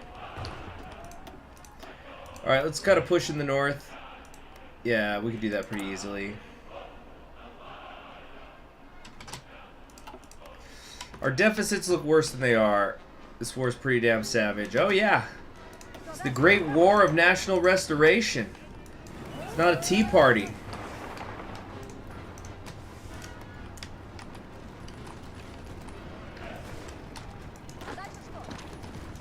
But this encirclement right here, this is like some Battle of the Bulge stuff here. Patton had managed to actually completely cut off the Germans.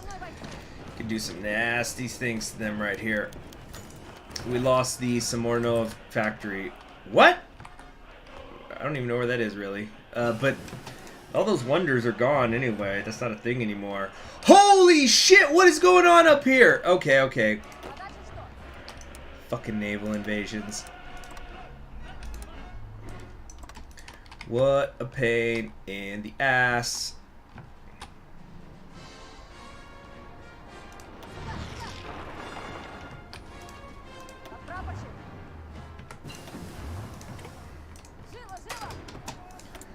Alright, let's keep working on this.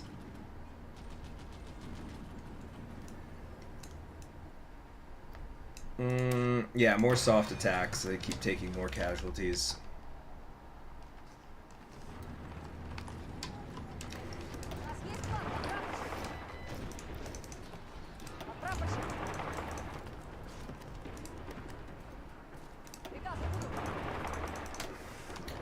Alright, we need to adjust this some more. Okay, you guys need to be like right here, and you're driving this way. So we're trying to get another big encirclement.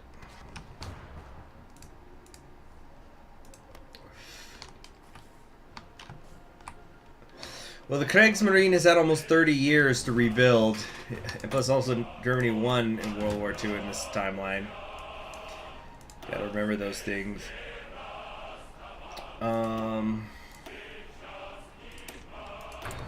Yeah, just keep improving everything, broadly speaking.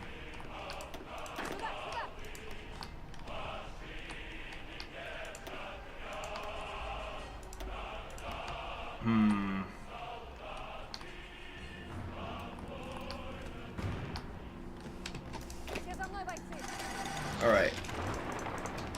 Here we go. Yeah, this is gonna be one hell of an encirclement. Yes, yes, yes, indeed. Just slamming through these geek light tank divisions they have.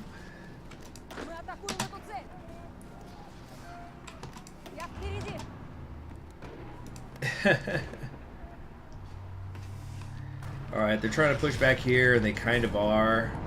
Oh wait, counterattack opportunity right there. Pin this one down. Alright, that's fine. Just need time for them to get this out. Whatever.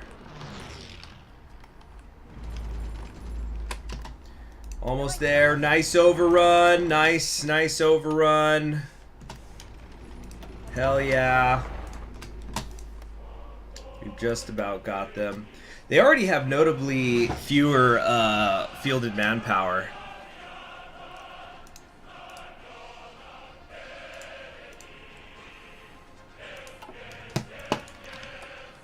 Woo!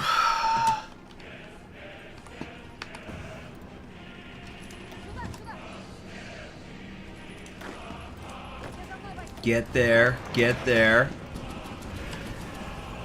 And now they're nice and doomed. Wonderful. Look at all those divisions in here. 2, 4, 6, 8, 10, 12, 14, 15, 16, 17, 18.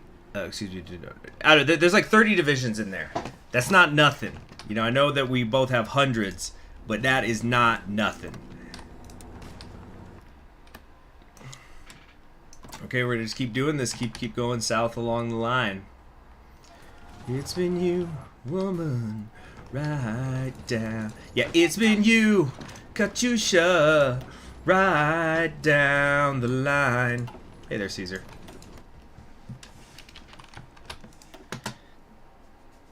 Moscow, 62% of the way toward capitulating.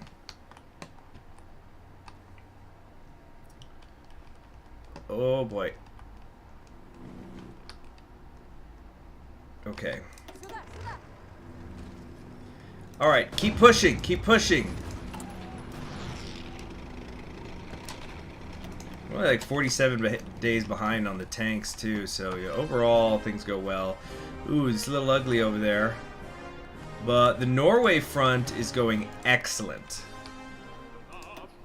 There's a naval invasion perhaps happening over here in the Baltic.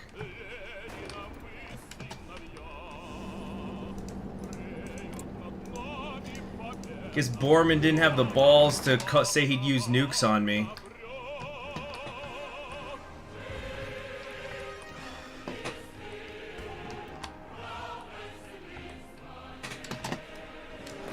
Alright, come on, come on. I know we can keep waiting for the attrition to build up, but let's also maybe get moving here, because the sooner we're done with this, the sooner they can move on to the front line. So there's 2.11 million casualties they've taken before this encirclement gets closed. Let's see how high we can get this to spike.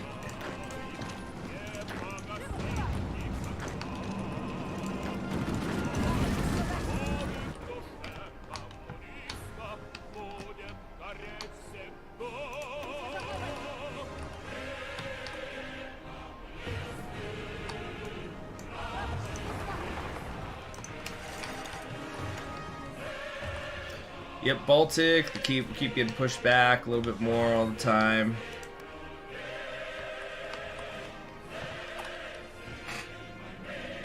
Yeah, they're just melting away up here, and it's awesome.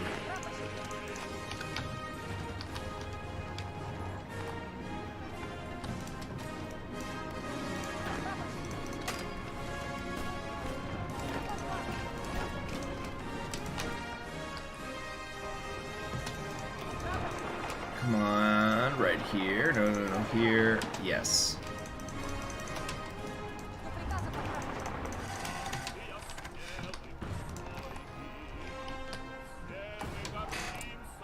How much do they have in reserve?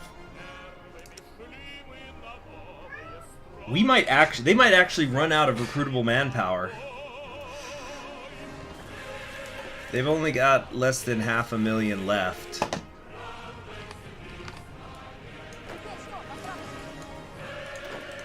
Hey there, Caesar. What's up?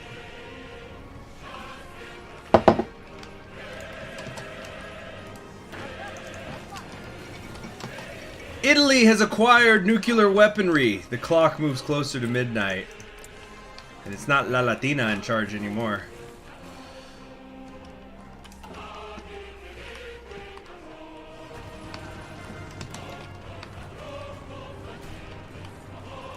These divisions are kind of compressing themselves.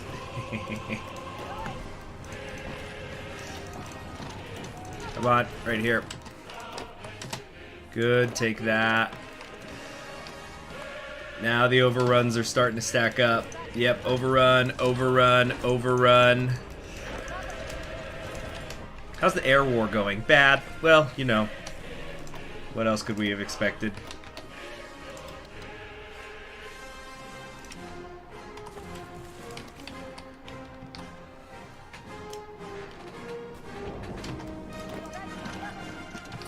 Okay, and once again, let's keep moving our tanks. We're gonna put you right here. I'm trying to. Right here.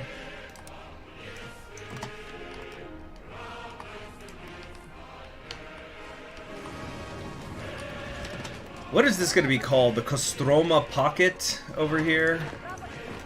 This massacre, this deadly event. We'll have to come up with a name for it later. They're starting to not be able to fill the whole front line, which is wonderful.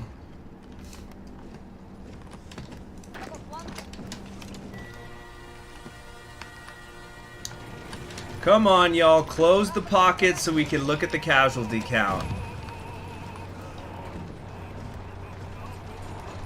There's 4 more right here.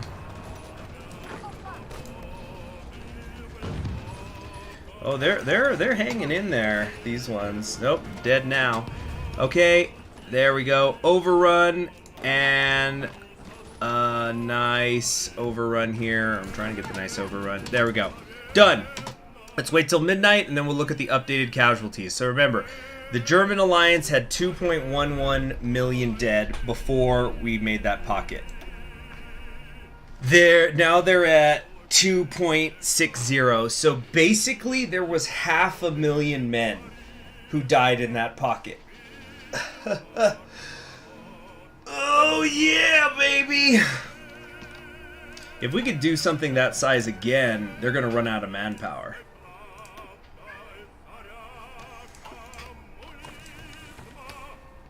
And then, of course, that's when we really get rolling. What is Caesar? To you.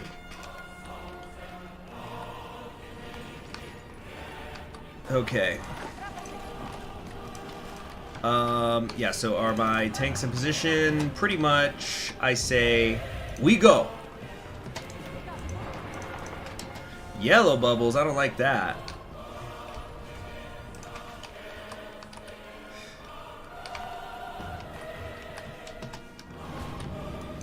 What are you doing? Where are you going? Not going nowhere. Stop it, you.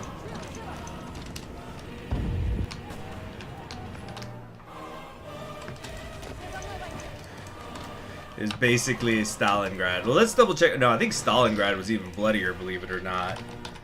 Although, if you... No, I guess, yeah, if you're counting the surrendered troops. But both sides over the course of the whole fight. Let's see. Okay. Casualties and losses. Yeah, Germany lost like 750,000, or like combined everybody, you know, like because the Romanians were there too and stuff. That was like 750,000 lost, and then Russia, the Soviet Union, I meant to say, lost over 1 million. So the combined was almost 2 million dead. Okay.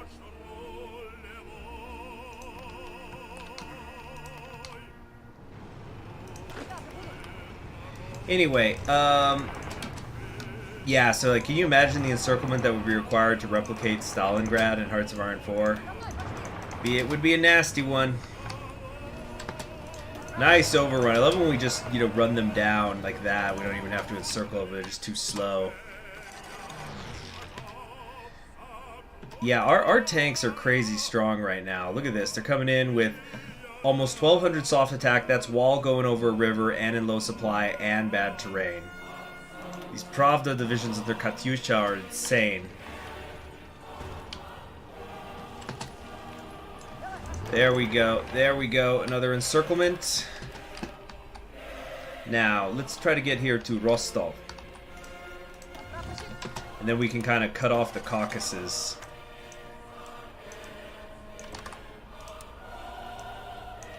So like I do that, and then let me double check the faction screen. Yeah, so we get down to the Caucasus, then we kind of reach a dead end, so to speak. So we have like a definitive end point for the front line.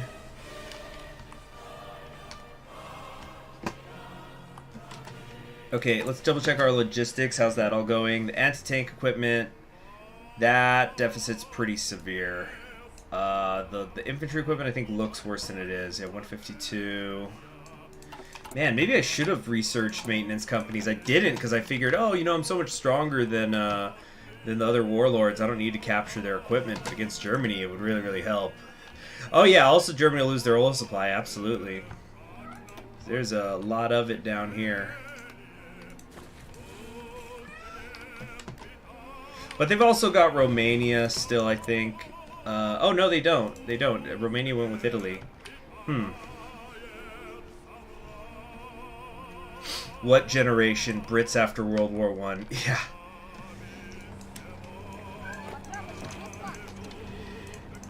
Yeah, you know, people give Britain and France a lot of crap for the way their societies went in the 20s and 30s, but you've got to figure not only, like, when you think about the losses they suffered during World War I, not only the mental toll that takes on their country, but also just think about it in, like, at an individual level, all those dead men who never became part of their society. You know, so like, I remember I was once watching this lecture of he was this Yale professor who was doing European history, and he was saying, like, you know, where were the people that could have stopped, and, you know, in the British governments and in the French governments that could have stopped people like Hitler arising. It's like, well, you know, wouldn't have appeased them. Well, they're hung up on that barbed wire. That's where they are. All right.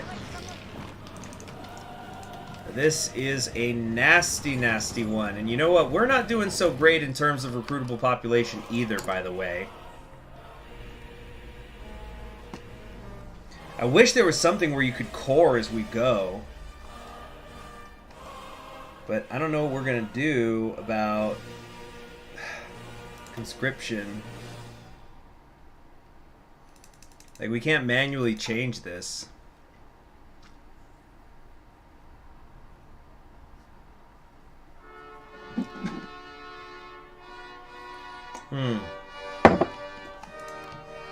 Why is Iran in Japan's faction? Oh, yeah. Okay, that's weird. Yeah.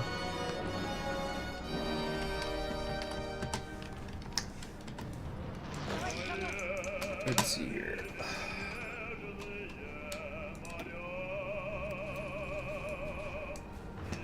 This sounds almost Italian, this song. It's got that operatic feel. What's this song? Hold on, let me look into what this song is. This song is called...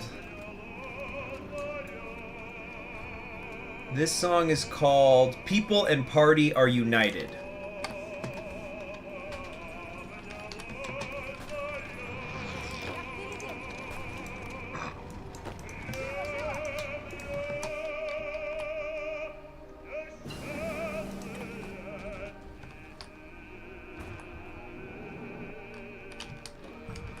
Come on. We do not stop until we're at Rostov.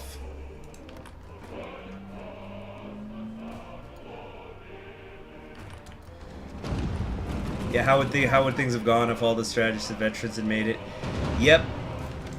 Well, it's like, you know, when I used to be a docent at the local Holocaust Museum, that was something I would bring up with people is, like how, you know, you often hear about, like, whew, good thing that Einstein wasn't purged, you know, in Nazi Germany. Good thing he got out. Like, well, you think that the next Einstein didn't die in a camp somewhere or on a battlefield in Europe somewhere? You know, some young man or woman who never realized their potential, you know, they got killed by a bombing raid or whatever, you know.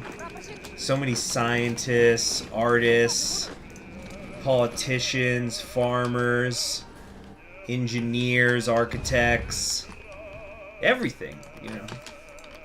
If I didn't name a specific occupation, I'm not downplaying it. You know, I'm not saying, like, who gives a fuck about them, you know? We'll never know. Incalculable loss. What the hell? Claudia's hurt? Oh no, I thought she was grayed out there for a second. Let's do expert. Yeah, keep up that soft attack.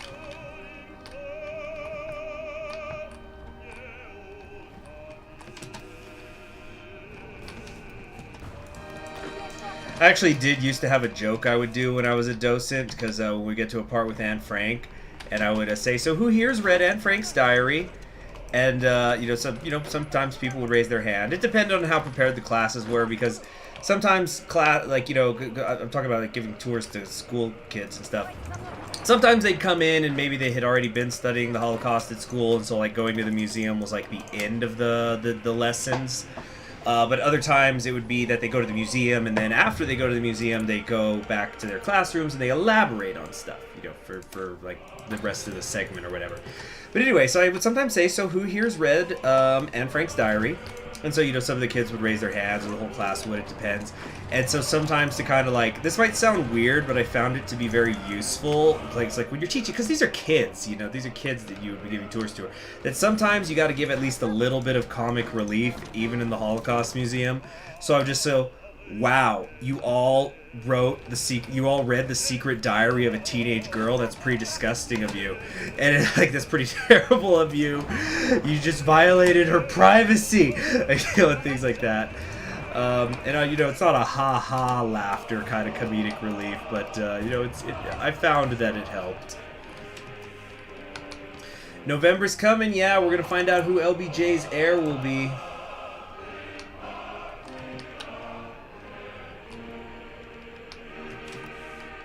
We're starting to have holes in our own line. Shit. Once we get to Rostov, we gotta go take Moscow again. Moscow is just being traded back and forth like goods on the black market. In capitalist countries, of course. Here in the reorganized Union of Soviet Socialist Republics, we eradicated the black market many years ago. Cost us, what, 100 political power to do that? So many pockets here. The U.S. election must be hilarious given the European war that's happening. Yeah, if LBJ was running for a third term, they might be saying he kept us out of the war. Actually, no, that would probably hurt him, because America hates fascism, right? Like, no matter who's in charge, unless you get Yaki. Because like even Wallace talks shit to the German leader. So yeah, they're probably arguing like LBJ. He's not entering the war. I know that there's no way for him to enter the war, but let's pretend there's a way for him to enter the war. And he hasn't yet. And so he's probably getting a lot of crap, and then the NPP and the RD candidates are both like clamoring about like how much they're going to join the war. So you know what? So you know what? I bet you in this timeline, where it's like in our timeline, LBJ's legacy is stained by Vietnam, because he increased American involvement in Vietnam so much. So here it's going to be the opposite, where LBJ's legacy becomes stained because he did not attack Germany when the reformed USSR attacked. Intervene via console. No, we do not need help from capitalist pigs. What the hell is this? Why is one of my tank divisions is completely out of position? What is going on there?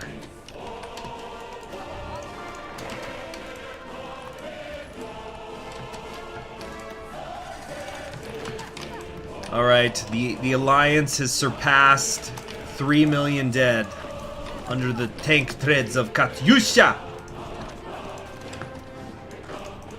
We've got way too many divisions, though, that are assigned over here. I know, this is what happens when you do the field marshal line. Things get all funky. Like this. I really should have just drawn 5 separate lines, especially as we head into the Caucasus, but I'm just so lazy. Of course, this might be a classic example of it's better to measure 5 times than cut once and measure 5 times. So I'd say maybe if I just did the lines properly in the first place, this whole war would be going even faster. Yeah, look at this. There's 19 divisions around this pocket of nothing in it. So then you end up with these gaps in the line here. Let's see, he's worried about nuclear war. Yeah, I know, there's nuclear war. But like, I was putting the nuclear war thing aside for the purposes of explaining the LBJ legacy thing. Obviously, it's more complicated.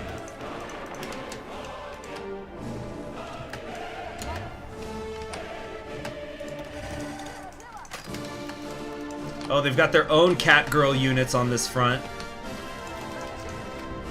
Caesar. I know, I've been streaming forever, Caesar. Almost 4.5 hours.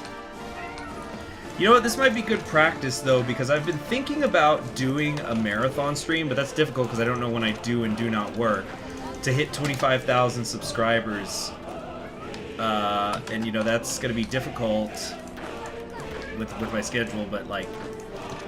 Because I haven't hit 25,000 subscribers, I just keep hovering at 24,900. It's getting really annoying.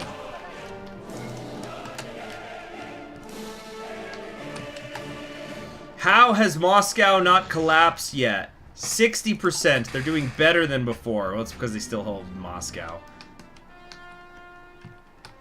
This is a Japanese cultural victory. Oh, the mod itself, because of the Moe. I thought you were just meaning Japan in general, because they've been fine. They haven't been at war with anybody. Italy's done well, for the most part. Except for the whole their politicians getting kidnapped and killed thing.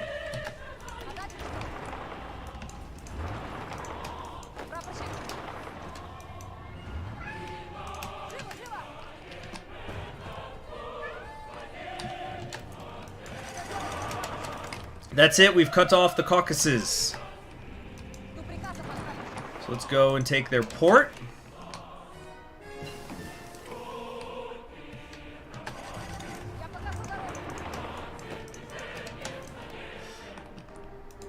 Alright. Japan's still dealing with internal strife. How's it going up here? Nice, we've cut those divisions off. The Norway front is going amazing.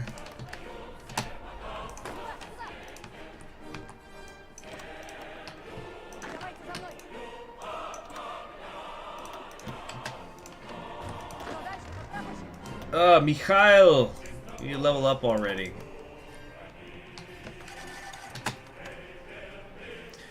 Alright, I think it's time. It might soon, in a second here, be time for the all-out offensive. Manpower is draining. It's not draining as fast as they are. We haven't even lost 1 million. They're at about 3.5 million. Germany alone is at almost 3 million. Uh-oh. I think they've done something that they're mobilizing. I'm not sure what, but I think they are.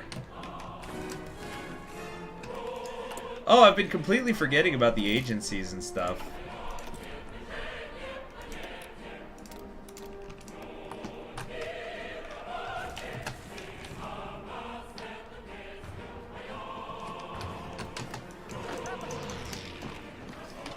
Let's see here. Head down to Baku. Yeah, if we could capitulate the Caucasus, everything's gonna get so much easier. We're gonna have a shorter front here. You know, we just gotta go from the Black Sea to the Baltic. It's gonna keep getting shorter. It's good. They might be deleting divisions. That's true. You're definitely right. The AI actually seems to be better about doing that when like they're running out of resources, which they you know they should do that. Punch through their tanks. Look at the puny, inferior German tank. Only 196 defense. Russia's gonna have 2 generations of lost men. Cannot make borscht without chopping beets, as somebody else said earlier. Okay. What can we do here? What, research stuff, maybe? Nah, resources, what I meant to say, but no, that's silly. Rocket-propelled things are good. I don't even know. Guess let's maybe start the jet engines. Oh, MPs for dealing with the resistance. That's what I think is probably eating up a lot of our manpower, actually, is the resistance. Even though we are liberators to the people of Moscow. It's imbecilic that we have resistance to deal with.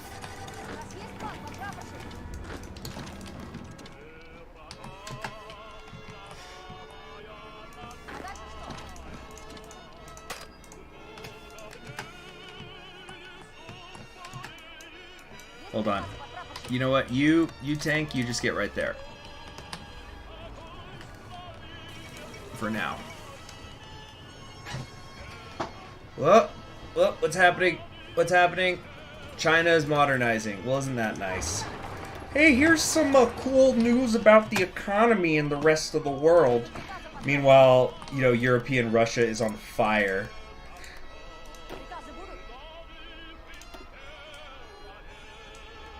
Wait, whoop, wrong button.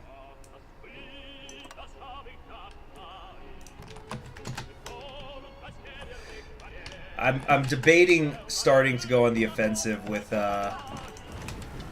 you know what? Yeah, we're gonna do that. Everybody on the whole front, go on the offensive again. Let's start pushing. This is not particularly efficient, but we got to get into the Caucasus.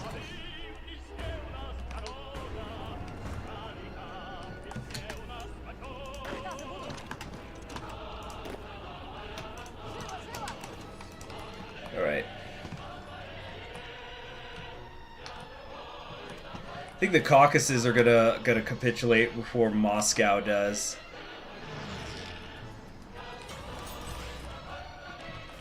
Yeah, we're starting to slice through them. They just don't have the manpower. Like, let's look at Moscow. Moscow directly. Yeah, they've only got about 50,000 men available in reserve. It is not looking too hot for them.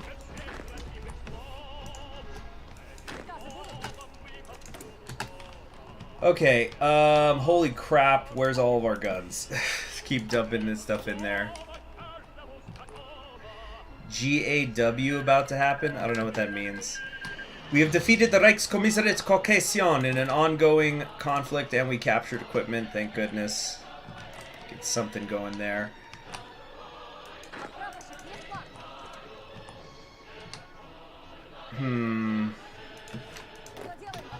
Okay, we're gonna take like half of you and bring you down here to this front, the Crimean front.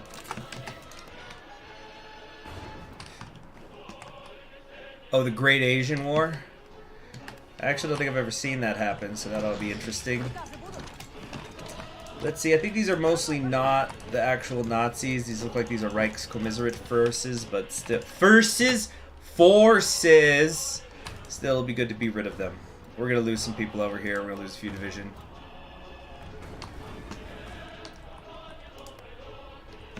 Whoa, what the fuck is happening here? Get on this front line, please. Weirdos.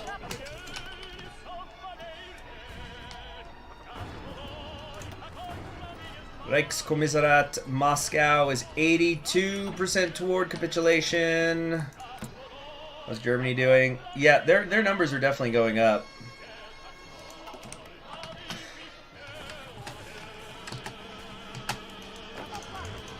They absolutely are. What the fuck is this shit? Really? Go take this port.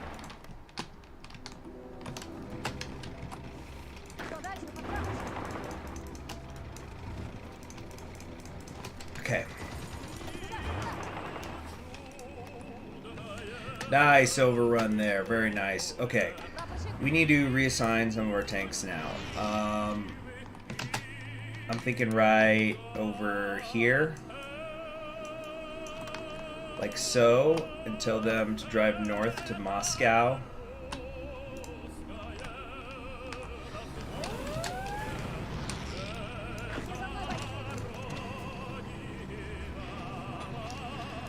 Woo!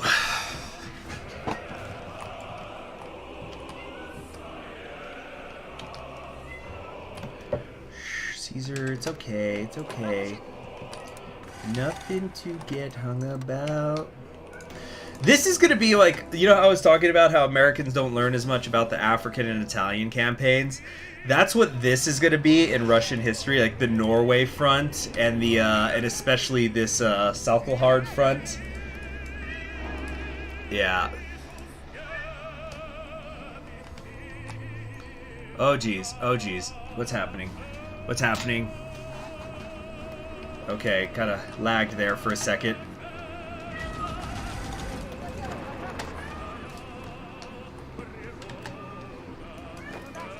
Shh, Caesar, it's okay.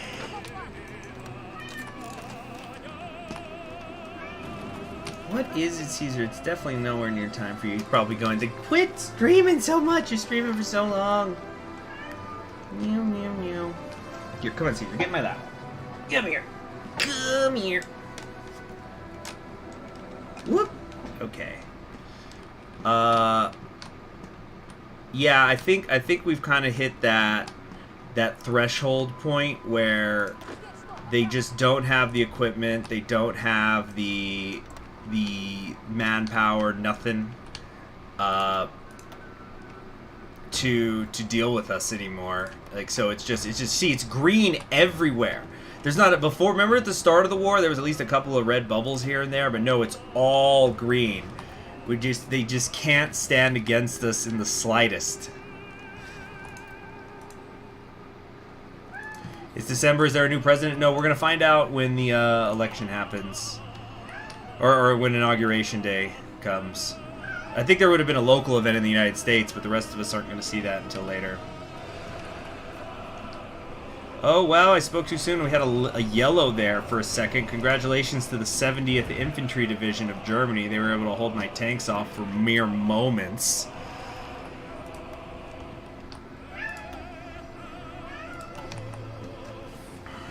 Oh, god damn it. You know what? Are we done up here yet? No, not quite. What is going on? Cross over and kill these fools! This might be really stupid, but I'm thinking about maybe making another 24 division or something. I don't know. I need something to like deal with this line a little bit better. Oh wait, no. These purple divisions are actually appearing again. Whoa, whoa, whoa! My tank's got a little too far ahead. We're okay, though. We're okay. There we go.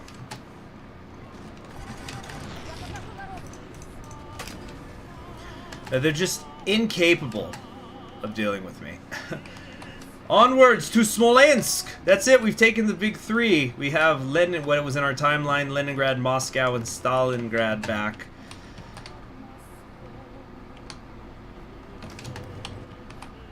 And we've almost got this, another big encirclement here, although they could easily cut off some of these areas here.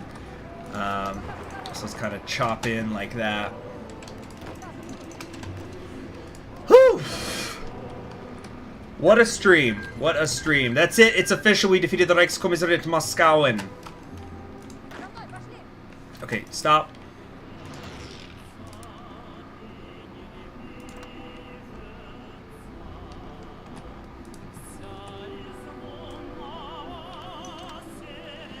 Now that's some deep battle, what we're about to do here. Go! Go, go, go, go, go, go, go. Push the front line. Push it, push it, push it, push it, push it.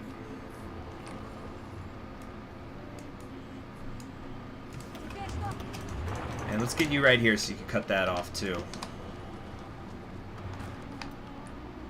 Yeah, look at this front line. Got a little weird looking, didn't it? Oh shit. Wait. Try to pin some of these here. Say Shuba Shuba. What is this? What are they? A duck? Alright. Yeah, so we're trying to have it. You see, we're having our divisions go around them to try to isolate them in central Russia or central western Russia. Yeah, this is some deep battle, baby. That's what I'm talking about.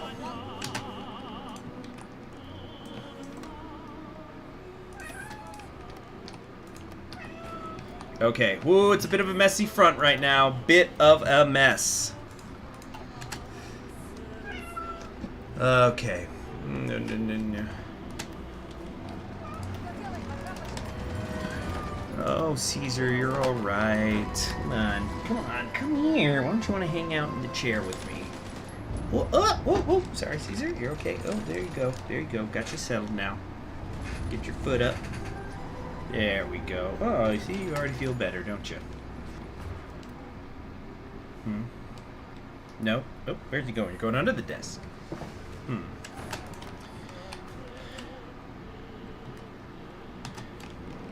Yeah, this Yeah, the battle's deep, all right. Very deep battle. But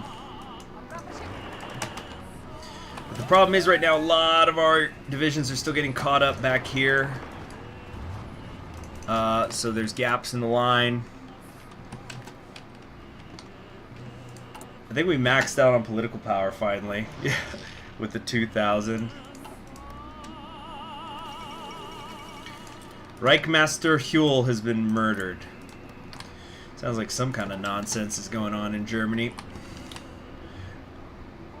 Some sort of fascist stuff that I'm too socialist to understand.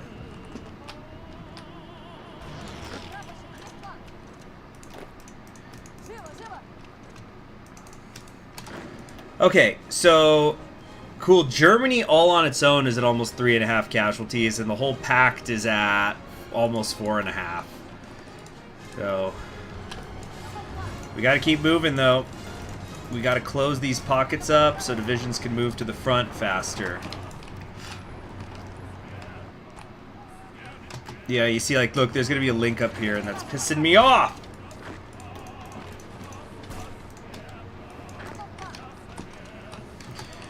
They can't fill the front line anymore.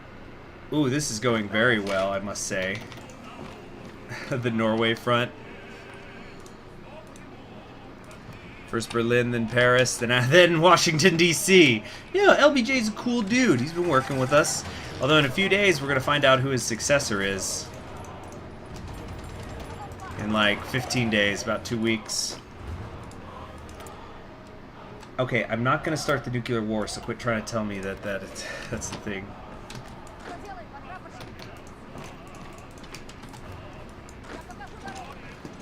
Okay. Hey there, creative nickname. Oh, you're just showing up as we're like 4.5 hours in. No, I'm kidding. I know that people are coming in at different times, but yeah, the Union of Soviets is very big. Oh, look at this desperation. They're trying to take my capital from me via the naval invasion. That's adorable, isn't it?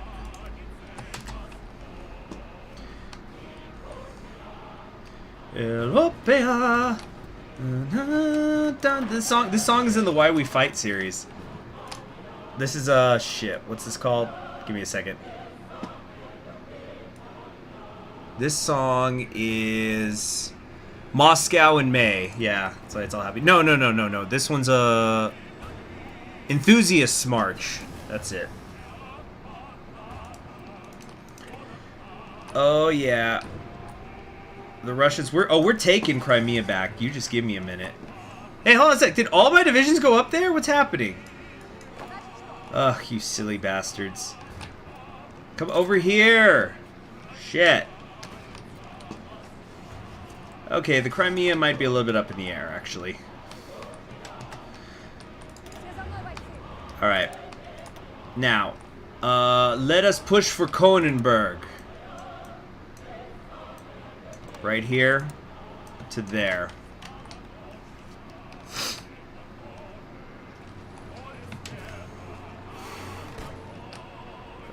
Shit.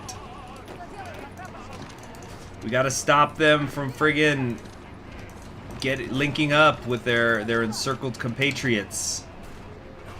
Come on, get there. Some of you guys need to start squeezing this way, too.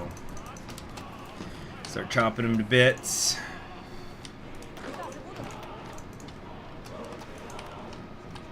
No nuclear war, sad façades noises. That's pretty funny. Yeah, oh, damn it. They're about to do it. Get there. Yes! We blocked them! Beautiful. Okay. We gotta keep working on this encirclement, though. We gotta get in there. Okay, you start zigzagging. You come down here.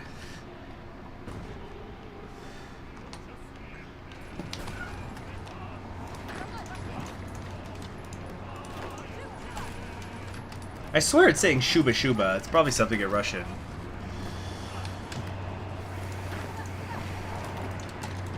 Okay. We're getting there.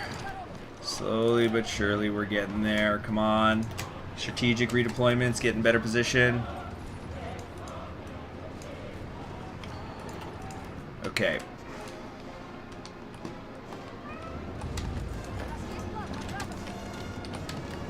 I'm on too many divisions in the rear here.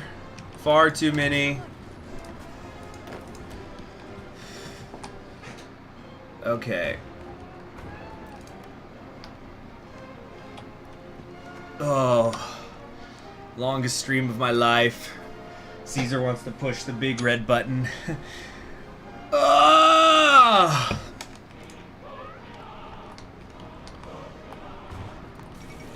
Man, they're making me work for it. It's Henry Jackson! Today, Henry Scoop Jackson, whew, scooping those up, swore the oath of office and was inaugurated as President of the United States of America, giving a hopeful but somewhat fiery speech in front of thousands of onlookers at the National Mall. The new president called for an end to extremism and continued American protection of liberty.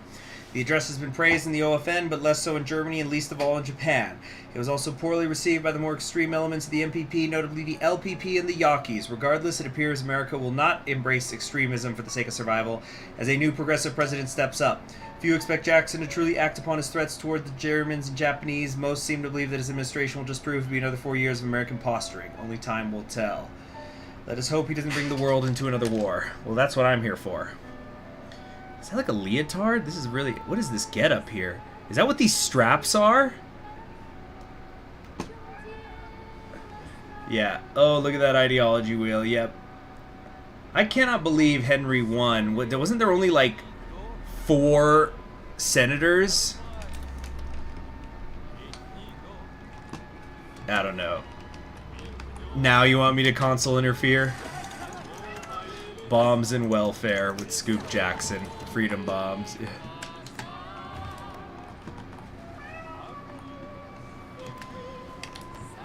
You know, I'm wondering if actually I should be having my tanks.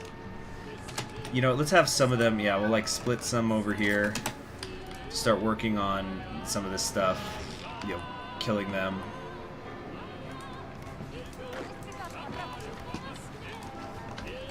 Check the Senate? Sure. Let's do a save file though, so I don't lose it in case I unpause. Tell you what, guys, 18 more minutes and we're gonna call it one way or the other. We'll just like console annex everybody. Like, this is an insane stream. I did not expect it to go like this.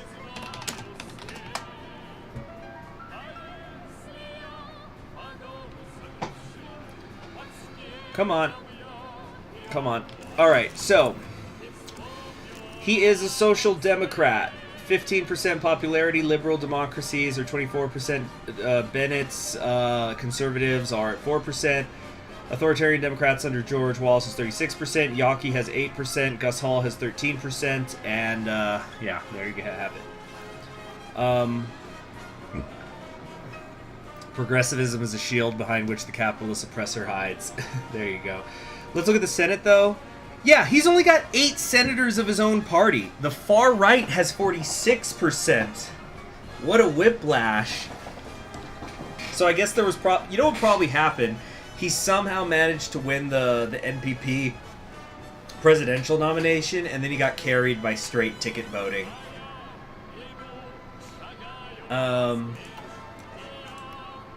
Anyway, let's tag back, shall we?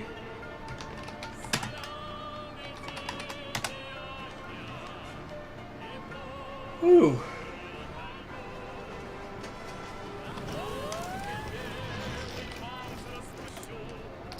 Research slots, I don't know.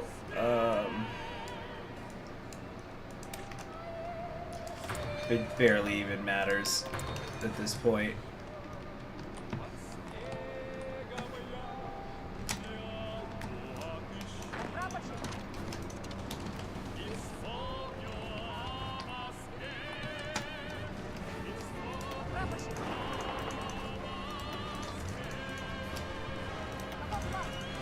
Okay, come on, close these pockets, close these pockets. We gotta be faster about these things. Alright, now we're pushing to the Baltic Sea. Okay, and then once these 12 are done here, we're gonna move them. Yeah, I should have been doing this from the start. Just have my tanks eat up all these little pockets here and there. Shuba, Shuba?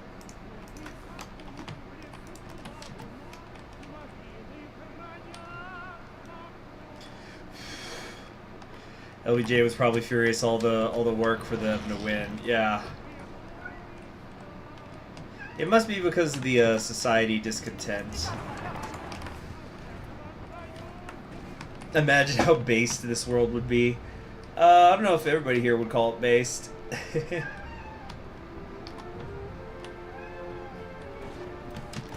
Oh cool, these guys have finally arrived so they can start attacking in the south.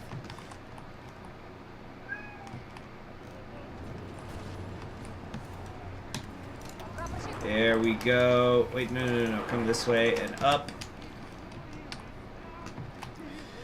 We're hitting Operation Bagration time, fellas. Or boys, everybody. Let's do this. Take this area back. Go.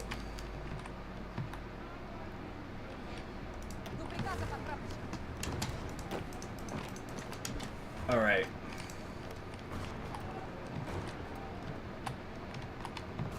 Slicing through Germans on a single turret tank.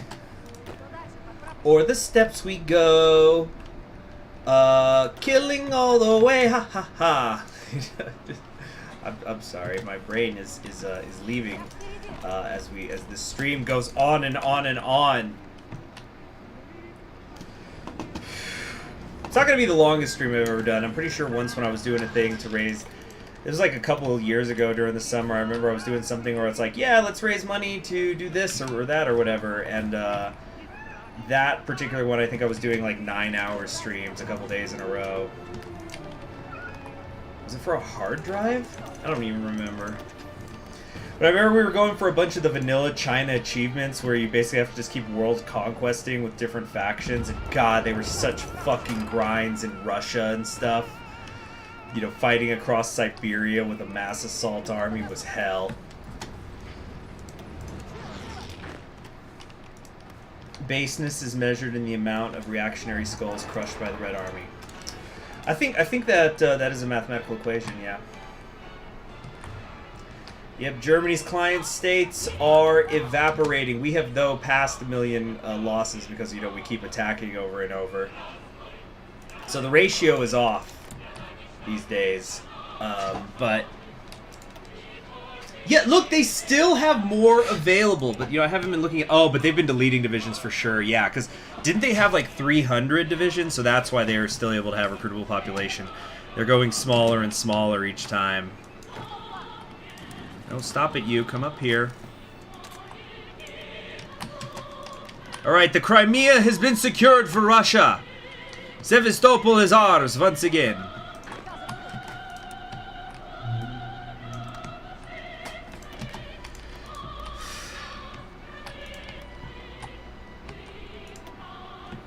Yeah, we have more fielded manpower than the entire alliance now, too.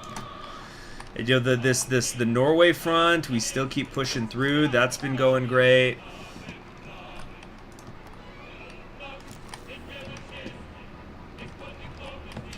That's it. We've taken Coenberg. Suck on that, cunt. As in Emmanuel Kant. Okay.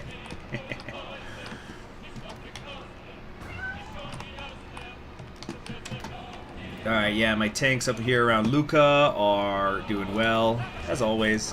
Because all they do is win, win, win, no matter what. Base per bootsteps. Yeah, my 40 with tanks have absolutely been carrying this war, though. Hard carrying the war. And it's pretty awesome. They're great.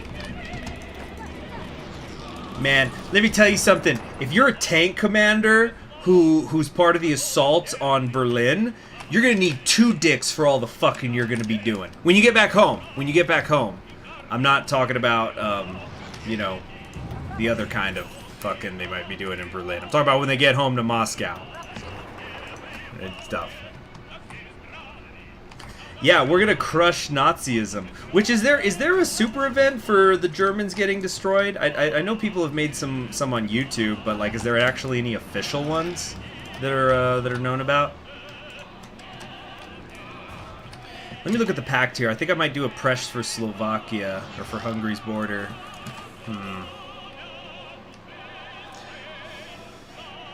Oh yeah, Ian, I don't think you could catch up.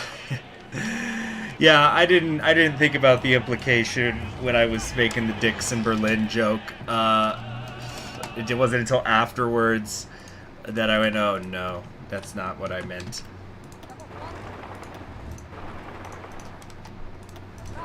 But no, Tukhachevsky's army, we are far, far, far too professional to take part in anything like that. What was that? Oh geez, the new music scared me because it was right as I looked over to the chat and somebody said there's the nuclear war event, and then there was that. Oh, I went, oh no, did the Germans do it? At this point, that's like that's just rage quitting at this point if they launch the nuclear war.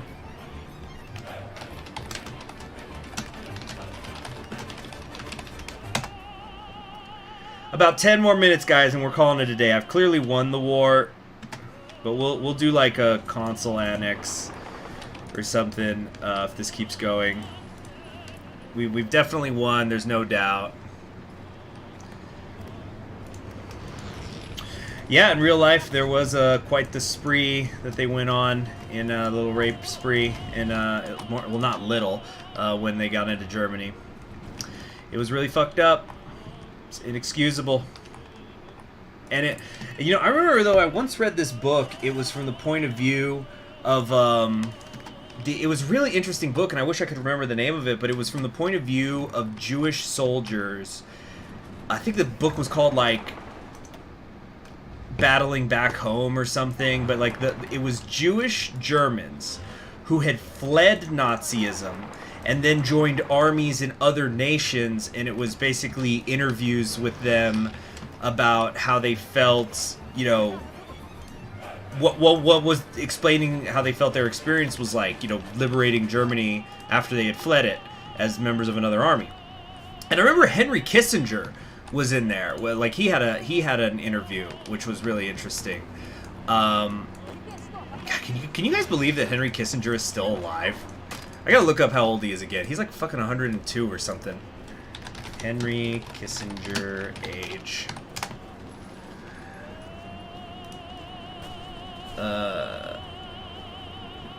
Let's see.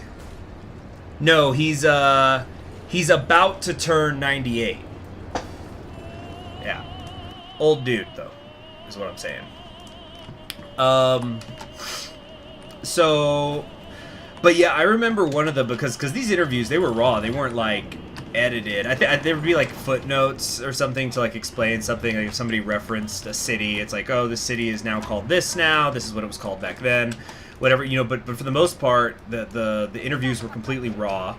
And there was one guy who, I think he might have been in the American army. Yeah, and he's going in, and they were running into refugees, German refugees who were fleeing west, and they were saying, oh, the Soviet Union, you know, the army is coming in, and there's mass rape going on, and we're trying to flee from it. And then this guy, he's like, this was the Jewish soldier, and he's like, oh, so you're gonna say that the German army wasn't doing that in Russia too? He's like, you get what you fucking deserve. It's like, damn, son. But that's how it is. I'm not saying that's right, but it's just, I can understand why he felt that way. Okay.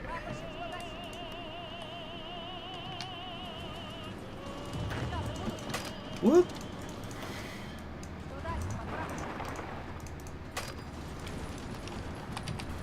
Yeah.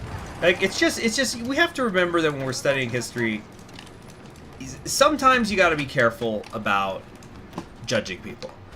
Now, not all the time. Nazis were bad. I'm sorry, I'm gonna go on this hilltop and say that the Nazis were bad. That's right, I'm an edgy motherfucker. Poland is for once smiling to see the Russians. Well, the sad fact is, I don't think that there's any Poles left. There was a couple of rebellions, and now there's just this Reichsprotectorate. I'm pretty sure every actual Polish person in Europe is dead. Maybe there's still some ones from the Nova Polska when Kazakhstan unified. There might be some ethnic Polish left. But anyway, Yeah, like for example, you see the different points of view of like Jews, how they felt after the Holocaust, because you have some Jews who are like, oh, gotta have a lot of kids now, because like every Jewish baby born makes Hitler roll in his grave, right? And then you had other Jews who were like, you know, they just check out from society. They were just like, nope, God's dead, and we killed him, and I never want there to be children in this world, so like they just refuse to ever have kids and things like that. Different points of view. But then there's also, whoops, hold on a sec. Let's keep closing this pocket. What's the casualties at? Almost 6 million dead in the Alliance. Yep, they're definitely just deleting divisions. Look at that, they're down to less than 48, and so that's why their numbers are still going up. Can't have international debt if there's no other nations. Creative nickname, getting it. You have $100 billion of debt, use it to block the sun. Look, the GDP is bigger. We can pay it off in cash if we wanted. We're fine. Yeah, why is nobody talking about my 336.71 billion in GDP growth? Let's look at how the USA is in comparison. Come on, show me, show me. Okay, they've got 624. But the point is, we're trending in a good way. And they've got 4 times the debt does this, so they've only got double our GDP, but over 4 times the debt, almost 5 times the debt. So there you have it.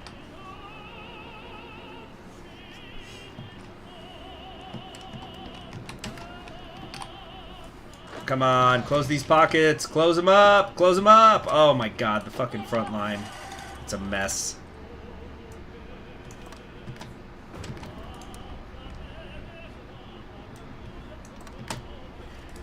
All right.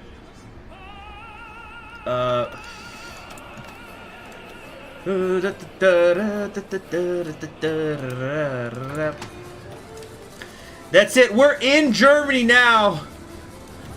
We've taken Prussia. The naval invasions have been warned off. Oh no, wait! Congratulations, they've taken the island of Naren Mar. I'm really worried now. Okay. Next up, Bratislava. Move into position, men. Yep, war communism. It just works. You want Soviet wave as we break over the German line? You know what? Sure. Oh, cool. Our military police are ready now. So let's come over here and Caesar, I'm almost done. I'm almost done. Military police, there, that'll help a little bit with the worst of the resistance, I figure. Oh, Caesar. He's mewing the sounds of war. Yeah, it's him going little, oorah! But with a meow. Instead of, oorah! It's just, oorah!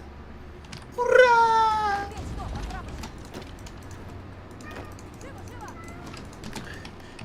Yes. You know what? Here we've been listening to a lot of folk music. Let's go back to maybe some war stuff, or let's listen to some sports music, because at this point it's just a game. People are doing like, you know, we got tank commanders out here doing like, you know, Legolas and Gimli. They're counting up the kills for fun.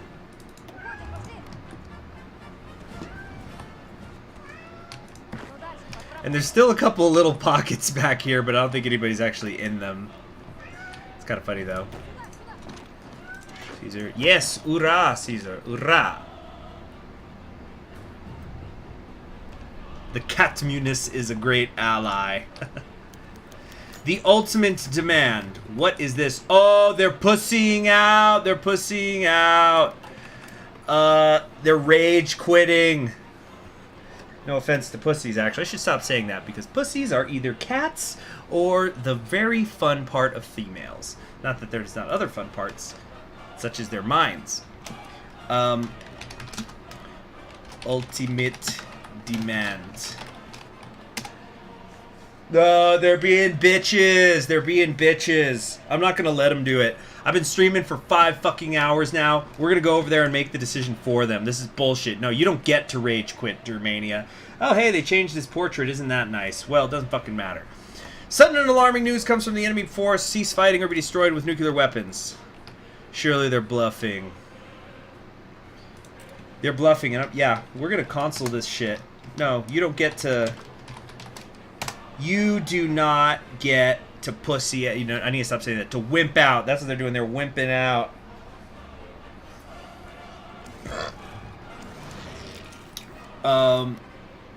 What's this? Yeah. You don't get to do this. There we go. Poland just collapsed. Come on. Show me the event. Show me the event. The final decision. We cannot deal with the consequences. It is highly recommended you switch to 2 or 3 game speed.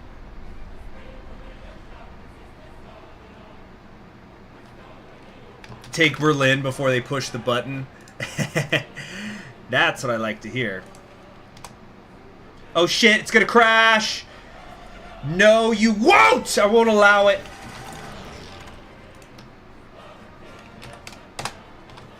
Yeah, exactly. We'll take Berlin. Can't push the button. You know, we're gonna have one of our tank commanders under Chuikov run in there and you know, throw a knife at the guy who's about to push the button. It's like, your enemy cannot push a button if he does not have his use of his hand. Into Dresden!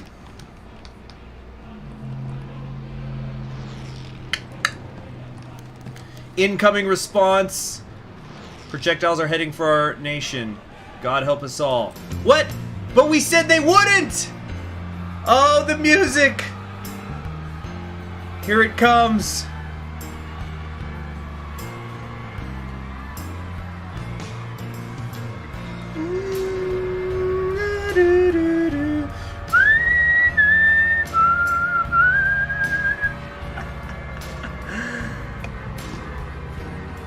All gone.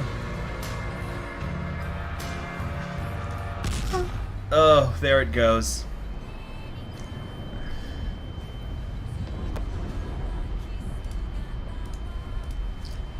Yeah, so now you know what the music is. Oh shit.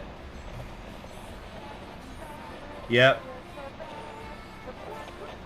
Oh, now it's sad.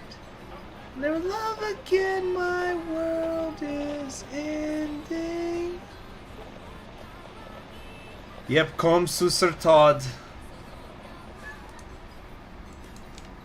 It's over. The nukes flew.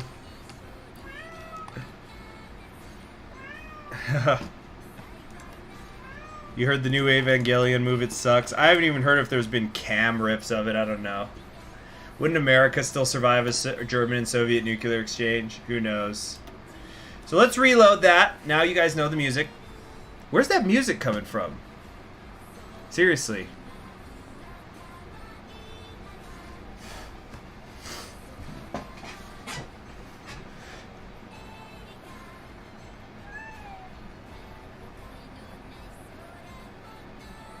But what we're just gonna do, because we won anyway, we're just gonna console annex them and put an end to the war that way.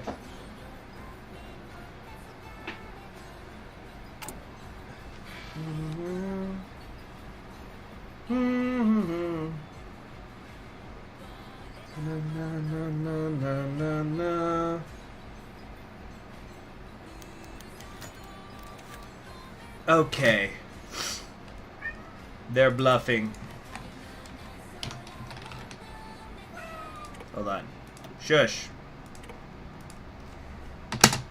Annex Ger. Let's see here. So there we have it. That should be the end of the war. Because there's no other major powers. So, give it a second. Peace conference. We defeated the Poland. Is Ukraine considered the major power now? What the fuck is going on here? Okay.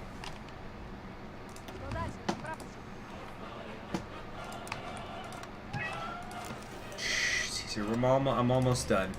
Guys, said I was going to end it like 5 minutes ago, but we just got these last couple ones to clean up here. No problem.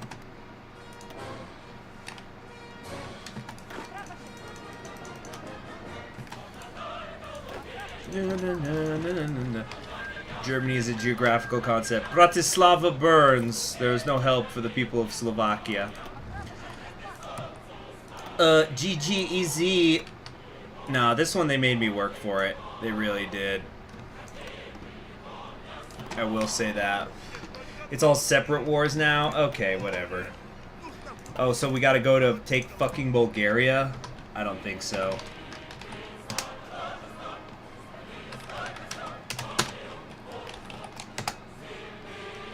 Alright, who else is in the war? Norway. Norway we definitely already had beaten already. Okay, who's left? Dietsland. I don't even know where that is.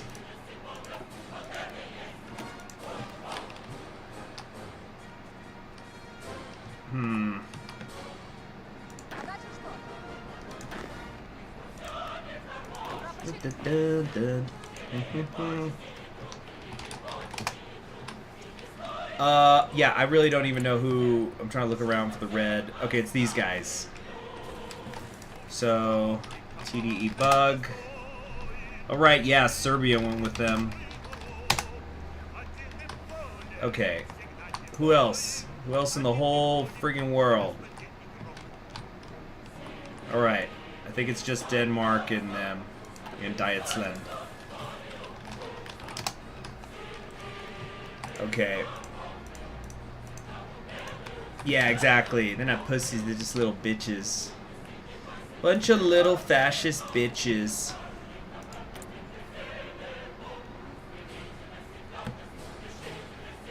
So much for the tolerant left! They cry as I'm lining up these fascist war criminals against the wall. No! I'm working class, I swear! I worked really hard on killing people. Alright, and there goes Denmark, or is going Denmark.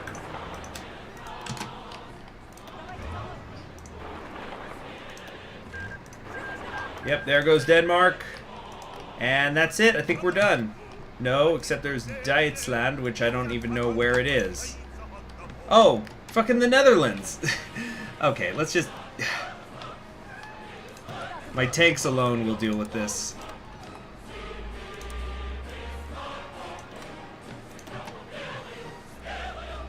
Whew. Why did the Netherlands go on a diet flat as they are? Good question. Come on, let's go! Who gives a damn about supply? We'll have plenty of fascist meat in a second, because, you know, we'll eat them. No, no, you don't want to consume something like that. It's bad for your health. Done! War is hell. When will it end? Okay. So, I'm going to see if there's a... Let me pull up, like, a custom event. I'm pretty sure some people have made them before. Here we go. Fall of Germania custom super event. Hold on. Let's pull it up. I've never seen this before, but we're gonna play it.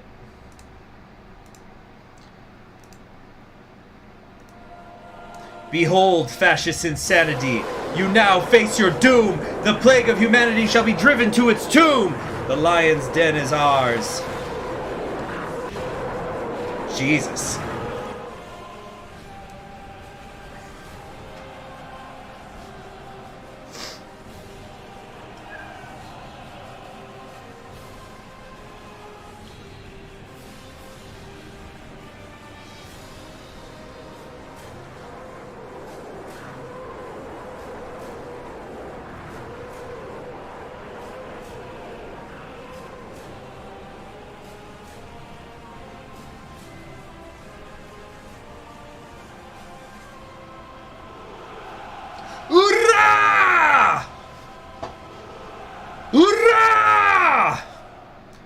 Hoorah! All right, very cool. So, that wasn't bad. I really like that.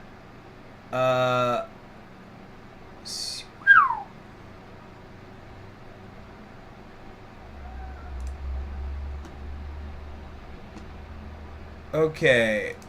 So, that's it. We're finally done. We're done with the campaign. Longest ever stream. Not ever, but tiring stream. There we have it. The Union of Soviet Socialist Republics. Underneath the wise leadership of Mikhail Tukhachevsky, a.k.a. the Drifting Snow Katyusha!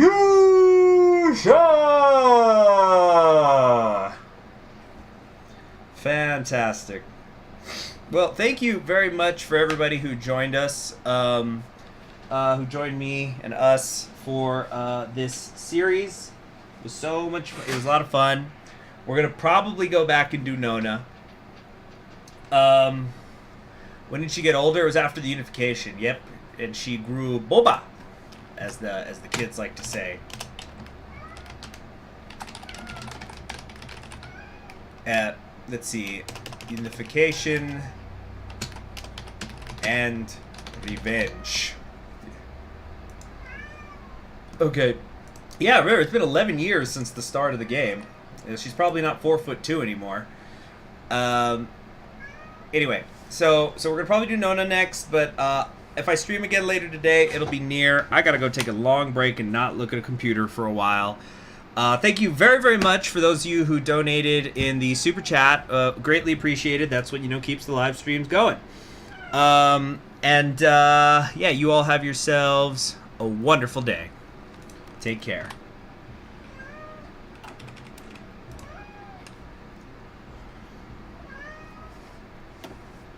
All right, yeah. Don't worry, Caesar.